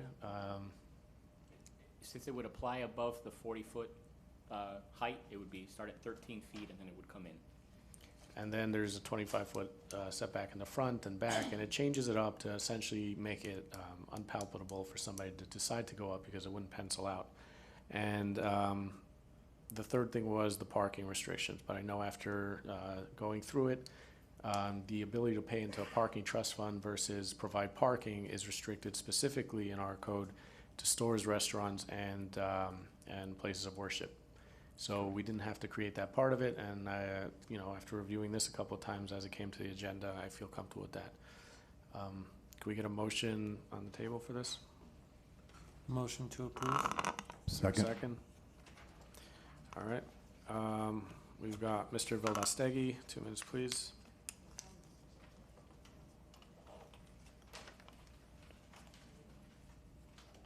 Gerardo Vildostegui, 9148 Froud Avenue. I have to admit, I'm somewhat confused by the logic of this, and I'm really just trying to get clear on what it is. I don't think we had a full discussion item about this exact topic before tonight, so we're just looking at this text of the ordinance. I have two worries. One is that I'm just afraid that the special exception procedure could actually become a kind of Trojan horse, that the way that the town attorney just presented it, he said, well, if it's a retailer you want, you might allow it. And I'm not sure that that provides any real protection against, any real protection for the historic character of the district. I'm confused about that. I'm also not quite sure what to think about this strategy of trying to impose the H120 setbacks on the business district in the event of a Live Local petition, because what it seems to do is incentivize some property buyer to come try to buy a whole block, and then nothing stops them from building a building just like the ones we have over on Collins. It seems to kind of accelerate the destruction of the character of the neighborhood by just saying, well, get a big block and then go ahead and build something that looks just like the buildings we currently have on the east side of Collins. Why not instead, if you really want the business district to look like something different, you might keep the 0 setback requirement. That would at least, I'm not really sure what to say here. Most cities, when they have a retail district, they'll have buildings that come right up to the sidewalk, and then you can have apartments on top of that. Why not allow that if we have to allow something taller instead of a repeat of the east side of Collins? It doesn't quite make sense to me. So I wish this were clearer. I wish we'd had a chance to talk about this in a discussion item beforehand so that we could all be aware of exactly what the logic was here. But these are more requests for clarification than anything else. Ileana Salazar.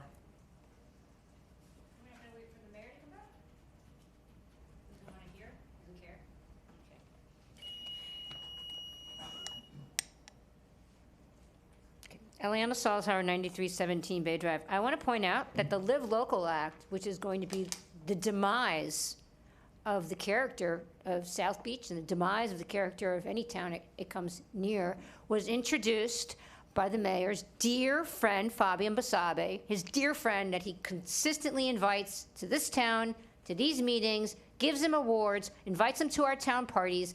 That man is the one who betrayed all of us and introduced that legislation. So let's make that clear about what's going on. No, nobody knows that, because this is what we don't want to hear. The second thing, the problem with, I understand what you're trying to do.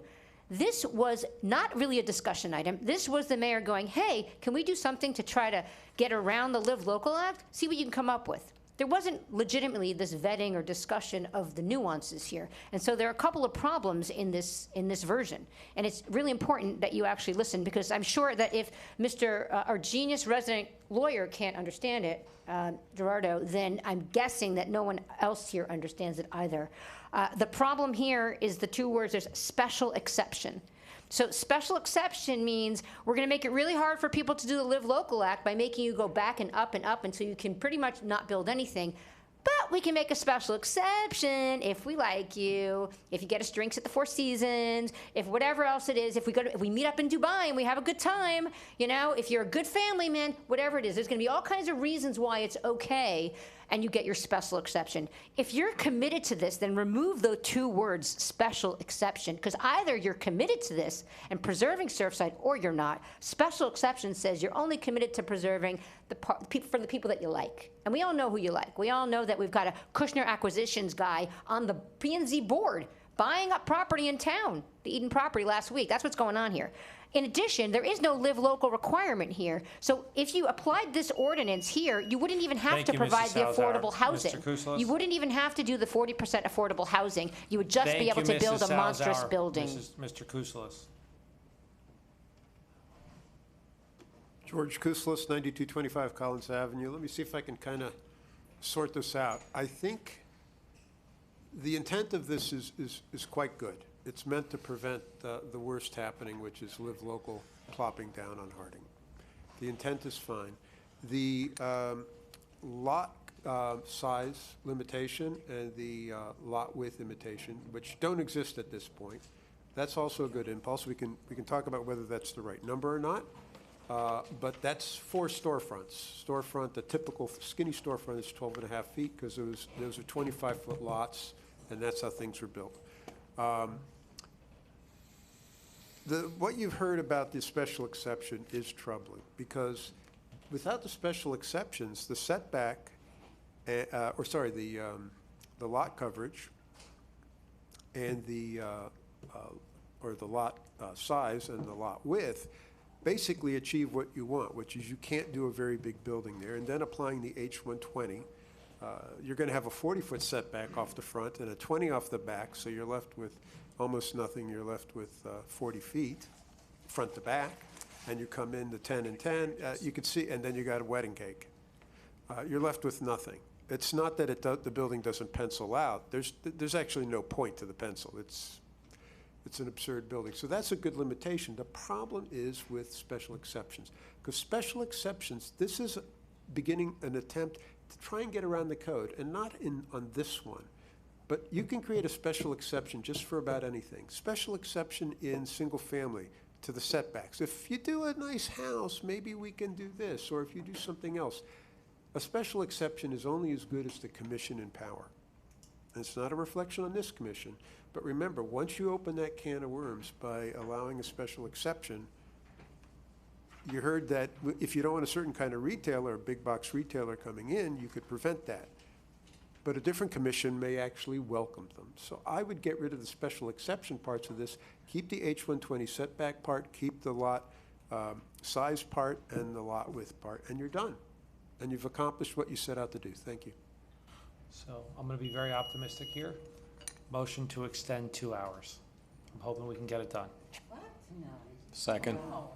An hour at a time. An hour. I said 2, I got a second. We could still end. We're hoping. No, we have to be here 2 hours. I don't know. I'll second it. All in Should I favor? call a question? Yeah. Nah, it's just Commissioner Lansman? You said 2 hours. 2 Up hours. to 2 hours. Sure, yes. Commissioner Mashai? Nobody's forcing anyone to stay. It's America. It's a free country. America. Up to 2 hours? We're just The starting. motion is to extend 2 hours. Yes. Commissioner Velasquez? I would prefer 1 hour, so I'm gonna say no on this one. Vice Mayor Rose? Yes. Mayor Danziger? Yes, The motion carries. thank you. What are we holding on this? We had our public comment? It's our comment now. Mr. Alright, so Mr. opening Lansman, up- you wanna start? You want us You're back? stealing, I'm stealing, man. Go back to the bathroom. you know where it was. So, to answer some of the questions, this was discussed at a meeting. I don't recall exactly which one, and it's months ago, but it was after Live Local passed, and the mayor, maybe earlier than most people realized, this could be a challenge for us in Surfside. You've probably read recently about the Clevelander in South Beach, and the potential for there to be a 30-story building right on Collins, on top of where the Clevelander is.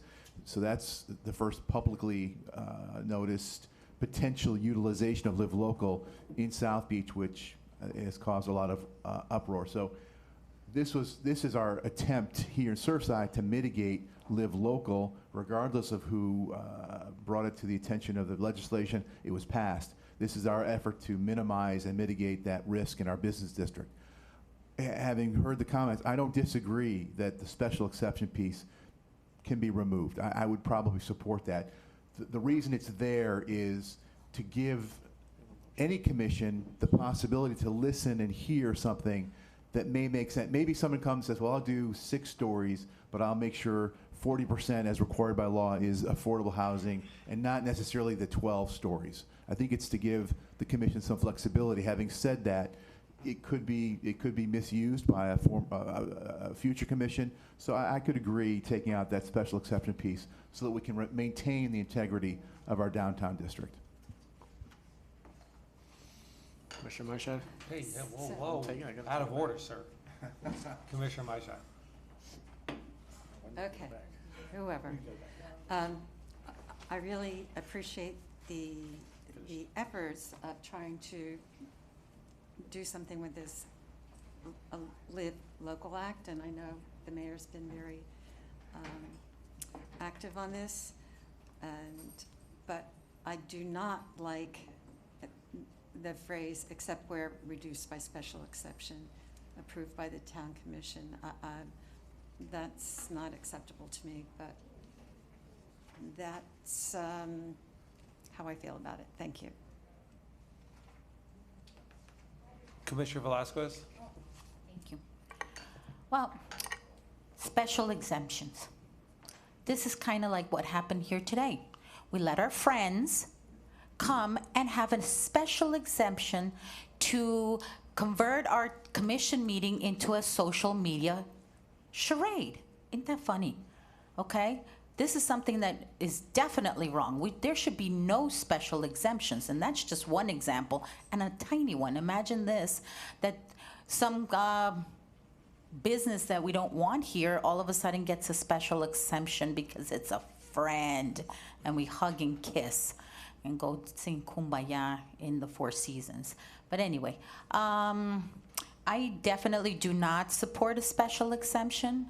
I appreciate the fact that we're trying to regulate on this, and thank you, Mayor, I was gonna say Burkett, I'm sorry, Danziger, for being the only mayor that actually took the time to take the trip to Tallahassee and stayed in a nice hotel and supported his friends Basabes.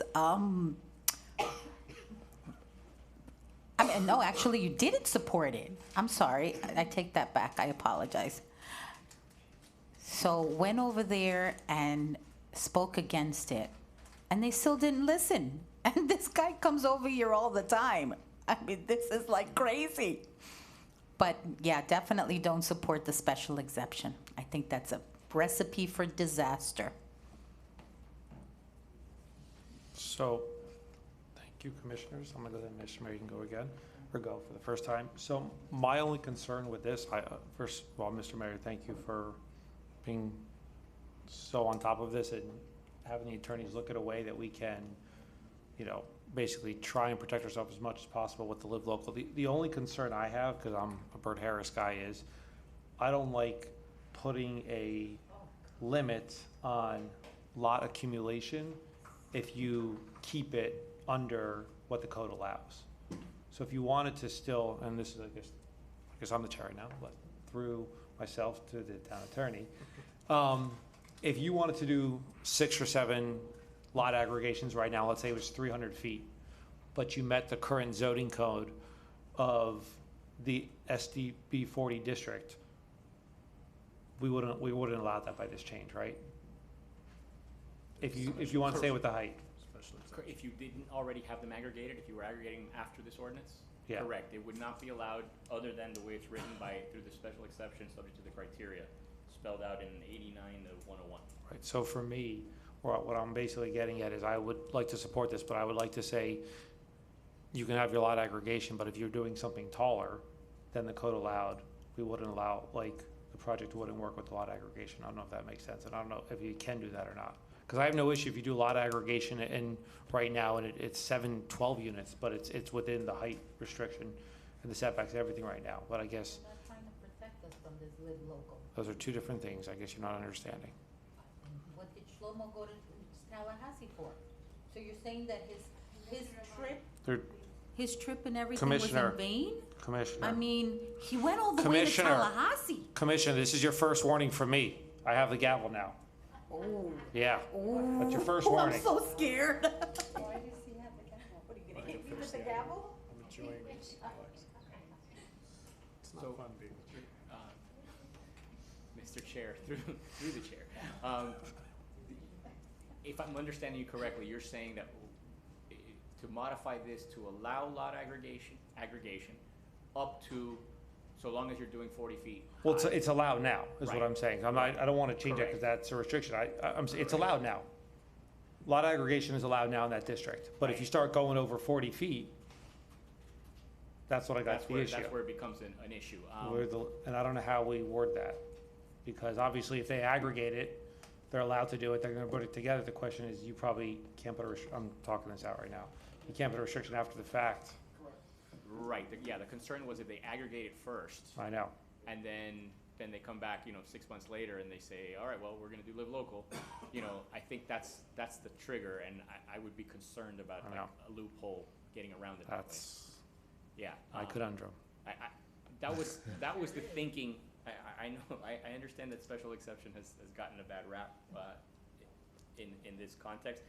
At the very least, in section 90-49, which is lines 83 and down, that special exception, that one, let's say, just looking at that one independently of the other one, that one allows for this process, allows for recognizing that there are some uses and some aggregations which may be beneficial, and there's criteria to evaluate that. So that was my concern. If we're opening ourselves up to Burt Harris claims by restricting people for lot aggregation, if they were allowed to do it now, yet the height thing I know is a different thing. I don't know if the special exception protects us. That's All I would, the way I would answer that question is, it's certainly not a restriction that exists right now. Okay. So it would be a new restriction. Thank you. If I can, just as Burt Harris, I'm not an attorney, but specifically homes, for example, what they were trying to do last year, which was reduce the amount that you were allowed to build, you're taking away something that exists from people. This person doesn't have multiple lots, they have one lot. So the fact that we're rezoning and saying that if you want to start aggregating, you have to come back, I would argue it's not an existing right that they have. We're allowed to zone at any point in time. But remember, the important thing about creating that limit of 50 feet or whatever it was to ensure that if they do go up, you end up with a pencil. And, it's just not a structure that works. Obviously, we have plenty of restaurants that have already doubled up, and which is why it's so important to have this special exemption, because we don't want to lock people in.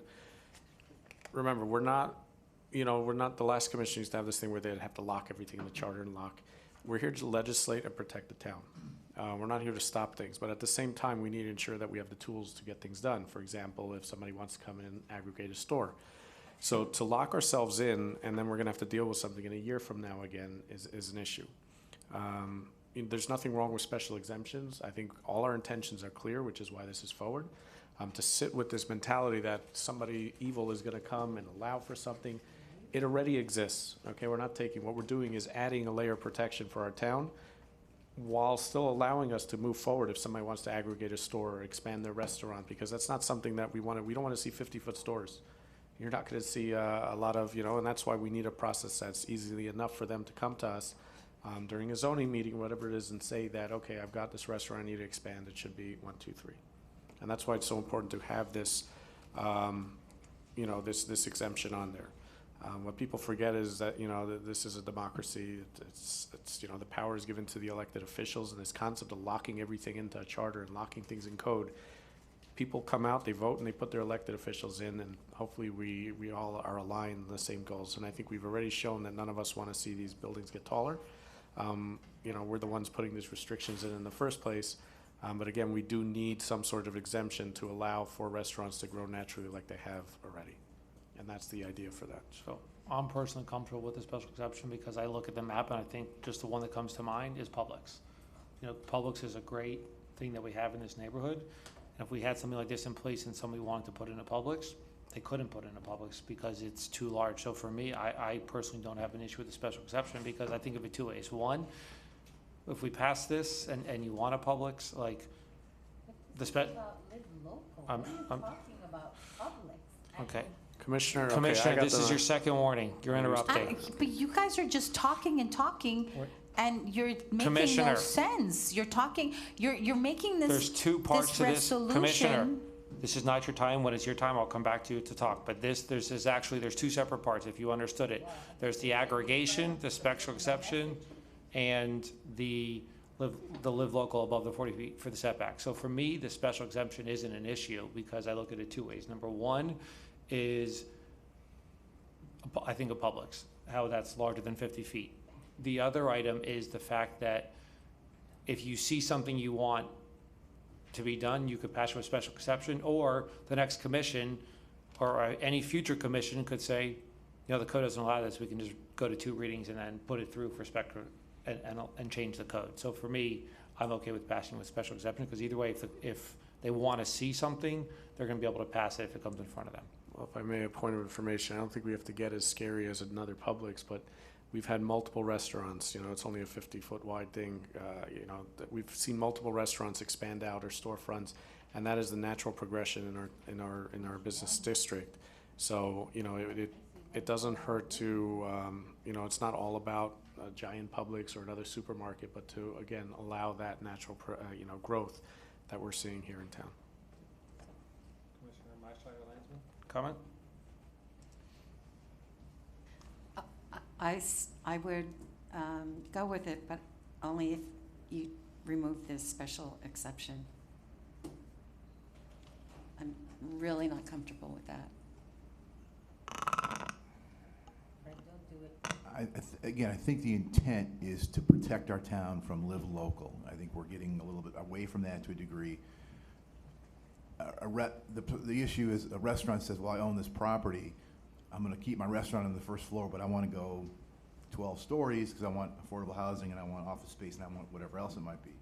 So the exception conceivably could be approved by a commission to allow that without the requirements for the setbacks, if I'm correct, Mr. Attorney, through the attorneys. So the special exception could alleviate the setback requirements if approved by the commission. Is that correct? That's correct. That's lines 74 and 75. So I think I'm not so worried about future state and what might happen. I'd like to have us protect our downtown. So let's take that out. If we need to refine it at this is first reading, let's have it go to P&Z. I think the attorney can perhaps, if we have protections perhaps about what a real special exception means and the commission can feel comfortable and the community can feel comfortable, maybe we add that back. But for now, in my opinion, let's strike that, let it go to P&Z, have some more discussion, and if we can further define what is a possible exception, maybe add those in as simply these are the only exceptions. But I am concerned that we need to put some things in place to avoid 12-story buildings on our business district. And I think this is a good way to start that process. Commissioner, any comments before we call a vote? Yeah. I agree with Fred and Mary Ann. I don't think that we should have the special exemption in here, and I'm glad that Fred feels like that, because it feels very scary every time something happens here and you're all of a sudden voting with the two that want everything. So in that sense, this is to protect our town and to protect the business district. I don't understand what a restaurant has to do with the building. It's what I was gonna say. So yeah, the exemption definitely is something that I would not be favorable for. And honestly, I remember the day that we had this meeting, which was a couple of months ago at 9 o'clock in the morning. And the biggest thing that we talked about that day was special exemptions, and not to be putting these special exemptions, which I am gonna look at the meeting, because I remember that we said no special exemptions, and I don't understand why they're here. So I think it's important to review that meeting again to see exactly what happened, because I recall very clearly that we all said no special exemptions, because things can happen that, you know, a future commission or even this commission would want to give a special exemption of something that is just clearly not what we want. Madam Clerk, can you let us know who the motion maker was, see if they want to modify their motion? I don't know if it was me. The motion I have is motion by Vice Mayor Rose, seconded by Landsman. Okay, I will modify my motion to strike out special exception in the language. Is that in line 74 and 75, or both? Both. Both? That Is is the what motion we- maker? Is that okay, Tony? It's okay, I just, Okay, yeah. I just want to make sure. I have it will right. second the revised motion, yes. Madam Clerk, can we call the vote? Commissioner Mashine? Yes. Commissioner Landsman? Yes. Commissioner Velasquez? This, just to clarify, this is taking all special exemptions out, correct? Yes. Okay, then my vote is yes. That's correct. That's what I understood the motion made All for a of second. For now. The ones on 75, 74, 75, and the ones on 80, whatever. Vice Mayor Correct. Rose? Yes. Mayor Danziger? I just want to be clear again, this is a first reading ordinance, so it's going to come back a little flushed out. I think the direction was to flush out the exemptions, because again, we need exemptions. We're not here to lock ourselves in. You need to be able to allow restaurants to aggregate. So I'm hoping that we can flush that out a little bit more and bring more details. The motion was not, to be clear, get rid of all exemptions, but to flush it out a little bit better through P&Z and through a second reading. Am I correct? I believe. Voting right now. Why For- are you throwing something else? For now, to clarify, Mr. It was to strike it out, but we did give direction to the town attorney about getting clarification when Mr. Landsman spoke about Correct. how it could be cleared up language. Right now, it's speaking stricken out, but he did ask for it. We're gonna convince you to All come right, back so it and seems like there may be a confusion, so can we clarify that the direction is to come back and clarify the exemption or not? That's not what the motion was. We're voting already. What do you mean? Come and clarify. You can't Wait. just steer this. You're Ma- supposed to vote and that's this- it. Commissioner, this is your third and final warning But for you're me. doing things You're that- interrupting. Wait, when I wanna have- ask no, no, a no, not yet. question, You didn't then call that's anything. not You just- okay. You didn't call a point of information, Excuse inquiry, me? anything. He didn't call any point of information or anything. He was You're voting. You're the chair right now. Do you have any So, point of inquiry? when As does somebody he- who's voting, I can ask for clarification for the vote at any Oh, point in time. We've had a really? discussion. I want to make sure the direction is So clear. when someone who's voting can ask for clarification. You're never Well, supposed to that's what vote I on asked something for you're not clear on. No, clarification Commissioner, you're When we not. were doing the underground thing and you guys shut me down. All right, Oh. Mr. Chair, can we keep moving this Yes. along? So, Mayor Danziger? Yes, The you. motion carries. thank you. Mrs. The Salzar, please motion was refrain from get rid of talking to the special commission. Thank exemption. you. That's it. There was no to come back next month with something different. All right, so since we're on the same item, I'm going to pass the gavel and make a motion to have the town attorney revise and work through the special exemption to clarify it. But how can, Wait a minute, this was Second. already voted on. Second. We already voted on that. Hey, Mr. Kuzlis. We already voted. That motion already voted. You people need to pay attention. The motion was made, the vote was cast, and now we're on a second item. Yes. But we Commissioner- finished this item. We Mayor, have, I can't read with all the back and forth. I can't hear. all right, so I'm going to try this again, for those that keep interrupting. I'm making a motion, we're still on the item, we haven't moved on, to clarify to the town attorney to work through and clarify, because I don't think, again, the majority of us want to ensure that we're going to let the town expand as required and not have to visit this again in 6 months when some restaurant decides to aggregate. So I'm going to ask for the town, to instruct the town attorney to clarify and work through that exemption process.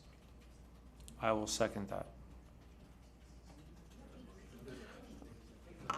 If I can help to clarify, the motion passed 5-0 to strike the exemption opportunity from the ordinance. That's done. What I believe the mayor's doing now is saying, as I also would encourage, Mr. Attorney, can you look at this again and see if there's a way to safely inject some level of exception process to protect our downtown and to give the right circumstance the potential for approval. And frankly, if it's not doable because of live local, I won't support it. So it's to ask the town attorney to re-look at this, because it does have major ramifications, and we might be eliminating something that we might want to consider if it's possible. And if not, it dies. That was understood. That make sense?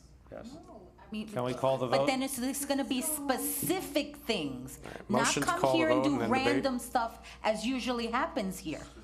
Specific things, like don't come here and say, well, in case Motion to end debate. There's a motion on the floor to call Chuck the E. vote. Cheese wants to come here, will we make an exception for Point Chuck of E. order, Cheese? there's No, a you gotta motion be on the table to end specific. debate. I don't understand what's going on.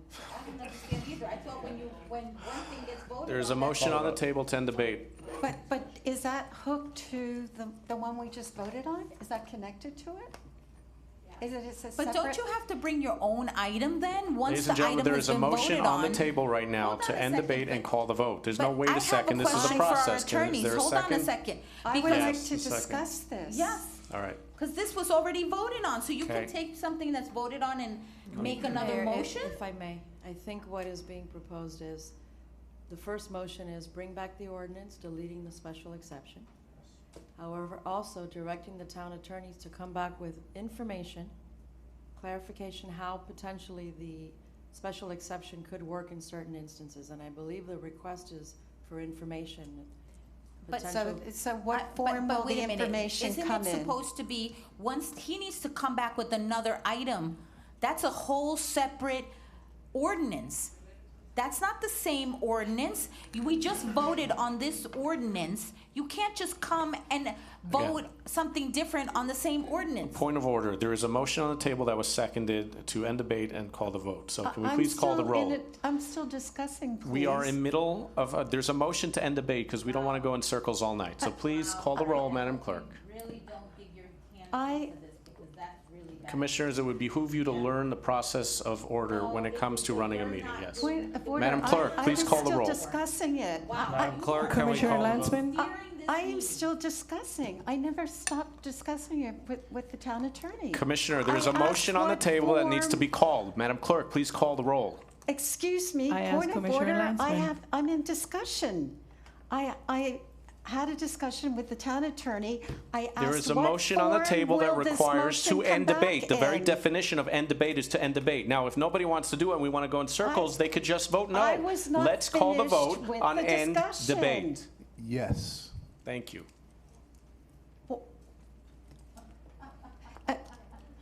Madam Clerk, are you going to call the point- roll, please? Commissioner Landsman?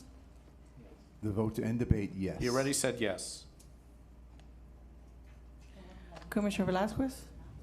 What do you mean, we're ending this debate, we're not putting here that, to come back with other options? What are we doing here? I don't understand, what kind of motion is this? What We am are I ending voting debate for? and calling the roll for the motion that I made previously. Oh, no, I don't want to end debate because I think Mary Ann still had a comment, so my answer to that is no. Commissioner Mashahid?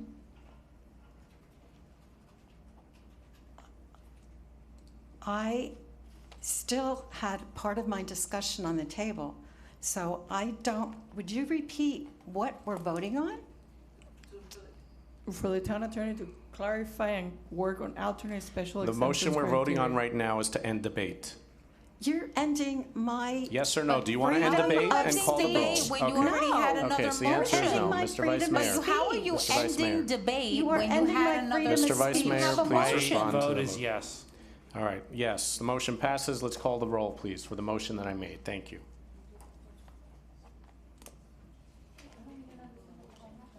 Please call the roll, Madam Clerk. I'm continuing the same rule for the end debate, correct? Nope, that motion was made 3-2. I did not vote. You said no.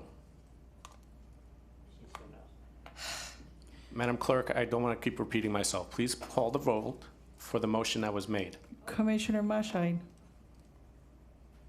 That's a no, Mary. What? That's the one. No. And I have a follow-up motion after this. No. Commissioner Velasquez? No. Commissioner Landsman? Yes. Vice Mayor Rose? Yes. Mayor Danziger? Yes. Mayor, the motion carries. Thank you. So, Would you like to point make of a motion? inquiry, Would you like to make a motion?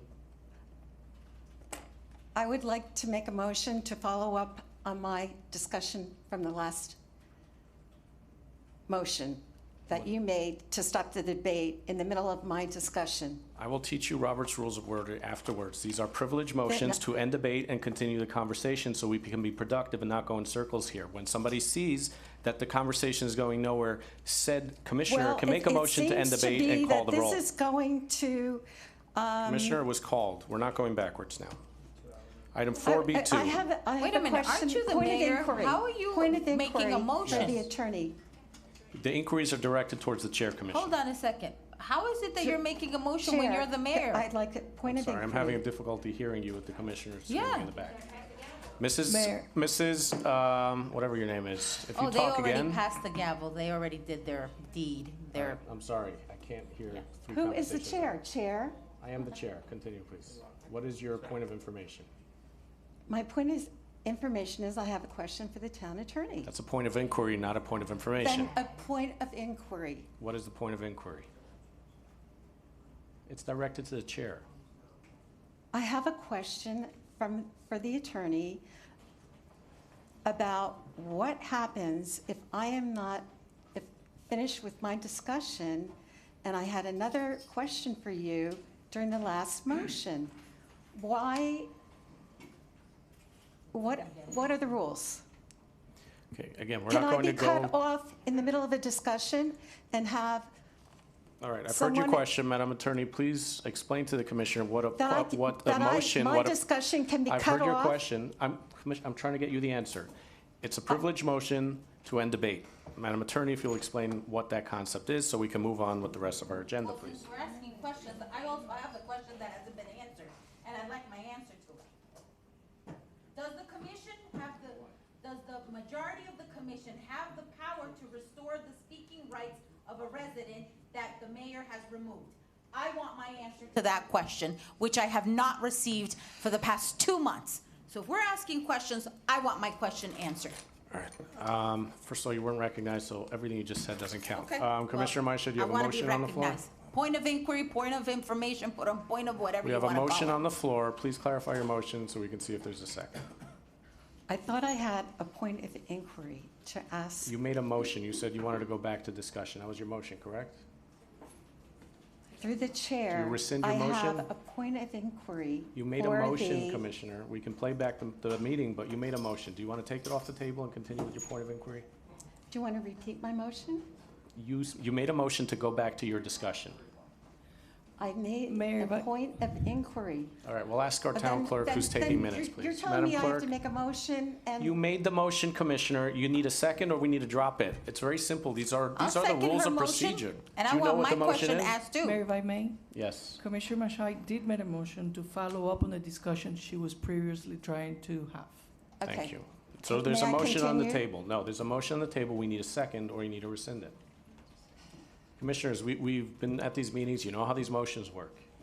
You know how the rules work. There's a motion on the table. Is there a Yeah, second? you railroad her. I'm sorry you haven't read the rules. Commissioner, I, do you want to rescind that motion and go back to your point of inquiry, or do you want to wait for a second?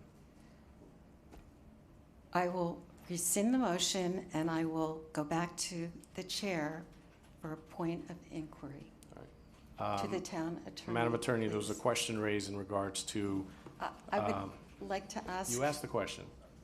I would like to ask it in my voice right now. Okay, Commissioner, please ask it again. I would like to know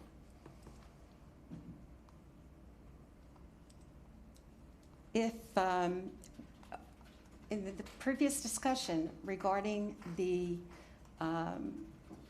special exceptions, what form does that come back as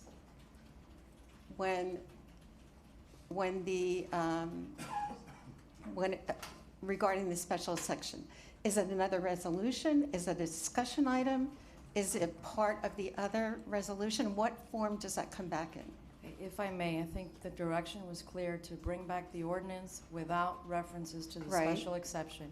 Secondly, for the town attorneys to bring back information at second reading regarding particular special exceptions that could be applicable. It's information. It's not going to be another ordinance. You can take that information at second reading and you can incorporate it into the ordinance, or you can do as the commission wills. So does that come back as a discussion item? It comes back as information related to this item, directly but related not at second inside the reading. resolution, not inside the ordinance. Okay, if we could let the attorney answer I'm that, sorry. please. I think I answered the question clearly. I guess I'm always What's accused so of not di- answering the But what's so question. difficult with just answering I the answered second it part? crystal clear. I said it would come back as information at second reading. The commission can consider that information at that time, incorporate any other changes at second reading it deems appropriate. I did not say it would come back as a resolution or as another No, ordinance. that was my question. Does it come back as a resolution, a discussion item, or? No, Okay, all no, right. Commissioner. It comes back as information to be considered at second reading. Then you can do what the commission wills with that information. If you want to incorporate that into second reading of the ordinance, you can. Thank you. I have a point of inquiry. I have a question that I've been asking. Do I have the floor? Thank you. No, you have a point of inquiry, so please make your privileged Okay. motion. So I've been asking this question for the past 2 months. Does the majority of the commission have the power to restore the speaking rights of a resident that has Commissioner, a been point of removed by inquiry the is on mayor? something that was just discussed. So Please when we're learn it. discussing things that It we're wasn't discussed. discussing. Can we please get a motion so to take a I want- 5-minute I want, recess? why is it that my question can never get answered? I've sent Make this a email motion to our for a town real attorney for the past 5-minute 2 months recess. and haven't Second, received all in an favor? answer. Aye. Anyone else for a 5-minute recess? 5-minute recess. I think Real things 5 are getting a minutes. little bit, I can use that, sure. all right. All right. 5 minutes.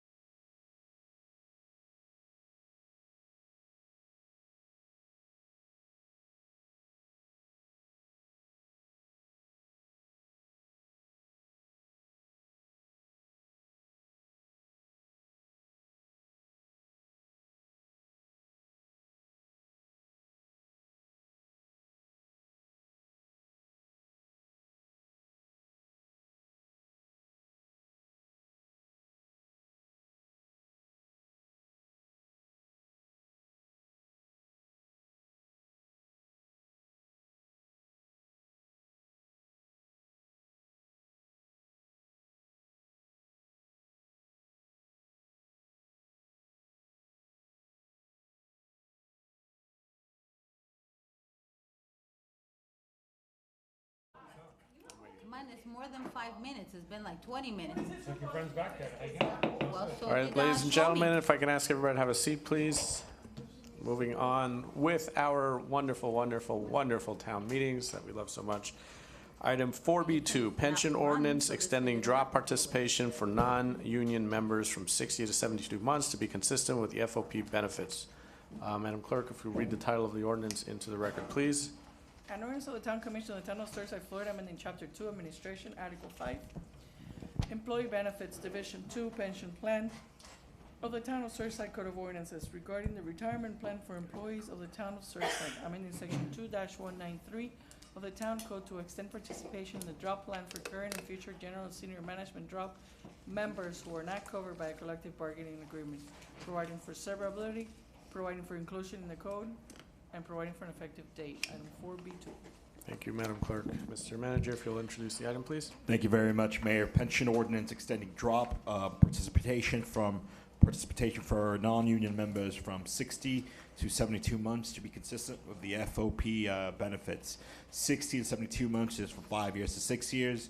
This is a mutual benefit for the town employees. It's just as much as it is for the town for continuity planning. It does not cost the town anything, but it allows us to retain employees for an additional year as part of retirement planning. It's for non-union members, as the union bargaining bodies would need to negotiate this as part of their contract. The FOP did, and we're just taking lead on what was approved for them. If you have any questions, it's straightforward. That's what it is. Please, I'm here for questions. All right, thank you. Can I get a motion on the table? Motion to approve. Is there a second? Second. Thank you. No public comment. Opening up for discussion with the commission. Any comments? No. Madam Clerk, call the roll, please. Commissioner Mashai? Yes. Commissioner Landsman? Yes. Commissioner Velasquez? Yes. Vice Mayor Rose? Yes. Mayor Danziger? Yes. Mayor, the motion carries. Thank you. Moving on to item 4B3, ordinance amending section 90-41, regulated uses arcades. Madam Clerk, if you'll read the title of the ordinance into the record, please. Yes, Mayor. An ordinance of the Town Commission of the Town of Surfside, Florida, amending the Town of Surfside Code of Ordinances by amending section 90-41, regulated uses to permit coin or credit-operated amusement devices and arcades, providing for inclusion in the code, providing for conflict, and providing for an effective date. Item 4B3. Thank you, Madam Clerk. Mr. Manager, if you'll introduce the item, please. Thank you very much, Mayor. This is an ordinance that resulted from a discussion item brought forth by Commissioner Landsman to be able to accommodate a type of business establishment in the downtown district that accommodates arcade machines. Currently, right now, an arcade machines need to be accompanied with a beverage, alcoholic beverage establishment. This what it does, it disconnects that, and it allows for a true, like a old style arcade type business. There's some additional items worked into it. So usually those arcade type places have something of cash value as a retrieval for some of the points you may earn throughout the playing of the games. So we've put a cap of that up, that the value it's not to be, it's up to $50. That's pretty much the gist of it. Lily, Town Attorney, is there anything else to add to this? And I'll turn it over to Town Attorney, and then back to you. All right. Can we get a motion on the table? I'd like to move to approve. Second. Second. Any comments by the commission? I have a comment. Commissioner Velasquez? I just want to ask, this pure just question, curiosity. Is there any alcohol permitted in this establishment? And tobacco? Through the mayor, and I'll count on the attorneys to correct me if I'm off or to expand on. Currently, you're allowed, if you're an alcoholic, I'll tell you what, Tony, can you take this on? Thanks. Sure, through the mayor. Right now, the current law says you must have alcohol if you're going to have these games in it, which is a very weird provision. So this is making clear that you do not have to have alcohol, that it's not a requirement. So it's allowing an arcade just to be an arcade, as opposed to an amusement game at a bar. So then potentially my kids can go to this establishment and eventually they might have alcohol in there to serve to children? Oh my God, because this is a 13-year-old that wanted this, right? Commissioner. Sure, there are laws about serving alcohol to children. Well, I but don't know if where they're, they go. okay, but then hold on a second, because if it could potentially become an issue, I mean, I'm sorry, but this is a valid question. Commissioner. Would you like your boys to go to an establishment where they sell alcohol? I understand this motion. I don't I know mean, where this goes. I'm just asking a question, which I think is valid, and the attorney just said that they can technically put alcohol in this place. I'm not okay with that. Mayor. You're Mr. Manager, you're let's making let her this, finish her, the train finish leaving the station, and then we can come back. I'm to that. sorry, but. I agree, but that's I would not like to get okay. staff home, so please. But I'm sorry, I mean, if you're. All right, if you're- Mrs. Velasquez, please, let's move on. We've heard you. Let's move on. Okay, but We then haven't- I'm let's get the making a answer to your question, Commissioner. Okay. Mr. But I'm Manager. making a suggestion, can we? Commissioner, we have pass hours this ahead of us. There are people without here that want to go home, so alcohol we're for moving forward. children? I mean- Commissioner, we've heard your question. Let us answer it. Mr. Manager, please. Is the question, is it an actual question, Commissioner? It's a real, I'm dead serious, do I look like I'm joking? Do Commissioner- you want your little girl to go to this place? Commissioner, through the mayor, I mean, does this sound like, if he just said that it can I have don't know how- alcohol, what is so funny about this? through the mayor, if the, in all seriousness, there are laws to prohibit the consumption of alcoholic beverages of minors. There's currently arcades allowed. Flanagan's has arcade machines. What this does is the opposite. You don't need to have alcohol to have arcades. It opens it up so that you could have a true arcade type business rather than a business that's tied to an alcoholic But establishment. then we're not allowing this particular ordinance to have alcohol if they're only gonna run a arcade thing.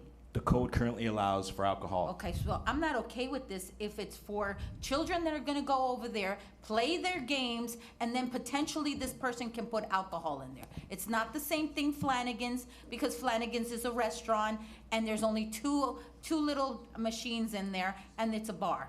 This is directed towards children. It is an ordinance for a 13-year-old that Fred met. Isn't that correct? Or, I mean, isn't that what you said last month, Fred? Or am I lying? Do we need to look at this? I would like to, if we're gonna pass this, I would like this to be, under no circumstance will you have alcohol in a place that's only arcades. That's it. And I don't know how you would like your children to be going to a place that has alcohol in it. okay, can we get us some other comments? If I may, through the mayor, yes, a 13-year-old young man, Isaac Pack, wants to open up an arcade for friends, for kids to go after school and play video games and arcade games. There's no indication, no interest in serving alcohol. As Mr. Ressia explained, the current code requires you to have alcohol service to be able to have up to 3 machines of arcade style. This is to separate that out. Please understand that if this young man wanted to apply for a liquor license and the liquor board approved it, he could serve liquor. But Not him, his parents. Do not, please. If this business owner chose to apply for a liquor license, that could be granted if the liquor board so chose. That is true. But I think as well, if there was then service of alcohol in this establishment, the rules still apply. You have to be 21 years or older. So no one's going to get a drink below 21 from this establishment. He's not going to apply for a liquor license. I think you are way out of the realm of what we're trying to achieve here, simply to allow our code to be modified to allow for an arcade without alcohol.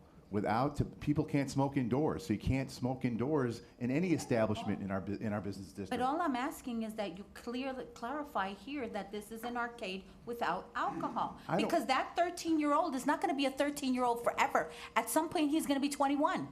And at some point, he's gonna be able to drink. So you need to anticipate the future. We're not sitting here I for, think I the mean, commissioner at I'm this point sorry, is but trying to that's all disrupt I'm the saying. process. Is I'm there just anybody else asking with a comments? question and I'm making a suggestion. You take it however it is. All right, anybody else have any logical I'll leave the comments? motion as it is. Thank you. I'm good with my second. All right, Commissioner Maishad? I'm just not sure that how this is going to benefit the downtown with an arcade catering to adolescents, but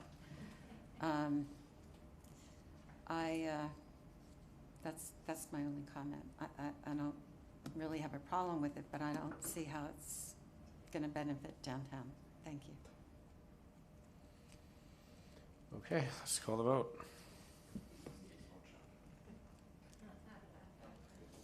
Mayor, did you open it to the public? Did I? All right, let's do that. We have a motion, right? What do we got? Our favorite speaker. Let's hear. The sky is falling, Mrs. What the hell is her name again? Salzauer. Salzauer. It's too late. Yeah. Eliana Salzhauer, 9317 Bay Drive. I know that we're laughing here and we think it's ridiculous, what she's saying, but it's not. Because if you take a step back, if an establishment is being open to be an arcade, its target audience is an adolescent child. There will be 1, 2, 10, 20. It will be the hangout for all of the kids after school. That sounds like a great idea. They have something to do. If that place is also allowed to sell alcohol, then adults have a pretense to go there to get a drink. And the type of person you're going to get hanging out in an arcade full of children is not exactly, and law enforcement can probably back me up on this, the ideal client that we want to have in town. So it would behoove you, and it would be the smart thing, to separate, to bifurcate the two things, and not allow alcohol in an establishment that is an arcade whose target audience is obviously children, because we're not really targeting grown men who want to go to an arcade, are we? Because that's a whole nother level of weirdos that I don't think we want downtown, okay? So you're laughing at her, but she's making a really good point. It's like an attractive nuisance, right? Like the legal term. You're creating something here that's going to definitely attract kids, children, little kids, adolescents, like a fly swatter thing, right? A little light that attracts the flies. Why would you put into that mix even the ability to serve alcohol, which would give adults, creepy ones, the pretext to go there because they're getting a drink? And then when the officer says, "What are you doing here?" "I'm here to get a drink." "Well, why are you staring at all these little kids?" "Well, I mean, they have drinks here, and I'm just hanging out, and they just happen to have 20 arcade games." So if the truth here is that you want to give a 13-year-old an arcade game, and that's what you want, then bifurcate the two and create the idea that you can have an arcade without serving alcohol. Do not allow them to serve alcohol in an area that is completely designed only for children. That's my point. So laugh all you want. If you don't listen here, you'll rue the day that you approve this. And hopefully it won't be any of your children that are involved. Rue the day. I haven't heard that since. Through the chair, can I ask our attorney a question, point of inquiry? Please. So, Mr. Resio, can we include that language that this established use can not serve alcohol? Can we insert that legally? We could certainly do that legally. Okay, so if I may, can I adjust my motion? How is that going to counter the law that exists already? Oh my God. Are you gonna? So the code calls, right? The code calls for, if you want to have arcades, you need to sell alcohol. So how are you going to go through this two of them? You have to modify that first ordinance again. And is that where we're headed now?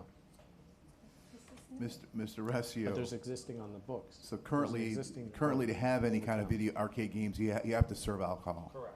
We're changing that. What you're doing is allowing a secondary usage for arcades. And I don't see why people understand. Currently, our code requires that if you're gonna have arcades, it has to be a place that sells alcohol. The request here that you brought forward 2 months ago was to allow for places to have arcades without having to sell alcohol. So I think everything is covered. So then the If we alcohol want is already to- covered, the non-alcohol. Now you're starting to understand why we laugh. I mean, we all have kids that go bowling. They Well, all why sell couldn't you beer. just I don't say see that? a bunch of drunk kids going through the bowling alleys. So Well, why do you I have a don't law? know. Why can't Let's you just move on. take something serious that can be harmful for children? Commissioner, I mean, you that's keep all I'm talking, but saying. you are out of order. I know you've never read the book, but you cannot talk until you Whatever, are recognized. I'm going to ask you to don't know please what I've respect read, our so commission. stop I know you putting words didn't. in my mouth. So Whatever. please You've never read it respect the either. process So of government. Again, you're an lucky elected to have official. an attorney that's going to come and teach you this Please stuff. act like an elected official and not a circus clown. Thank you. I will maintain my motion as it was stated. All right. So, just to be sure here, there's no serving of alcohol in this establishment. Can someone answer that, please? So there's no serving of alcohol here. Okay, we're going to call the vote because this is basic. Excuse me, I asked a question. You've asked and you were answered multiple times. I don't know how we answer it again. Well, I didn't hear, Tony said earlier that you could serve alcohol. The code currently allows you to sell alcohol. This new ordinance doesn't require you to sell alcohol. All it says is if you want arcades, you don't have to sell alcohol. But if you do, but you can sell alcohol if you want to You sell. currently can, yes, that's what our town code So says. that's exactly what I'm saying. You want to go back to a different code? I think we're here to discuss a separate item. No, okay. So So then I want today to we make have a another diff- motion after this one, that this one cannot. You have cannot bring alcohol. motions without having a walk-on item if it doesn't pertain to Oh, the so, town. but wait a minute, you guys just did it 2 seconds ago with the Oh, my one that you goodness. made Okay, 2 motions. Madam Clerk, somebody here is intent on wasting everyone's time. Please call the roll on this item. No, it's not wasting anyone's time, it's protecting our children, which it's obvious you don't care Madam- about yours. Madam Clerk, please call the roll. Commissioner Maschine? If it would have excluded alcohol, I would have said yes, but I have to say no now. You can't exclude alcohol if the code already allows it. You would have to go back to the first ordinance and change that has No. existed already. No. Commissioner Landsman? Yes. Commissioner Velasquez? No. Vice Mayor Rose? Yes. Mayor Danziger? Yes. Mayor, the motion carries. I'd like to make a motion. I'd like to make a motion that we do not allow alcohol in establishments with arcades. That is a separate item you can't bring up. Okay, no, you just did it a minute ago when you did this, the previous item. You went and made a second motion after this motion had already Okay, been passed. Commissioner, let me ask you, which ordinance do you want to modify? I want to modify the one that we just voted on. The one that we said doesn't say you have to have alcohol. But you can have alcohol. Yes, If you're so- gonna have children, you cannot have alcohol sales, period. So you want to change existing My code? motion is that you cannot sell alcohol All right, in is there a this second? establishment. Is there a second? You want to shut down Flanagan's? Is that what you want to do? What do you mean shut down Flanagan's? This is an only arcade place. It's not No, the it same is thing. not. Flanagan's is a restaurant. Commissioner, it is not. Do you want to shut down Flanagan's? Is there a second for this? No. Okay, your motion dies. Let's move on. Thank you. Item 5A, Town of Surfside contribution towards school resource officer for school year 2023 to 2024. Madam Clerk, please read the title of the ordinance. A resolution of the Town Commission of the Town of Surfside, Florida, approving the memorandum of understanding between the Town of Surfside, the Village of Bar Harbor, and the Town of Bay Harbor Islands to fund the cost of an additional school resource officer to be provided by the Town of Bay Harbor Islands for the Ruth Gabe Road K-8 Center School, authorizing the expenditure of funds, providing for authorization and implementation, and providing for an effective date. Thank you. Mr. Manager, before I ask you to introduce it, let's do public comment on these items so we can merge it together and try to get home at a decent hour. Mrs. Salzauer, item 5, resolution and proclamations. 2 minutes, please. All of them? All of them, as we do every meeting. For each resolution proclamation, I can talk separately. Mrs. Salzauer, I'm going to start the timer. Wait a minute. In the code, it says that ordinance and resolutions, a resident can speak on every single one. I get each one. We've already been over this in a meeting. Look at item 5. There's a description right there. I'm starting the timer. We've already been over this. Each one gets its own, I get to speak on each one. We've had this point asked and answered in a meeting before. Okay? You are at 1 minute and 50 seconds, And this item Mrs. says, if the Salzauer. public wishes to speak on any item in this section of the agenda, they must inform the town clerk by completing a speaker card. We already went Mrs. over. Velasquez, you're Doesn't say that they interrupting our have- You know speaker. what? Your constant curtailing of residents' ability to speak and contribute to the town. There's nobody even here. You're gonna have to hear from me. It's really gonna slow you down to have to hear feedback on each item. This is unbelievable. Okay? Residents are Every watching. one of these items are your cards, so yes, Yeah, we're trying to because get out I'm of the here. only one dumb You enough are to wasting waste your my time, time talking to a Mrs. brick wall. Salzauer. Okay, I come to Mrs. this meeting. Salzauer, please and I stick to the items on the I am. agenda and continue. You just constricted my feedback on 1, 2, 3, Your time is 4, running out, 5. Mrs. Salzauer. Make a You know comment or what? sit down, You can please. speak on every item. He can't do Yeah, that. I really have a question for the attorney. This is for the town. I You would like can't from the do town that. attorney and the town clerk, okay? Because we went over this before. I'm entitled to And speak if on the- each if one the- individually. can And we then do tomorrow that? morning, I will call ethics and we can have another investigation, okay? Because you really, really want to go all out. So let me sum this up. You are such a big hypocrite. Aside from the hypocrisy you have with the environment, the hypocrisy of you saying you want to fund a school resource officer, while at the same time supporting legislation that puts more guns on the street and more guns everywhere else, so you can hire one person to protect our children from the millions of people that you just supported so they could have 1 million firearms. Our residents watched you the other day take out of your car the biggest gun they've ever seen. Okay, you're walking around the streets of Surfside with firearms like you think we live in a third world nation and someone that actually cares. Okay, it's unbelievable the example that you're setting. It's absolutely embarrassing. All right, I don't think I think every resident would want a time machine to go back to before you were here. Stick to the items on the agenda, okay, please. yeah, I'm going to go here. All right. Thank you. Second of all, the alleyway behind on that block is a dump. It's been disgusting for years, and guess who's polluting it? All right. Third of all, the censure resolution. Oh yeah. Absolutely. Your behavior is unacceptable. Thank you very much. Your behavior Have has a been seat. unacceptable since the day you got elected. Mrs. Salzauer, have a seat. And it'll be Thank you very unacceptable much. to the day voters get you out of Mrs. there. Salzauer, have a seat. For all those watching at home, the last line and resolution proclamation specifically says to complete the town speaker card, and they will be recognized to speak at the beginning of this section, not at the beginning of each item. It is written here, black and white, in our book. Mr. Vildastegui.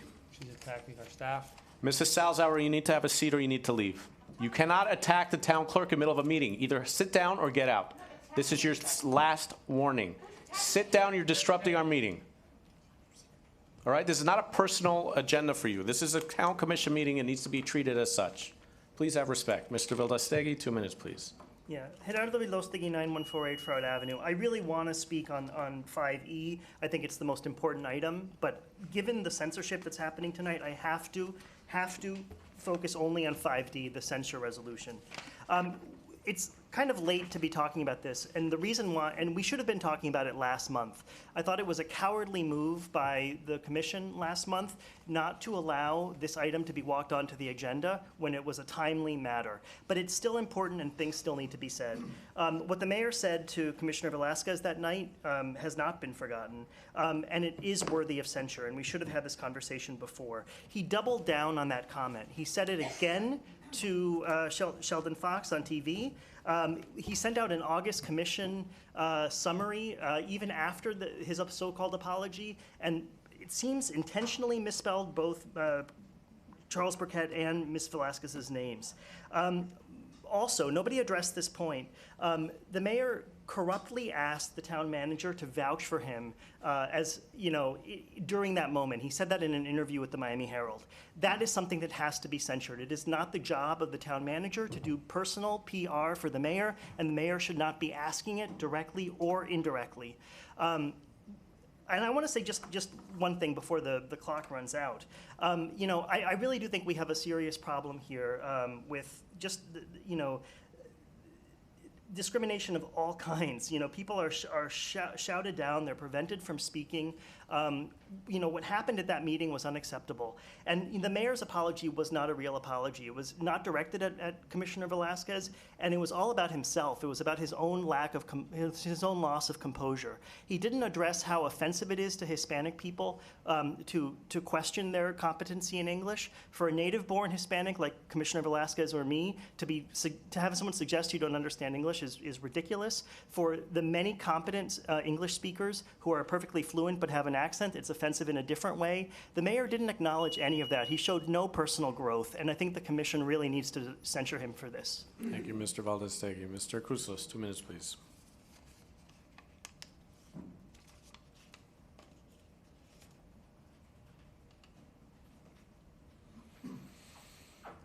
I didn't think I had signed up for a 5, but the one that's interesting to me is the right-of-way maintenance map. In the write-up, it says that the ownership or control of the right-of-way behind the business district there is unclear. I think it's very clear. It belongs to everybody who is a property owner in Altos Del Mar number 6. So my only question would be is this able to get around that plat? Because the plat is very clear. It's a simple question. Maybe it does work. Maybe it's a mechanism to get around that, but the plat is crystal clear. Thank you. Thank you, Mr. Crusos. All right, Mr. Manager, if you'll please introduce item 5A. Thank you very much, Mayor. Town of Surfside contribution towards a school resource officer for school year 2023-2024. This request came as a request from our neighboring municipality, Bay Harbor Islands. They currently have one officer funded fully by the school board. They're seeking to have a second officer for the safety of the kids, so they can have two officers complementing the school operations, but the second officer being paid in 3 parts by ball, bay, and surf. This is our contribution, the 1/3 contribution of it, and again, this request came from... Sorry, Mr. Manager, 1 second. Mrs. Salzauer, have a seat and stop harassing our attorneys, please. This is your last warning. If you get up again, I'm going to have to send you out. I'm sorry. Lastly, this request as an MOU came forth as a request from our Bay Harbor Islands, and bringing it forth for you for approval. And we encumbered this. We showed it in our proposed budget as well. Actually, that's all. I apologize. I was listening.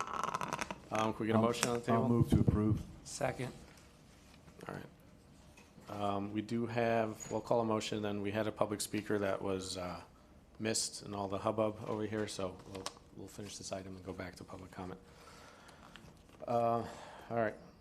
Any comments on this? All right. I would just like, okay. I have a comment. I want to know, where does it say in the charter or in the code that a speaker cannot talk during a resolution? Commissioner, your In the comments have code to it be says specific to item that- 5A. So if you have any comments on Okay. this resolution, please Okay. speak it, otherwise we need to move on. Well, why is it that you're always trying to silence I'm everybody trying to here? maintain a meeting and keeping What it moving. maintaining a meeting? Commissioner, do you, okay, you have no comments. You're silencing residents from talking on every Commissioner, single do you have a comment on this resolution. resolution or not? I'm sorry, what? What is this one about? No, I don't. Okay. Again, what this item is, and I'm surprised nobody speaks. I will. Yeah, that was- This is a valuable addition to the security and safety and public safety of our children in school. Both my girls went to Ruth K. Broad K through 8, and they had one resource officer, and that's certainly not enough in today's environment. So absolutely, the more protection we can have for our children, the better. So I absolutely support this. Thank you. Yes, Mr. Vice Mayor. I just want to thank my fellow commissioners for most likely supporting this. My one son goes there, my other one will go there next year. My wife's on the PTA. I know this is actually something that was brought up in their meeting already about having the second resource officer. Security is still a major concern at the school for them. And just want to thank everyone for moving forward and supporting this, as well as our other municipalities in 3 through 154. Thank you, Mr. Vice Mayor. That's a good point. I've got 4 kids, 2 kids that finished through there, 2 still in there. I think that's it, just in case anybody wants to know, that I know of. You shared some kids, I believe, right? We won't bring that up. But this is a great initiative, very valuable, obviously, especially with the craziness that we see nowadays that are going on in some cities. So I'm glad that we put this all together with the other municipalities and have this ability to go ahead and fund this to additional safety resources officer for our kids. So I will stop wasting time. Madam Clerk, you want to call the roll, please? Commissioner Landsman? Yes. Commissioner Velasquez? Yes. Commissioner Mashine? Yes. Vice Mayor Rose? Yes. Mayor Danziger? Yes. Mayor, the motion carries. All right, thank you. Just running back, I had a speaker that I missed out, Mr. Jacobson. 2 minutes for resolutions and proclamations. Thank you. For Ben Jacobson, 9455 Collins Avenue. I'm not going to need the full 2 minutes. Basically, as regarding the school safety officer, I know Texas just passed one that requires it in all the places. Adding a second, it's a large area. There's a lot of kids there. You know, you got to keep your kids safe. That's the number one thing we do is safety, safety. You know, we deal with the loud with security, and that's a very important thing. So thank you for approving it now. Second, as far as this censure resolution, this was already brought up at the previous meeting. It was voted down, but here we are wasting our time on it. This is a political hack, a political opportunity to just try to take swipes at the mayor. That makes no sense, that we shouldn't be wasting anyone's time on this. You know, he gets interrupted 30 times plus per meeting. I think that was the last count, 38. 42.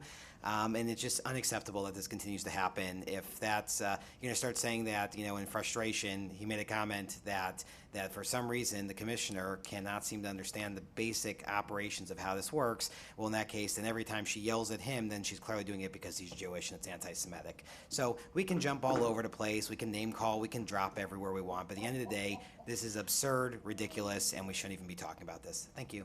Thank you, Mr. Jacobson. All right, moving on to item 5B, resolution supporting the Town of Florida Department of Environmental Protection, FDEP 2024 to 2025 beaches funding assistance grant application for the dune restoration project. Madam Clerk, if we read the title of the ordinance into the record, please.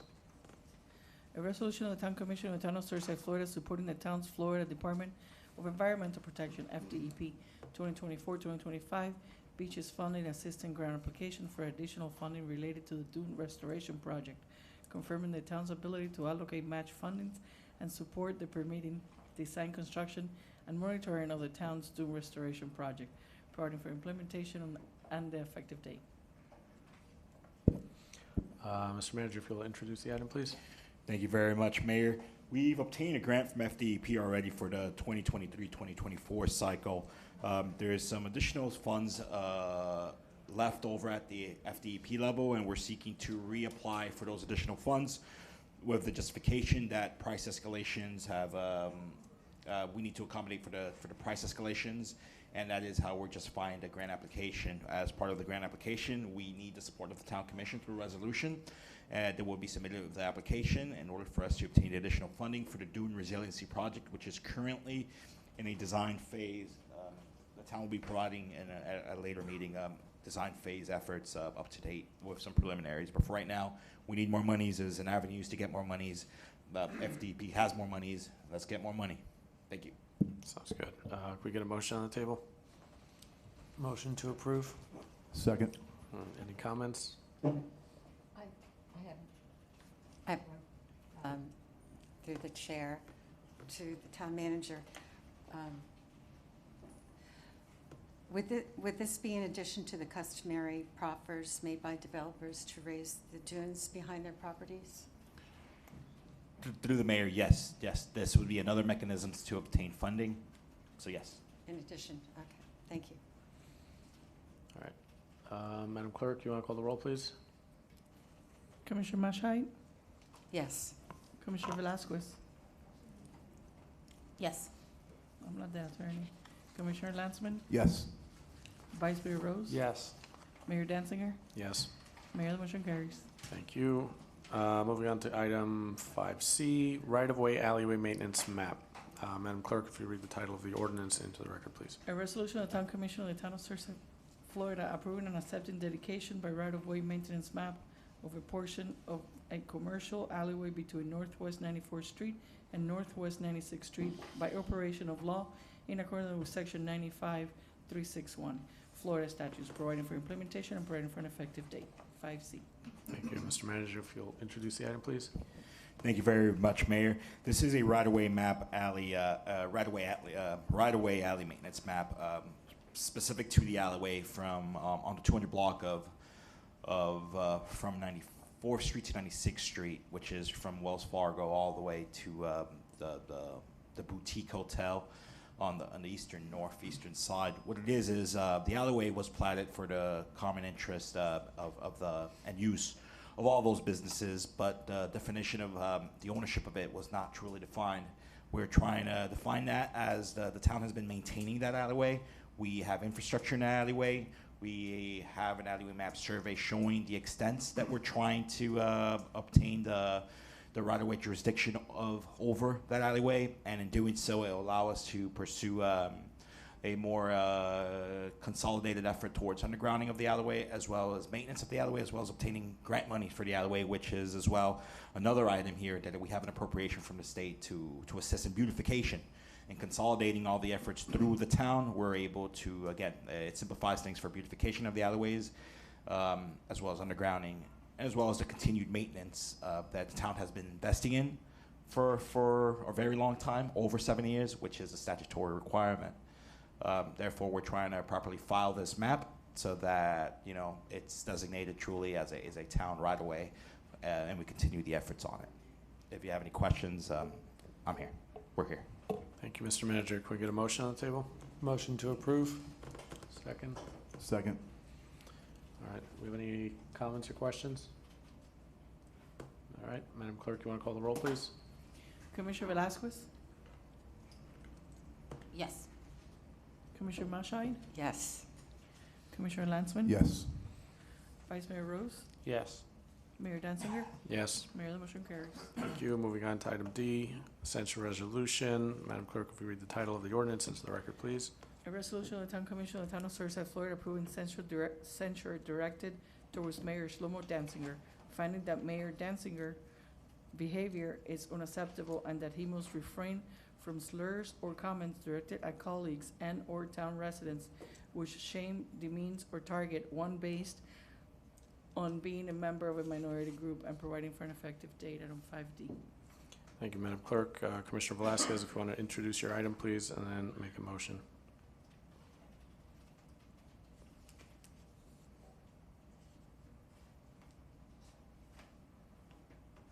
Again, this is a brief introduction, if you don't mind, and for a motion.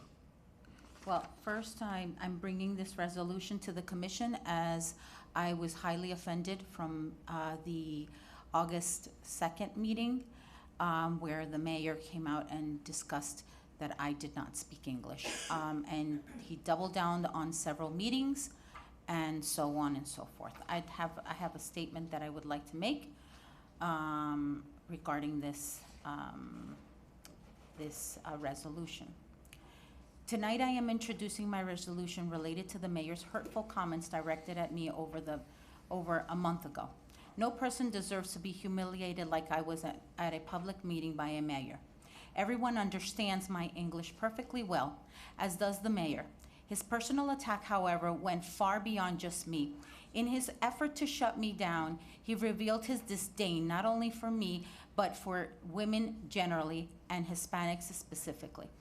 The Herald even called his comments racist. Of course, the mayor and his allies have tried to justify his bad behavior by saying he just lost his temper. But apologizing for losing one's temper is not an apology to me, or women in Surfside, or the 50% of our population that is Hispanic.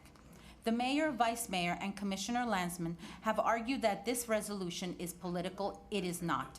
The truth is, everything we do is political. This matter is about right and wrong. Saying it is political is simply a weak excuse for not standing up and doing the right thing. This resolution is a clear statement from our town that our commission does not support or condone the mayor's comments. Not passing this resolution will have the opposite effect, saying that this commission accept the mayor's words. I hope that we can speak with one voice and tell the world and other towns that racism, anti-Hispanic, and hurtful comments have no place on our commission and in our community. You want to make a motion, please? I'd like to make a motion to pass this resolution as is. Is there a second? I'll second. All right. Opening it up for comments.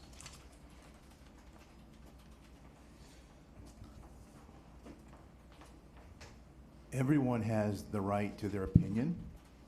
They can choose to like or dislike someone's comments and thoughts. That's everyone's prerogative. I stand by my comment from a month ago that this is politically motivated, sponsored, written by a former mayor, delivered to the commissioner, and it's gone through a few iterations, I suppose, but it is political, it is motivated, and again, you have the right, any of us, to like, dislike what we say, what we do. That's your prerogative, that's First Amendment. I don't believe a censure is the appropriate thing to do at this point in time. Thank you, Commissioner. Commissioner Maisha? Well, I'm sorry we have to go through this again. But it is a serious issue. To vote against it would be to condone the remarks. So I have to side with my colleague and vote yes to the censure. Thank you. Mr. Vice Mayor. So, you keep saying I was highly offended. It is not, it is political, it is not. You keep saying this is not political. So I guess I have the first question for Truth in Government. One is for Commissioner Velasquez. Was this written by you, the resolution? Well, I had the help of Mayor Burkett, yes. Yes, he did help me as I could. I don't feel that I could come to our town attorney and ask them to help me with this. I feel like I'm here by myself. As you have seen here tonight, there's several questions that I have asked. It was just, Here in the, well, you're asking me a question, I so asked let if me it was finish. written by you or by somebody No, else. you Asked or asked me a answered. question and I have to answer. asked, okay. This is not a yes or no question. That's- I As pretty I've well have sure it asked was. several questions here tonight, I've asked questions in the emails for almost 2 months now. And I still have not received a response. So for me to be able to prepare this, yes, he helped me with guiding me through how to get this resolution together, and yes, I did receive help. Okay, so Jose, can you Was please? it political? No. Jose, can you please bring up for the record the first photo? That'd be fun. What photo? The photo of the, at the bar?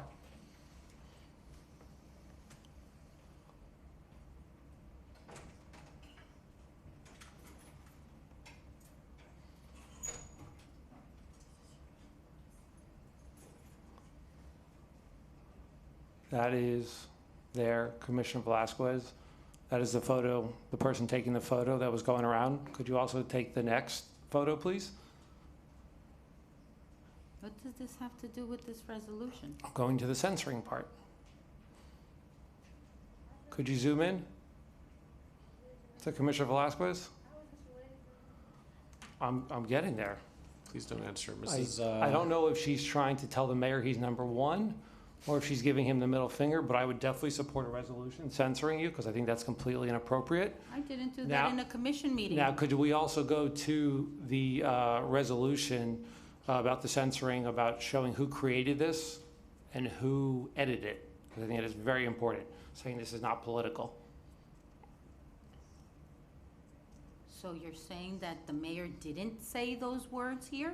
That he didn't say that I did, that If you look up, somebody Commissioner, please speaks let the Spanish? Vice Mayor speak. Commissioner, you had your turn twice. Please let him talk. So it went from, I had help with this document to, if you look at there, the author of the actual document is That's none other than P&Z. former mayor, well, sorry, the other one, Jose. We'll get to this one next.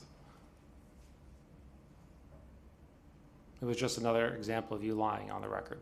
So you said you were helped. Now, if you look at the author of this document, the author of this document is Charles Burgett.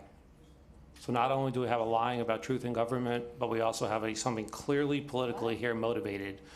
And that is why I do not support this, because this is complete political BS. So Give that us- he Excuse me, helps me Commissioner. Commissioner, you spoke. with Now it's my this turn. is Commissioner. truth in government? Commissioner, That you sounds spoke already. ridiculous. Commissioner, please what a respect bad the excuse. process of government as an elected official and let me talk. All right? We sat here quietly while you spoke twice. Please let us talk without being interrupted, okay? Thank you. I just want to, the only thing I'm going to respond is for the record, I never said I lost my temper. I said I lost my composure. There's a difference. That's all I have to say on this. All right. Let's call the vote. and Get on with town Commissioner business. Maschai, Yes. Commissioner Landsman, No. Commissioner Velasquez, Yes. Vice Mayor Rose, No. Mayor Danziger. Nope. So glad I Resolution get to vote fails. on my own item. All right. Moving on to real town business, item 5E, planning and zoning. Oh, never mind, I take it back. Planning and zoning admonishment resolution by former commissioner or current commissioner Nelly Velasquez. Madam Clerk, if you'll read the title of the ordinance into the record, please. A resolution of the Town Commission of the Town of Surfside, Florida, approving admonishment directed towards the Town of Surfside Planning and Zoning Board, finding that the board's DAMAC project recommendation of approval of the site plan that permits the location of trash facilities near the Champlain Memorial is intolerable, and that trash facilities must not be located near or next to the memorial and providing for an effective date. Item 5E. Thank you, Madam Clerk. Ms. Velasquez, this is your item. If you want to introduce it, please. The reason why I'm bringing this resolution to the town commission is because at the last P&Z meeting, the board was misled with false claims that FDOT had directed the developer to put this loading dock on 88th Street, when we clearly know by the report from the Miami Herald that this is not the case, that FDOT did not state that they had to have that loading dock there.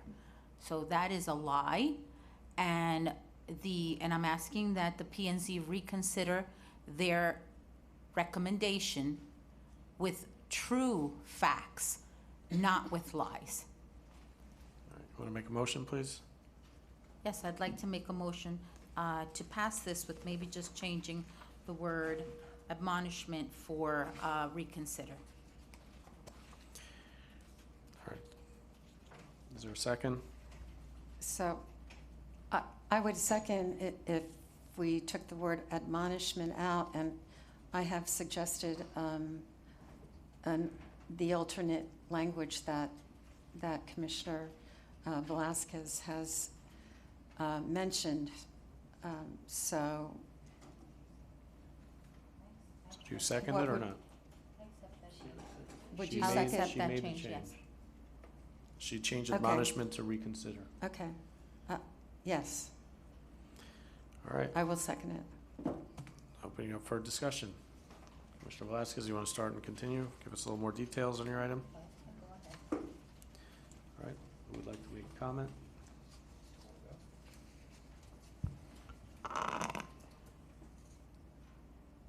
For the record, and Mr. Resio can confirm this, the P&Z board is a recommending board. They don't have any authority to approve, disapprove. They recommend to the commission. The commission, and we will do this on September 27th, will hear this application and make a determination and approve or disapprove this site plan application. I was at that P&Z meeting, listened to the presentation. As I'm the liaison, I am part of that, as part of my responsibilities. The P&Z, in my opinion, the P&Z board made the best possible decision given the information that they were presented by town staff, by the presenter, by the developer, whoever it might be. They got they got the best information available. There may be people that have opinions about the validity, the alternative thoughts. Between that meeting and our meeting on the 27th, there'll be more information. I'm confident at our site plan review, we'll have all the information, we'll ask the right questions and make the right decision. I disagree that there should be any kind of admonishment or request to reconsider this. We're done. We vote the 27th after we hear the information, and that's where we go next. Thank you, Commissioner. Commissioner Reichert, any comments? I also attended the P&Z board and was deeply upset. And I would hope that,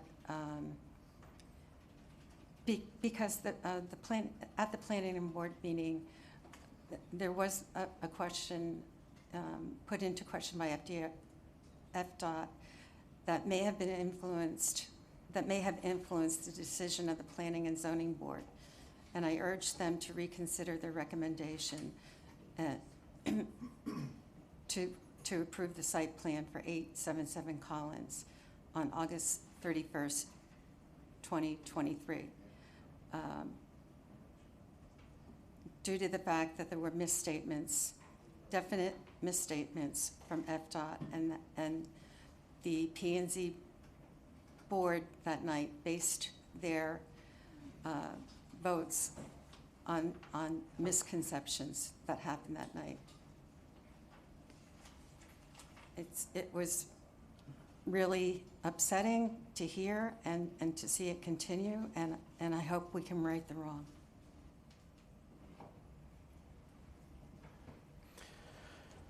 All right. Jose, can you bring up that item again, please? For this one, on the creator of the document? Too bad Sheldon Fox isn't here for all this. I'll get it. He'll get it.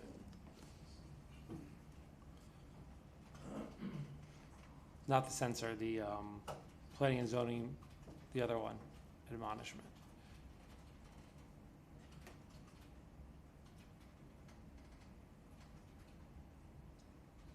So, my statement, I'd like this in the record, a copy of this placed in the record for the minutes.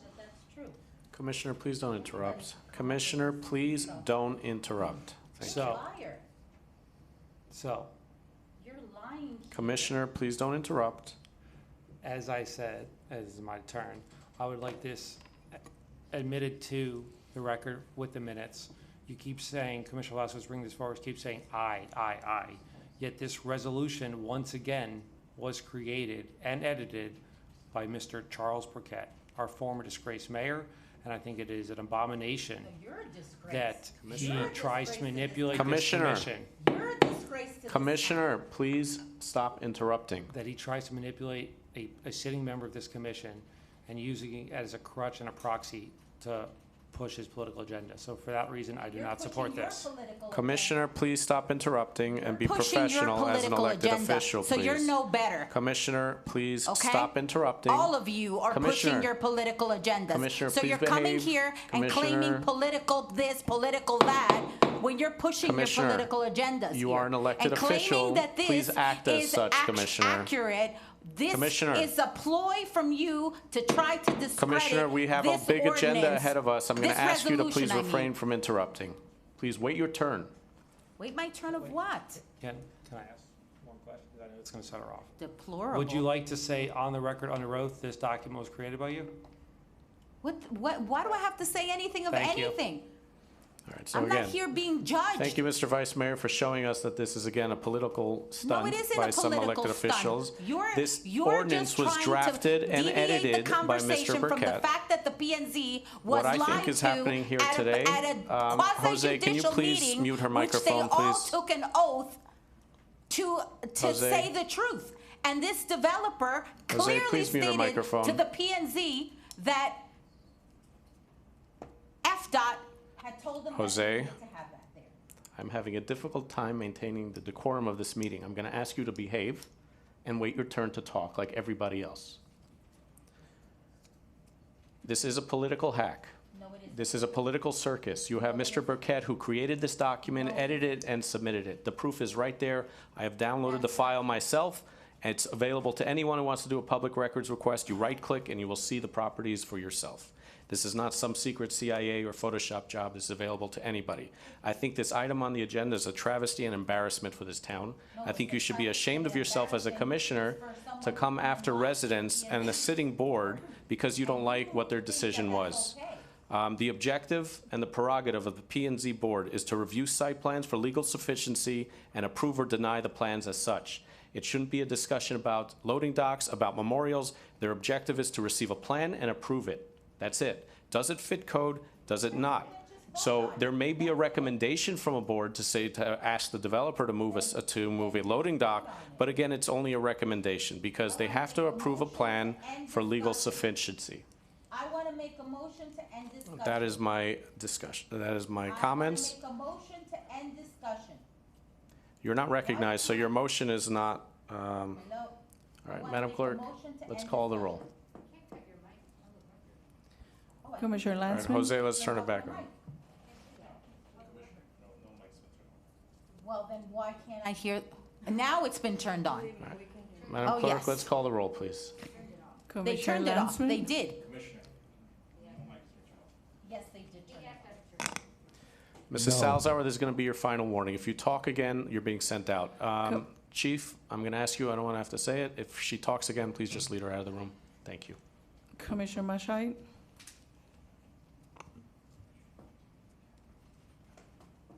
Yes. Commissioner Velasquez? Yes. Vice Mayor Rose? No? Mayor Danziger? No. Mayor, the motion fails. Thank you. Moving on to item 5F, Solid Waste Services Special Assessment, Final Annual Rate Resolution. Madam Clerk, if we read the title of the ordinance into the record, please. A resolution of the Town Commission of the Town of Surfside, Florida relating to solid waste management services, including collection, disposal, and recycling of residential solid waste, in the town of Surfside, Florida, reimposing solid waste service assessment against assessed residential property located within the town of Surfside, Florida, for the fiscal year beginning October 1st, 2023, approving the rate of assessments, providing the assessment roll, and providing for an effective date. Item 5F. Oh, now I got shut off. Mr. Manager, if you don't mind introducing the item, then we get a motion. Thank you, Mayor. Solid Waste Service Special Assessments Final Annual Rate Resolution. It's a trim notice rate for what we're going to collect for solid waste fees from our residents. There is no changes from the previous year. $331.42. We're seeking this resolution to authorize the final collection amount. Thank you, Mr. Manager. Can we get a motion on the table, please? Motion to approve. Is there a second? Second. Okay, before we open comments and vote on this item is officially a public hearing as it affects our assessment, even though there's no change. For that reason, I'm going to open up the floor to public comments. If anybody would speak, please step up and fill out a speaker card with the clerk after. Ms. Salzauer, 2 minutes. Great, thank you. In reviewing my notes on resolutions, residents can talk on each item. Mrs. Salzauer, I'm going to remind you again, please stick the item on the agenda I am thinking this is a public hearing, right? for solid waste assessment. Yes, for solid waste assessment. And this is the solid waste assessment that, again, is the resolution being done by the Town Manager Hector Gomez, correct? And this is the same person that does the public notices for the meetings, including the meeting that was held on the 25th of Mrs. Salzauer, August. please stick to the item on agenda or have a seat. I just wanted to say the digital fingerprint on the public record was printed at 2:47 p.m. Mrs. Salzauer, please stick to the item For on the 2 p.m. agenda, which is the deadline. trash assessment, or have a seat. So the bottom line is that unfortunately, because the trust has been broken, I don't trust anything that anyone does up here anymore, even on something like the trash. That's the unfortunate end result of the circus that you've created and the level of distrust where a commissioner doesn't even feel like they can go to the town attorney for help on an item and needs to turn to someone outside for help because they don't even feel like they're supported, where residents can't feel like their public records requests are being met Mrs. Salzauer, have a seat. honestly. You're done. So Have a I seat. can't, Mrs. I can't Salzauer, have a encourage seat. this. I'm not going to say it again. All right. Is there any comments, or can we move on to vote? All right, seeing none, Madam Clerk. Commissioner Velasquez? Yes. Commissioner Landsman? Yes. Commissioner Maschine? Yes. Vice Mayor Rose? Yes. Mayor Danziger? Yes. Mayor, the motion carries. Thank you. Moving on to item 7, Town Manager and Town Attorney Report. Item 7A, Town Manager's Report. Thank you very much, Mayor. The Town Manager Report for the month of September was provided in your agenda, and I defer to any questions you may have within it. Just key dates: this Thursday we will be pouring a second floor slab for 96th Street Park. Shortly after, when we top off, within sometime next month, I'll be scheduling a resident tour of the park construction, and that way we can engage our residents with the construction of the park, and we can already give them a feel for what the park amenities will be, but defer that for some time in October or November of this year. Other than that, I defer back to you if you have any questions specific to the Town Manager's Report. It is provided in your agenda. All right, thank you, Mr. Manager. Appreciate that. Can we get a motion to approve? Motion to approve the Town Manager's Report. Is there a second? Second. All right, any questions or comments for the manager? All right, Madam Clerk, can we call the roll, please?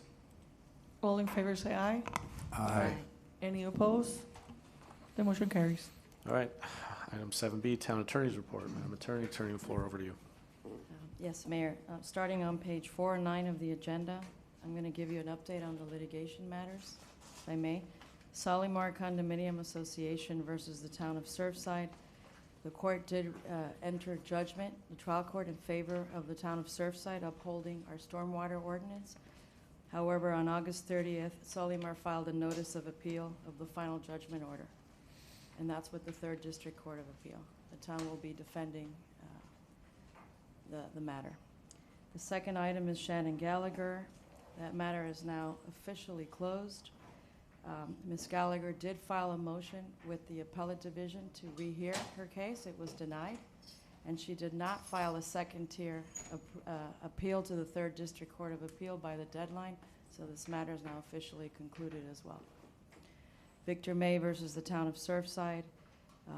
Mr. May did not move for rehearing within the deadline, and he did not file for petition. The court had previously entered an order in favor of the town upholding our court enforcement order. So this matter is also officially concluded. Thank you, Madam Attorney. Great job to you and your firm.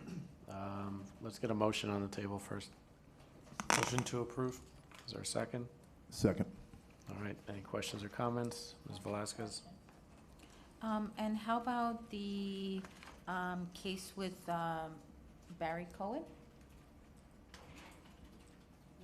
Mayor? Yes, please. Those matters are handled by the FMIT Special Counsel, and there are reports that are issued by that law firm that is representing the Florida Municipal Insurance Trust and the town, and we provide updates. They provide updates, rather, all types of personal injury claims and tort cases, like Mr. Cohen. I can forward you that again, the updates that are provided by FMIT's counsel. So the case is not closed yet? The case is still pending. All right, any other questions? All right, Madam Clerk, call the roll, please. All in favor, say aye.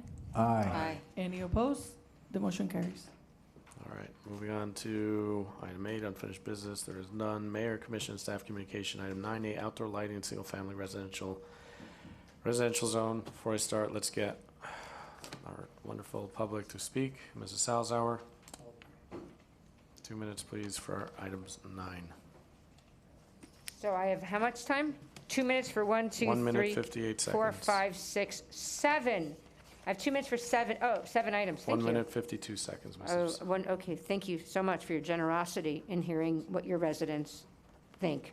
The outdoor lighting in the single-family residential zone needs to be restricted. There's one in particular, there's a new house on the corner, Jeff Rose Specialty on the corner of 93rd and Byron that literally looks like a Christmas display all year long. It is increasing, it's crazy bright. It's got lights all over the place, including like a UFO is landing in the neighborhood.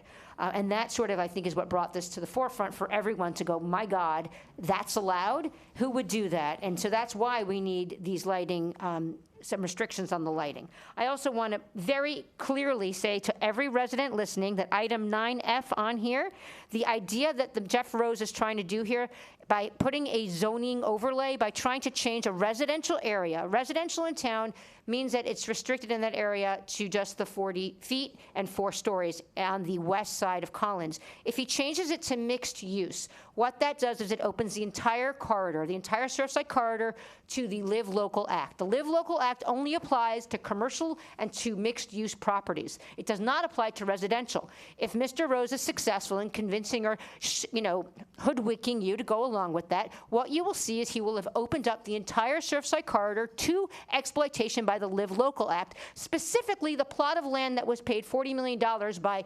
Mr. Zafransky, the head of Kirshner Acquisitions, who sits on our P&Z board. Kirshner just bought the property across the street for $40 million, but it's only allowed to be 4 stories and 40 feet. Can you imagine what that property is worth if he gets this mixed use going and this zoning overlay, and all of a sudden the Live Local Act comes into play, and then Mr. Kirshner, Mr. Zafransky have got themselves a 12-story bonanza.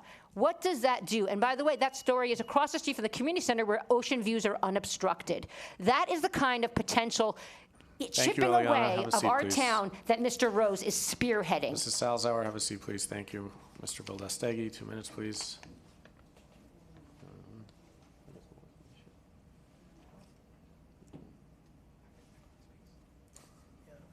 Gerardo Bildastegui, 9148 Froud Avenue.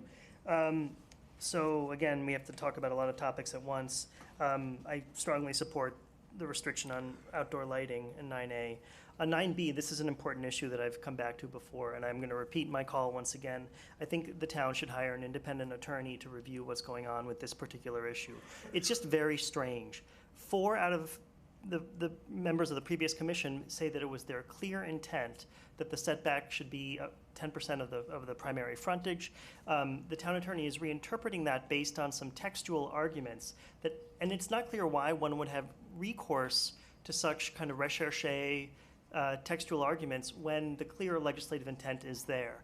I'll admit, I don't understand all the ins and outs of this question. It's incredibly arcane. That's why I think a legal expert has to be brought in. But I will say that it's my understanding that in order to accept the town attorney's interpretation of this, you'd have to accept that the previous commission was trying to decrease the setback.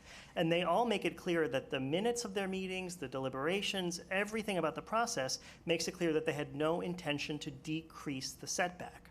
Okay, this is I think a very just bizarre topic. I don't know how we got here, but I do think that the proper response to this issue is to bring in an outside lawyer, not another lawyer from the same law firm, another land use lawyer who has no connection, and ask them to review what happened here and how we got to a place where just a couple years after the law was passed, you have attorneys reinterpreting it in a way that the previous commission doesn't recognize. That's highly unusual. It deserves some analysis, especially because it bears on the Champlain South redevelopment, which is, I keep stressing, probably the most sensitive and in some ways sacred thing that this commission has to do. You should be working to make sure that everything you do about the redevelopment of that property is above board and unimpeachable. And unfortunately, I think you're falling far short of that. Thank you, Mr. Valdez-Stegi. Mr. Kuslis, 2 minutes, please.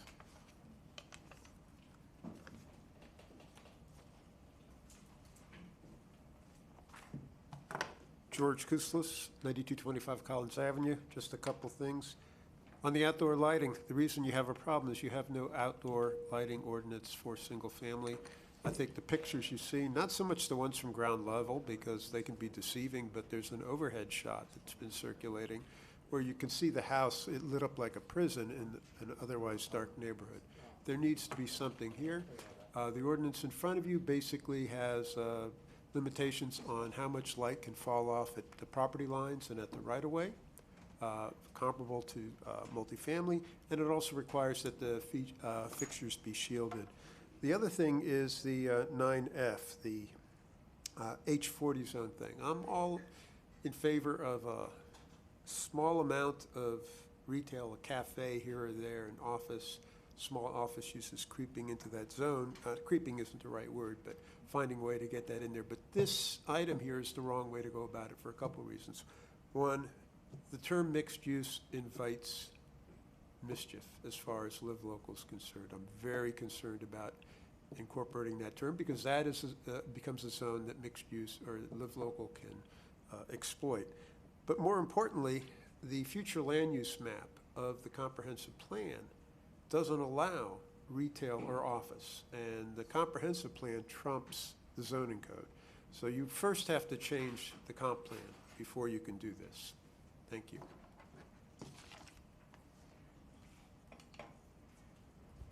Commissioner Maisha, do you want to introduce your first item? Yes, Jose, could you put the photo up on the Mayor, screen? can you please? Jose, can you put the photo up on the screen, please? And while he does that, Vice Mayor, I don't know if you want to do a motion to extend? Motion to extend for 45 minutes, 30? You think we knock it out in 30 minutes? Well, we'll do another if we need to. 30 minutes? I'll second 30. All in favor, say aye. Aye. Aye. Any opposed? The motion carries.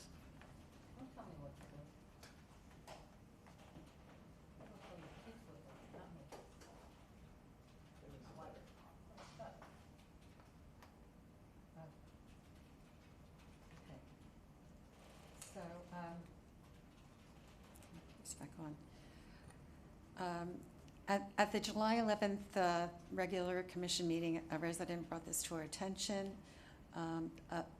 about a new two-story home, very bright, visible lights encircling the eave at about 30 feet above. Photos of the same house confirm the situation, as you see. It also became apparent that while the town has ample code regulating multifamily lighting, it has not addressed single-family lighting. So my recommended action is to modify section 90-62 outdoor lighting so that it addresses the specific requirements of single-family district. And this is the same home at different angles. So you can see how bright it is. So, and my item proposes to create a single-family lighting ordinance similar to the existing one for multifamily, and I've included samples of that. My ordinance has two main safeguards. One, limiting the intensity of the light to a half-foot candle at the property's perimeter, and second, provides shielding so that the light sources are not visible from neighboring properties and the right-of-way.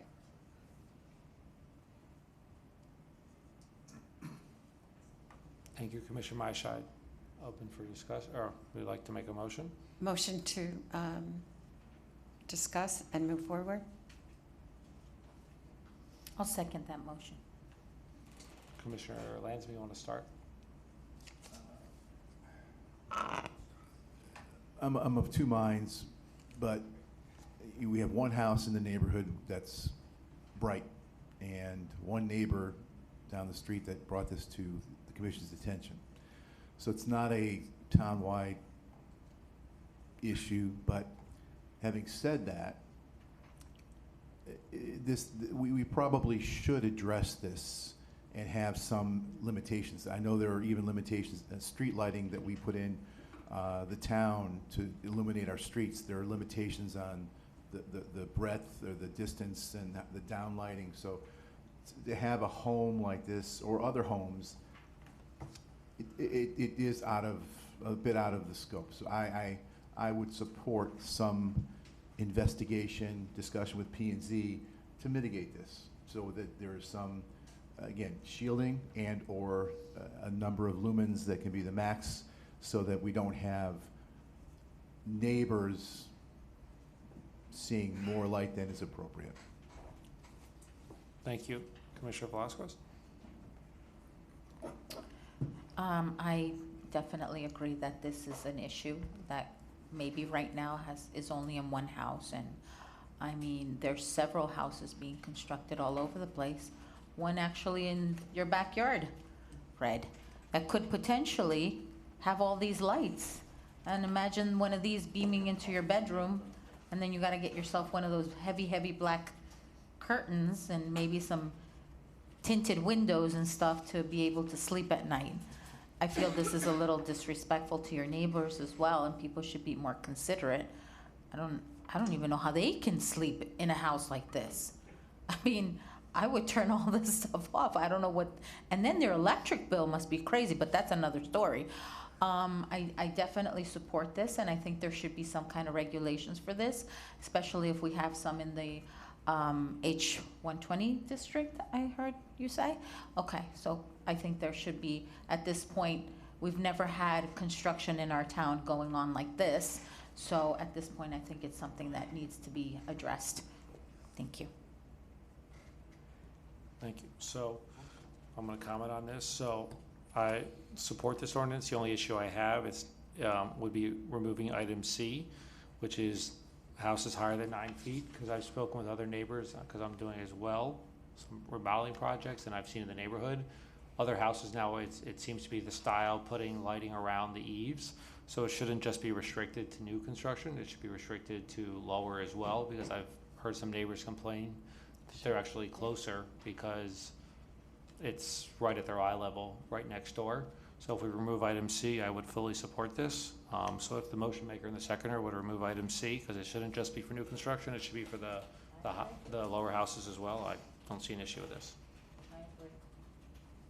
That's I'm okay with that, if you're okay with that.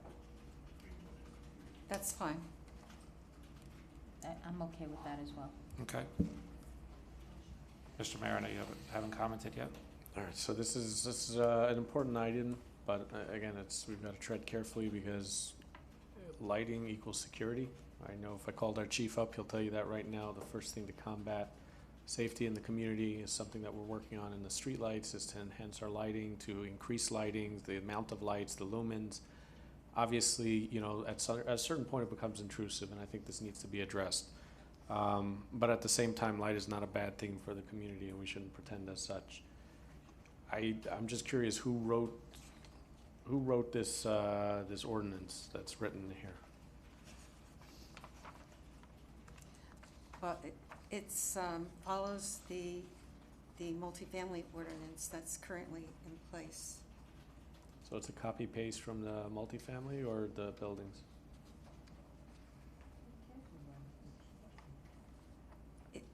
I was trying to follow the existing multifamily regulations so that, I mean, it basically follows the same recommendations since we have certain restrictions for the multifamily. I was just applying them to the same format for the single-family home. All right, again, this is the multifamily or this is the condo, just for clarification? Multifamily condos. Commissioner, can you please stop talking, please? Thank you. The way it's no, just I'm modified in section 90-62. Okay, so I guess my concern now, again, this is coming back to us for a first reading, so we can always modify it, is, you know, there's two separate entities. You have houses and you have buildings, and I don't think a complete, you know, copy, a duplication of what's been drafted for the building is necessarily applicable. Now, I mean, I'm okay with voting yes and moving it forward and then looking at it as it comes forward for a first reading and looking into this a little deeper, but, you know, I want to make sure that this is not just a duplication of the building, as they have different issues. They're different distances. You know, they're higher than the houses, but again, you know, this is an issue that needs to be addressed.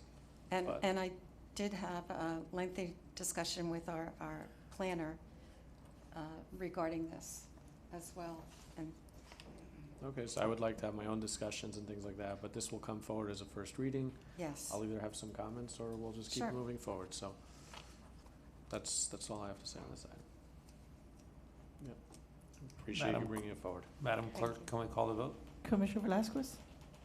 Yes. Commissioner Mashai? Yes. Commissioner Landsman? Yes. It's gonna be Vice fine. Mayor Rose?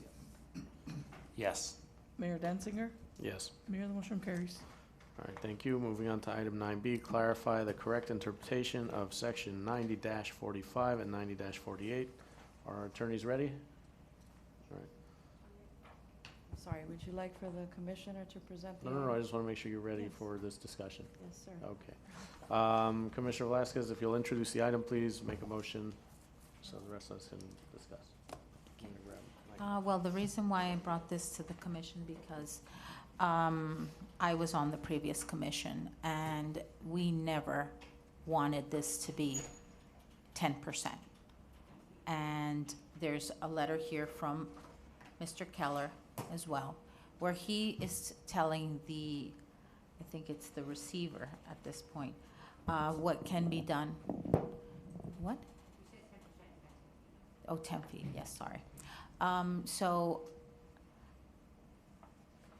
this was to be 10% for properties larger than 100 feet. For properties less than 100 feet, it's 10 feet, because that applies to 70-foot lots, 50-foot lots, not to 100 lot. 100 lot would be the 10%. 200-foot lot would be the 10%, which is 20 feet on both sides. Unfortunately, I've brought this several times up to our town attorneys, and they continue to say that it is 10 feet, and that's inaccurate. There's a chart, and we would have never put this to 10 feet. It would always be to 10% of the size of this particular property. And I'm requesting that we have an independent attorney that has nothing to do with Sorota to take a look at this particular item, as I've made several attempts to try to make them understand that that's not what this commission, the previous commission, wanted. The previous commission even wrote a letter, which I signed as well, telling them what our intent was.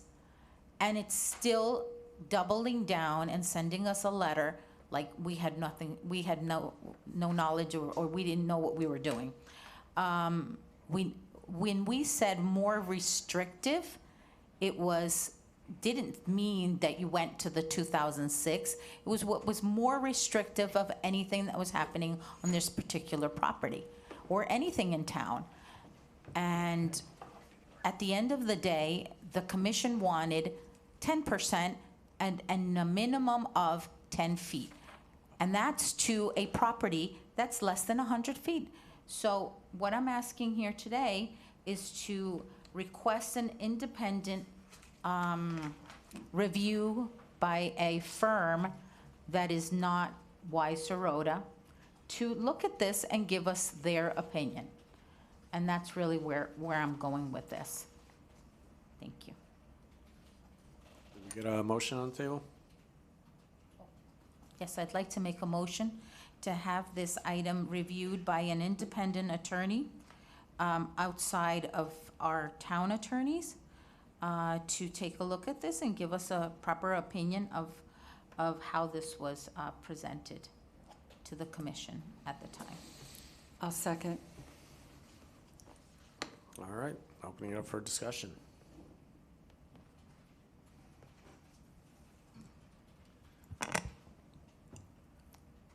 So this has been discussed many times.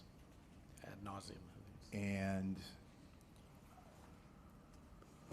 I will ask through the mayor to see if Mr. Resio, our land use attorney, would like to address this yet again.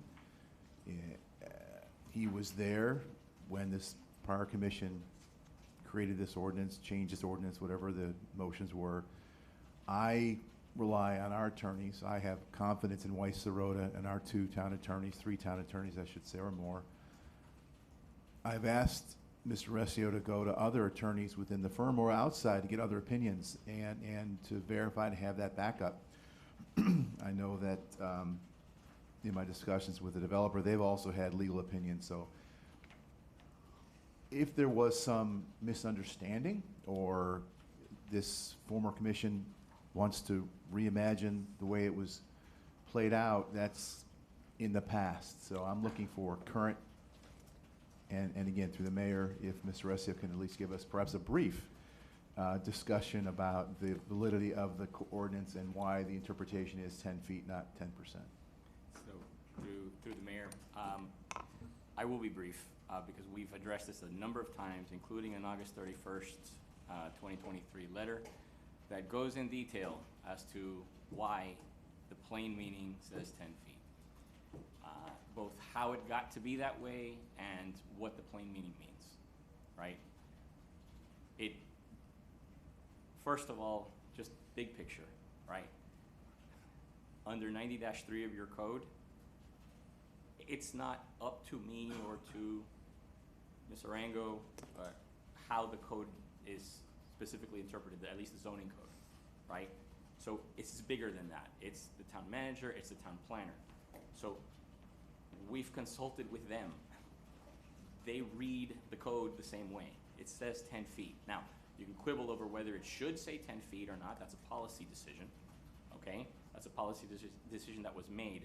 But this letter from August 31st goes in detail as to why it says 10 feet. There's no question that it says 10 feet. The second question is why does it say 10 feet? And this goes into detail as to why it says 10 feet. And it walks through painstakingly. Again, you asked me to be brief.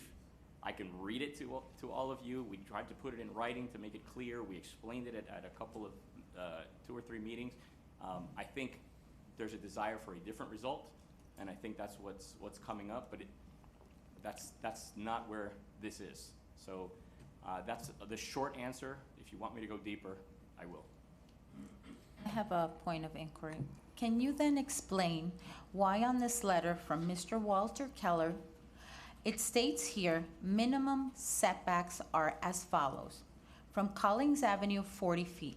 From 88th Street, 20 feet. From the south property line, 20 feet for the first 30 feet in height, plus 1 foot for every setback for every 3 feet in height thereafter. The bulkhead line, 20 feet for habitable structures, 0 feet for non-habitable structures. from the erosion control line 30 feet for non-habitable accessory structures that do not exceed 12 feet. Clearly here on item C, it says 20 feet for the first 30 feet in height. Why is it that now it's changed to 10 feet? When 20 feet, we clearly see that if this lot is 200 feet, 200 linear feet, then 20% of that is 20 feet. So how is it that this letter that went to, I believe this is the receiver for the Champlain Towers lawsuit, then our town planner was lying to the, I don't understand. How is it possible that this particular letter says this, yet we have in our code 10 feet? Can I ask And a it point says of 10, information a on a minimum point of of inquiry? 10 feet. Well, first, I got to rule on the point of inquiry. I got to say that first of all is really not what a point of inquiry is, not to obtain the floor. We have a process.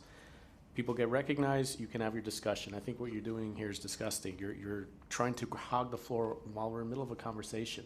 That is not what a point of inquiry is. So I will let it go, Mr. Manager, Mr. Attorney, if you want to respond to that. But in the future, please just wait until you're recognized and you can have all the conversations you want. What you're doing is not fair to everybody else sitting up here. If I may, before Mr. Recio, if I could ask Commissioner Velasquez, the letter that you have before you, what is the date of the letter? From Mr. Keller. August 24th, 2021.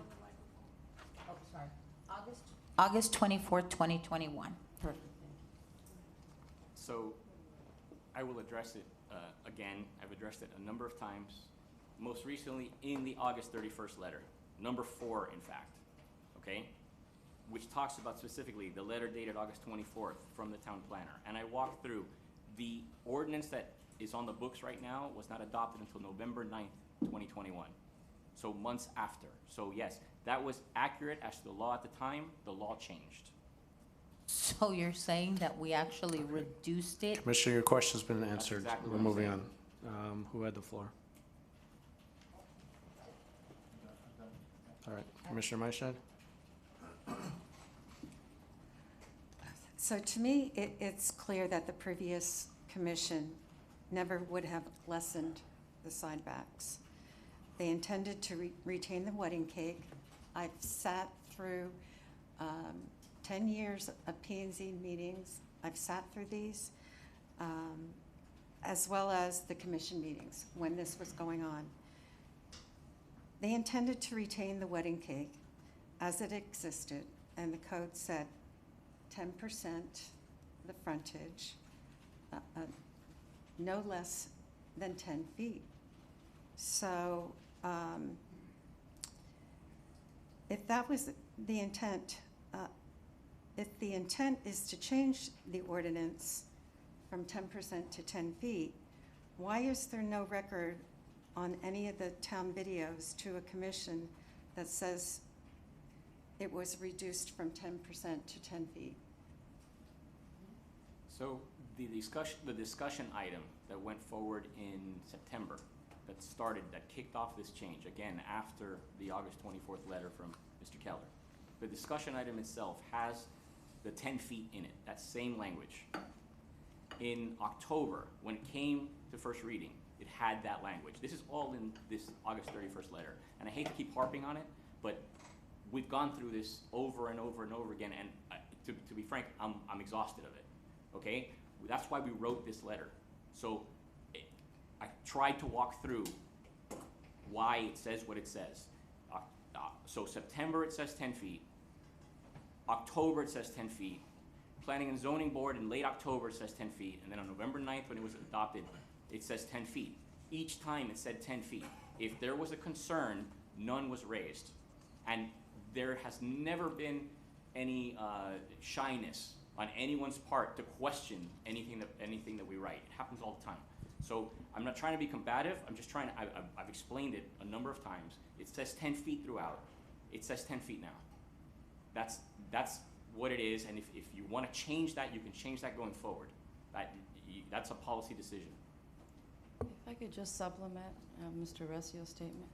But for the ordinance that was adopted on November 9th, 2021, you would have had 10 feet or 10% of the width.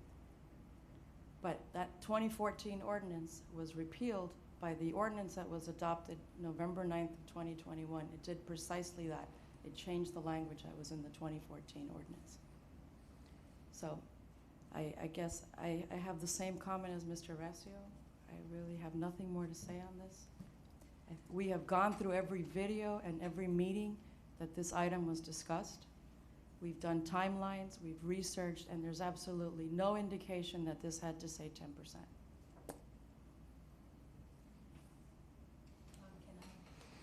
One second, please. Are you? I would just agree. I would like to have another independent law firm look at this. Thank you. Commissioner Velasquez? Wait, you spoke already? Well, I have a question. All right, so let's wait for everybody to get the floor, and then you can have it. Mr. Vice Mayor? Mine's gonna be pretty brief. I want to thank our town attorneys because I've spent time talking to you about this, and I was at all of those meetings. I've read the same thing you guys, and I appreciate the letter you put back. It's pretty clear on what was said and the history of it. I know some people still don't like the answer. They just keep asking the question over and over. I was at those meetings, and like I said, the basis of the zoning rewrite that was undertaken under the previous commission, the basis was the 2006 Burkett Code, whether you like it or not. That's where this all started from. And the 2006 code said 10 feet, not 10%. We all can point fingers at him if we want, as we should. But the bottom line is, it started back at 10 feet, and that's where we ended up with. And it went through all these things, and I clearly understand it. I don't know why people still don't understand it, but I am good to move forward with this. Commissioner Velasquez, you had a question?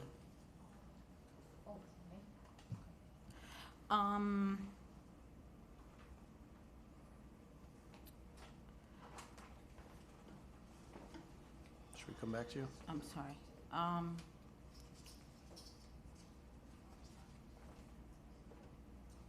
So you're saying that the commission told you that this was 10 feet, not minimum of 10 feet? And then I have another question after that. What I am saying is that if we walk through the timeline, just as it's spelled out in the August 31st letter, this language comes from the zoning code rewrite. And when it came out of the zoning code rewrite and was presented to the commission, it provided for 10 feet. That's what I'm telling you, that it provided for 10 So feet. they didn't say minimum No, it of says 10. minimum 10 feet. It And says you shall provide interpret a minimum of 10 feet. of 10 feet as being 10 feet, Absolutely. not 10%. Yes, it says a minimum of 10 feet. You must provide 10 feet. You That's what must. it's So saying. then what's the 10% for? There is no 10% in that It ordinance. says 10% In- or in the minimum tw- in 10 the- feet. In the average setback, which applies to buildings over 30 feet in height, it does not say 10%. There was a chart here on the Muni code, and now it disappeared. So I don't know, there used to conspiracy. be one here that said H120, and it did say, that's what I'm trying to look for. All right. I still feel that I want to get an independent attorney to look at this. And I'm sorry, nothing personal with you guys, but I feel that the interpretation is wrong. And you guys are free to explain it however you want, but that's now how I remember it. And I don't feel that minimum of 10 feet means 10 feet. That is, to me, directed towards smaller lots, that the 10% would completely take out half the lot. So I still feel strong about this, and I would respectfully request that the commission allow this to go to an independent attorney that has nothing to do with this firm to give their opinion on this. Thank you, Commissioner. So I'm going to give my comments, and we're going to call for a vote. First of all, our legal expertise. I think we're lucky to have Weiss Sirota I deal with a lot of other municipalities that have that you don't just have Lily and Tony and Danny, you have the expertise of an entire firm. And it may not, what your issue is not that the answer is not trustworthy, but it's not the answer you're looking for. You've been told this multiple times by our town attorney, our land use attorney, our town planner, whose job it is to interpret the code. Not a town attorney, but our town planner's job is to interpret the code and approve plans.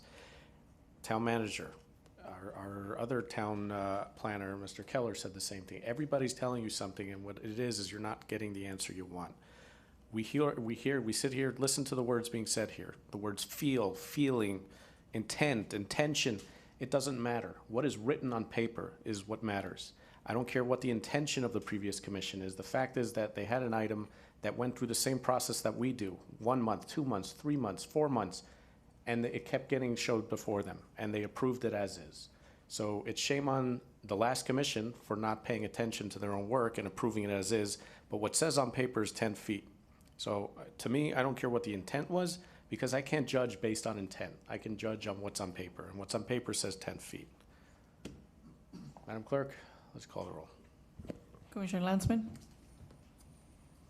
No. Commissioner Mashai? Yes. Commissioner Velasquez? Yes.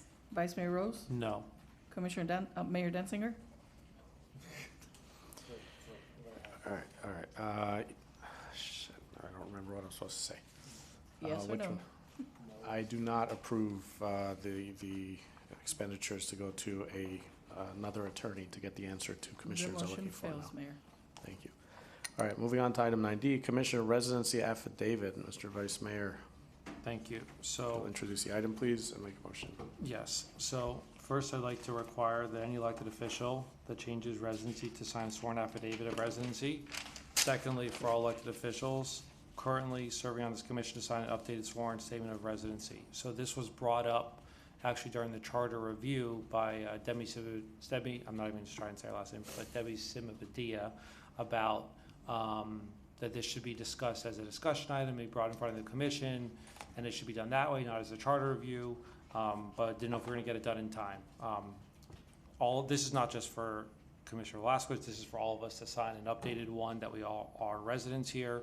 Commissioner Velasquez has stated multiple times on the record, I have a driver's license here, I have a lease here, I live here. This shouldn't even be controversial. It's part of our rules and bylaws that you're a resident here. So I'm not sure really what the controversy is. So I'd like to have a discussion about this and see if she and all of us will sign an updated residency affidavit. So it's a discussion and then see where it goes. So that's my introduction. I'll discuss more after. Can I get a motion? Motion to have all of us sign updated residency affidavits. Affidavit. Is there a second? I'll second it for discussion. All right, opening up for discussion with the commission. Anybody want to start? Keep looking at Commissioner Lyon. I'll go first again. So, I don't know why I asked every time. none of us should have an issue signing this document, verifying that we live here. All 5 of us, if we live here, we live here. So, it shouldn't be controversial. Obviously, there's been some uncertainty about residency, in this case of a particular commissioner. And I have actually had a conversation with the town attorney about what does determine residency. Is it a lease? Is it kids in school? And there's probably some uncertainty, so I'll ask if it's appropriate through the mayor to the town attorney how we could actually verify, determine, and have some absolute understanding of what is considered a quote-unquote resident. But at the end of the day, there should be no controversy about this. We sign it and we go on. Thank you. Commissioner Mashad? I'm sorry, 1 second. Are you asking the town attorney for clarification at this point? If you allow that, Ms. Mayor, yes. All right. Madam Attorney, if you don't mind? I think I've answered this one before, but I'll go ahead and repeat it. Florida law and case law establishes a two-prong test for permanent legal residency, and it's the intention coupled with overt facts or overt acts of residency. And so Having said that, and aside from a court or the commission itself being the judge of the qualifications of its members, you can require that this affidavit be put into place. You can do it by resolution, you can put it in the code, or you could do it by motion today. It's up to the will of the commission. Thank you, Madam Attorney. Commissioner Maishad. I think this clearly goes after Commissioner Velasquez, and we were all vetted when we ran for this office, and I will just have nothing to do with this. Thank you. Commissioner Velasquez? I don't understand how many times I have to tell you. I mean, do you guys want to come to my house and maybe have some coffee with me and a tea, or maybe I can bake you some cookies? I mean, I don't understand. How can I tell you that I live here? And like I said, I don't have to prove anything to you. I've already done that many times. I'm actually starting this week, office hours here in Town Hall. So I'll be here every single day. If you want to see me here every day, I'll be here every day. And I'm going to have residents come and visit me so they can discuss whatever items they need to discuss that they might need help with to travel through our town.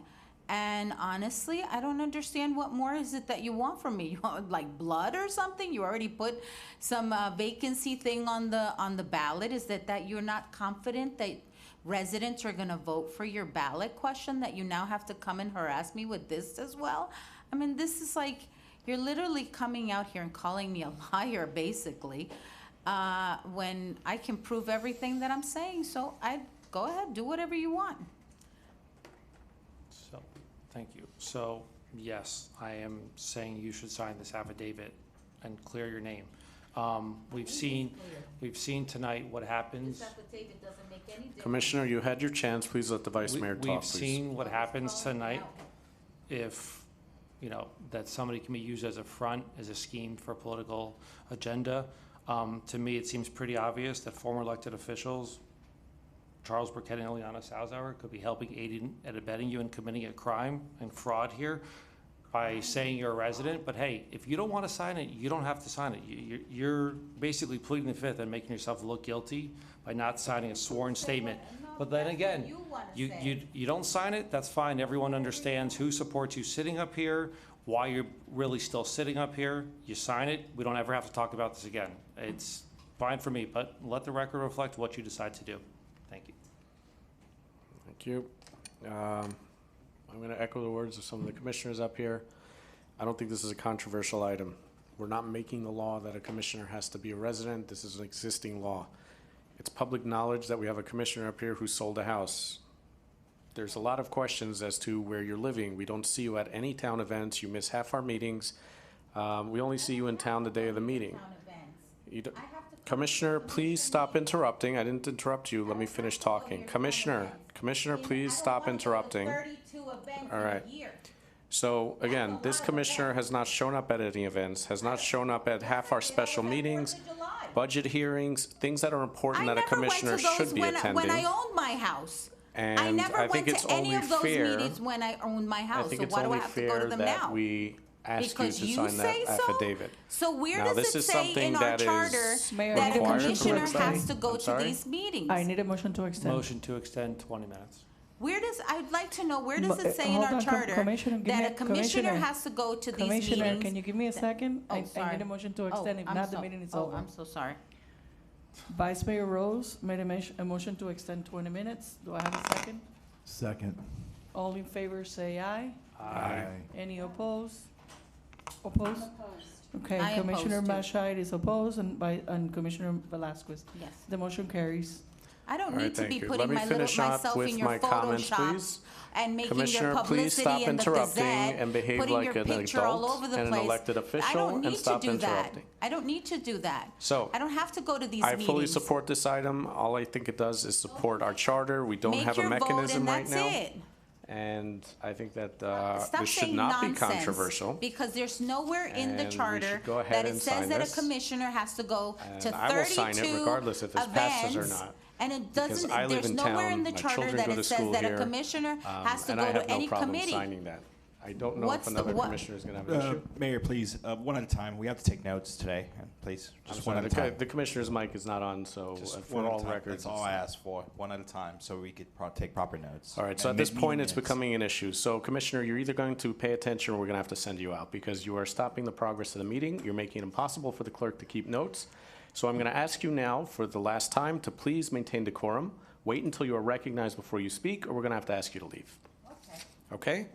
So, as I was saying, this should not be a controversial item. I think it is well known in this community. Commissioner, please stop interrupting. The clerks cannot take notes when you're screaming. Mayor, I will tell you, I'm the one taking the minutes, and this is ridiculously impossible. All right, so I'm going to turn to my commissioner. We cannot keep a meeting going like this. I'm going to give Commissioner Velasquez a final warning. If you talk over us, we're going to go into recess. We're going to send everyone out, and we're going to send you out of the meeting for the night. Is that understood? Because you're interrupting our process of government.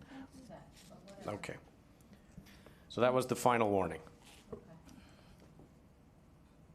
There is a question, if a commissioner lives here, I think it behooves that commissioner to sign this so she can solve this issue, and then either commit perjury or she lives here. But I'd love to see this item go through. We don't have a mechanism to enforce our current rules, and we will go ahead and vote on this now. Madam Mayor, I Clerk, have a call the roll, motion and a please. second. Can I call a question? Yes, please. Commissioner Velasquez. No. Commissioner Landsman. Yes. Commissioner Mashai. No. Vice Mayor Rose. Yes. Mayor Danziger. Yes. Mayor, the motion carries. Thank you. My question for the attorney is, this is requesting or requiring? Mayor, you can do it by, require it by motion. You can put it in a resolution that can come back. You can put it in the code. But at the end of the day, I don't think that you can compel the commissioner to sign something if she's not willing to. All right, I think we have our answer. Somebody didn't vote on it and probably won't sign it either, so I think that has been addressed. Moving on to 9E, citizens' presentation. Mr. Vice Mayor, floor is yours. If you'll Thank introduce you. the item, please. So, pretty much what I've learned is another loophole in our code, this one, another one brought to us by Commissioner Velasquez, that citizen presentation, it's a great tool that we can have. However, we see it can be abused. There's no subject matter, there's no nothing. A commission can just sponsor anyone, anytime, as many times as they want. Our town code is very loosey-goosey, has no limit on it, and we've seen former elected officials come up here just to campaign because they're being sponsored by their friend, who now we know doesn't live here. So what we need to do is, we need to encourage citizen participation, but realize it shouldn't be abused. And I don't know, this is a way to have an open discussion on, I don't know if it's a number of times per year, if it's a subject matter, if it's a, after you speak the first time of that one person, and they want to come back up again, they need to tell you what it's about, or get 3 citizen presentations. So it's an open discussion, because right now, there's a loophole in our code that you can just call up anyone as many times as you want on any subject with no subject and describe it. So that was the point of this, on how do we still, we want to encourage participation, but we don't want our meetings to go to 2 a.m. because of people are trying to sponsor their friends to come up there, going to be running. Because of 2 a.m. because of your social media stuff. So that was the discussion. Commissioner, item. please stop interrupting. Okay, our clerks cannot take the minutes. You're making it impossible to get through town business. Please stop interrupting this meeting. Behave like a professional. So there was a motion for discussion, because I don't have this isn't ordinance ready yet or anything like that, but motion for discussion on how we can fix our code that is just an open citizen presentation item. You have a motion? A motion for discussion. I know this one, you hate that. I hate that. What is it that you're trying to do, I guess? I don't have the answer. Bring that back. All right, is there a second? If it's discussion, I'll second it, and perhaps maybe we ask the town attorneys to perhaps look at this piece of the code and come back with a recommendation about appropriate limitations, so it's not an abused item that. Well, let's have our discussion. Let's get a second. And we I second, I did Yeah? second, yeah. Okay. So, yeah, my piece is simply, is there something appropriate we put into the code that will limit this to make it a useful tool and not something that can be abused by members of our community and/or anyone on the commission? Commissioner, sorry. I think this takes away our freedom of speech. I think the residents should be able to speak as well as the commissioners, and I don't see this as being a problem. I just don't understand it. Mr. Velasquez?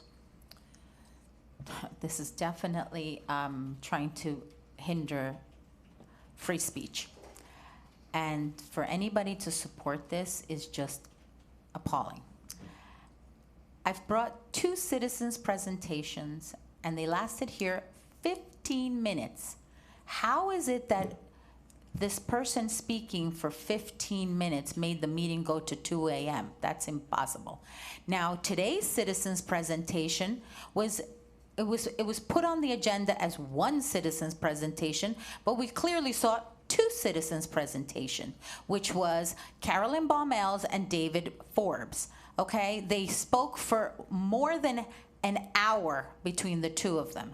Okay, and then they're talking about things that should have been discussed on social media, like on Nextdoor, or send out your email. Discussing here that because you're upset because, oh, you got called out in a meeting, or because we don't believe that you were giving kisses and hugs and doing kumbaya in the surf club. I mean, that's something that you don't bring to the commission. When you have a mayor a former mayor that's being thrown out of this room, and 3 commissioners are asking to let him stay, and yet our attorney comes around and points out to 7.04, when clearly 7.05 is the one that's taking, that applies to this particular item. I've sent out the email several times requesting that this question be answered, that this commission can override the mayor's decision to throw anybody out of this meeting Commissioner, for please any stick to reason. the item that we're discussing here tonight. It's all about speech. This is all about allowing residents to speak. So what you want to do is now suppress speech even further. You're having people not being able to talk on every single resolution when that's in our code. And now you want people not to be able to do a citizen's presentation. Example, what happened with David Roldan when he lost 4 family members plus his sister-in-law in this building, and you people were so cold-hearted not to let the man speak. He even came here wearing his brother's T-shirt. Commissioner, please stick to the item being discussed here tonight. This is part, yes, it was a citizen's presentation. I need you to stick on target. Yes, it was a citizen's almost 2 in the presentation. morning. Please stick to the item. It doesn't matter. I get that. You don't tell me how long I have to speak. Actually, I do, Commissioner. No, you don't. I do. It's in Robert's rules. I'm talking about the Please stick to citizen's it. presentation, and I'm giving my point of view on it, and I'm you do asking not you tell to me keep your when to stop comments on the talking. item, And I am, Commissioner. and I said about the citizens presentation that I had, that I was walking on for today, and that was not right to not say yes to this man that's gone through so much pain. So basically, I've brought 2, possibly 3, and you have an issue with it? Or is it an issue with the person that's presenting that citizen's presentation? Because you want to suppress, what do you think? That because you don't talk here on this dais, that there's not emails, Nextdoor, Facebook, flyers that you can walk around town.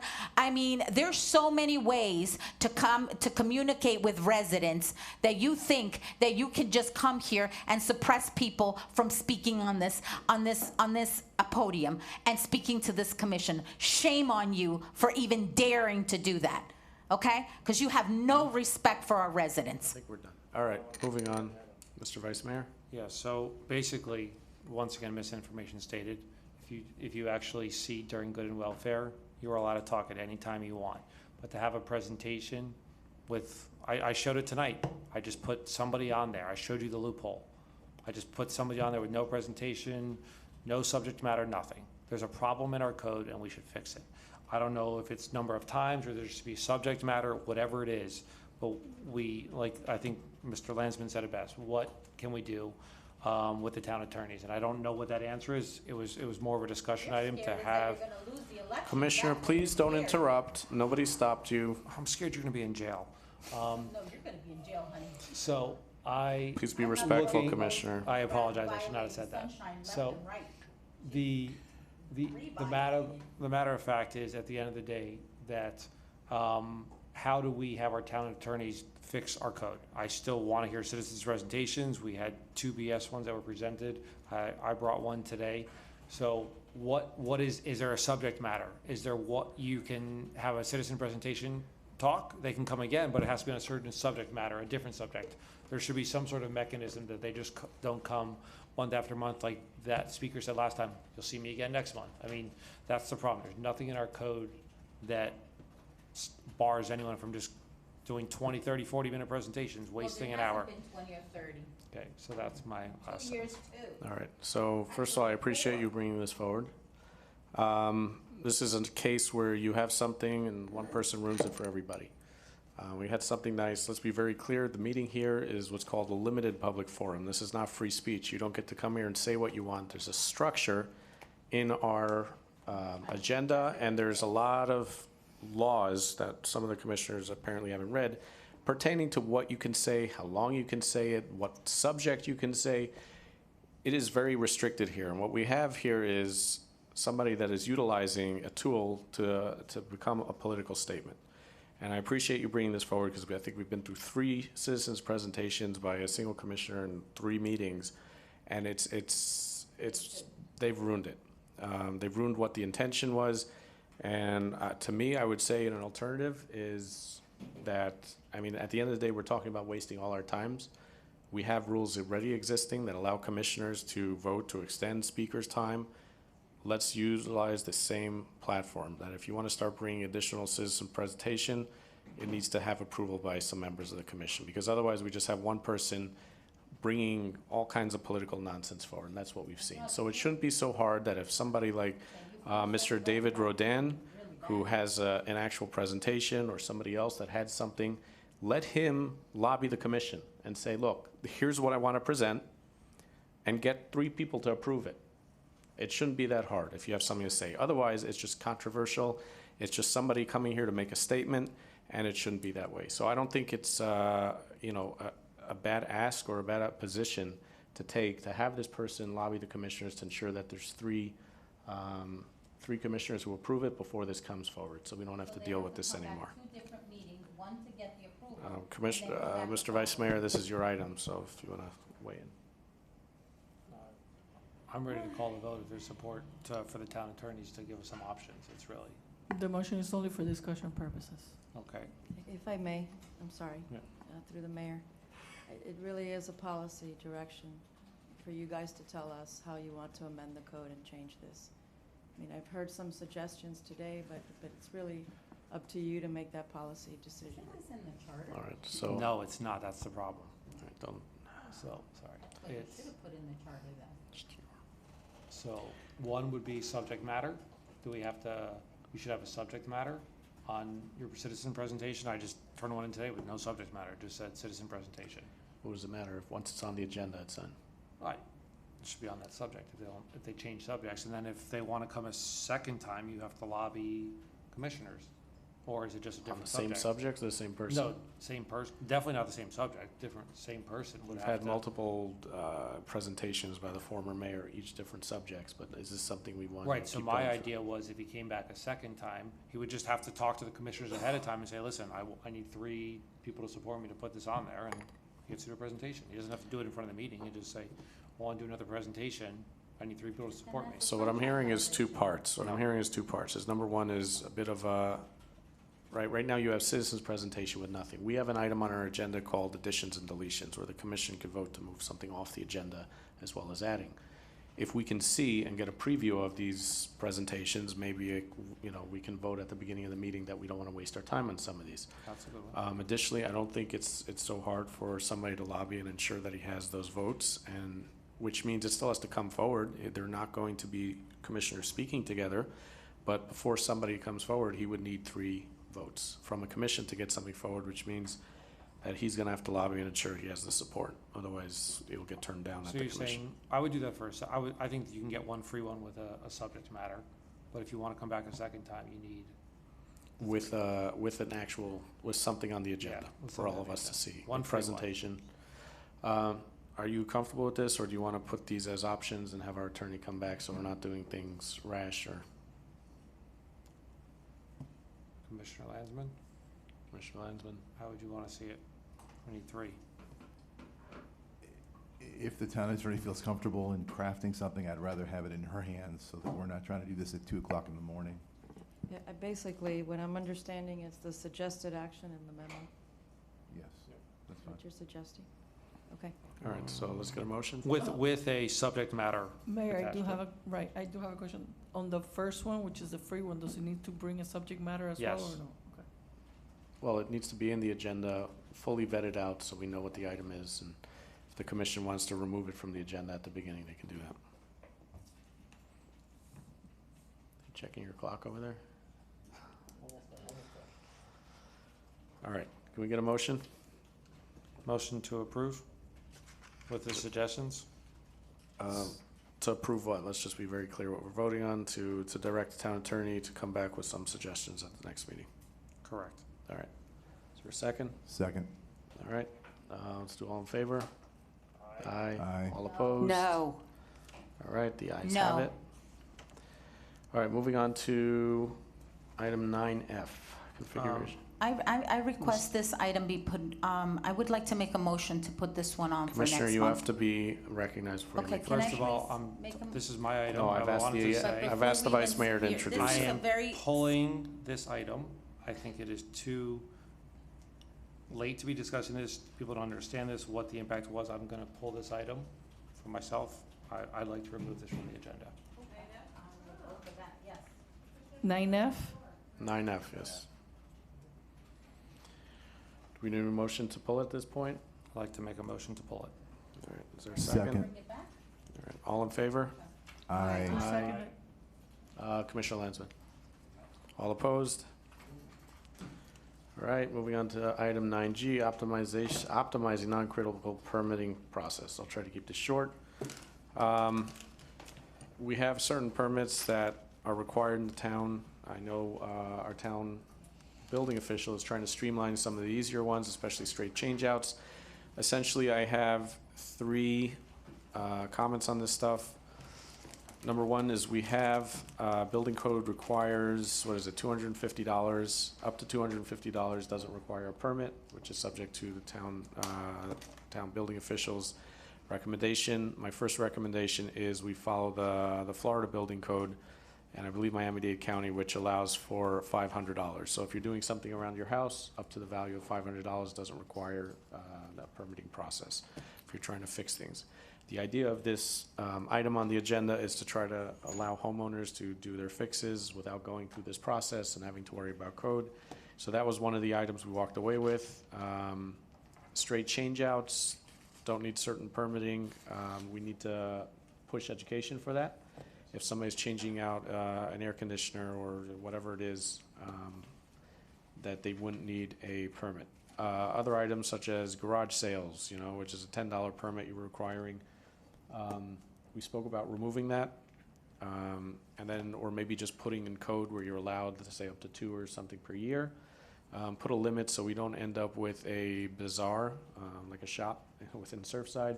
Obviously, if we put a limitation, we can definitely count on some of our neighbors to be calling in and complaining if their neighbor is doing more than these, and that will be our checking point.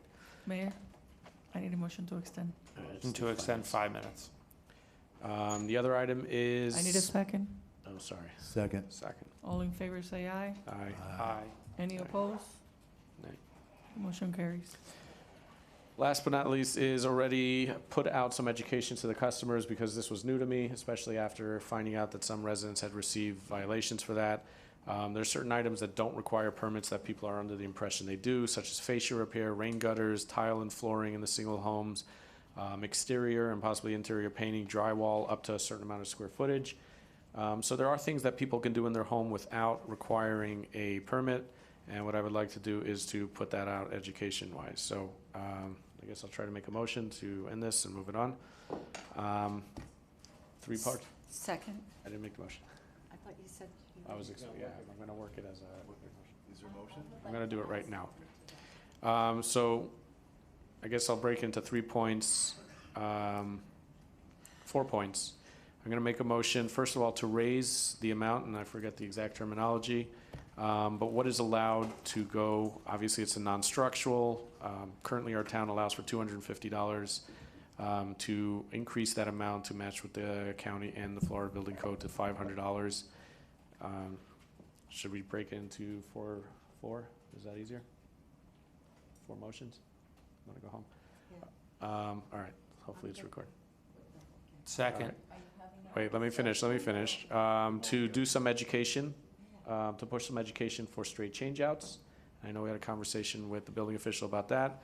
To remove garage sales as a required permitting item, and put it as a, I'm gonna say 2 times per year, maybe 4 times, and again, I'm open to the amount, and put out some education on items that don't require repair. I think we had something else about lemonade stands, candies. We wanted to go do that, but you know, right now, again, currently our town requires a permit for a child or something to do a lemonade stand if they want to sell candy. This is our town. So I think we should change the code to allow such items for off-school calendar days. Add something about no livestock being sold, and to have this as a child-operated concession stand under adult supervision. So, you know, kids that want to go out and learn about commerce and make a few dollars on some lemonade or whatever it is that they're selling should be able to do that without being harassed. But again, child-operated concession stand, adult supervision, only off-school calendar days, no livestock. I think that's a first start. Again, these things will come forward as an ordinance, and Can we I can suggest something? Discuss it. Second. I need a second. Okay. You're the chair. Okay. Open for discussion. Well, I'd also like to add, like, emergency situations, for example, when your AC breaks down, that you don't have to come here for a permit. I mean, you should be able to change the AC without. That already exists. Through the mayor. That does exist. Oh, well, Already I thought it exists. didn't. But Emergency already I'll exists. let it be a discussion. It sounds like through the mayor, emergencies is those qualify as do the work and then pull the permit after the fact permits. Anyone else want to discuss before I call the vote? Madam Clerk? Commissioner Maschine, Yes. Commissioner Landsman, Yes.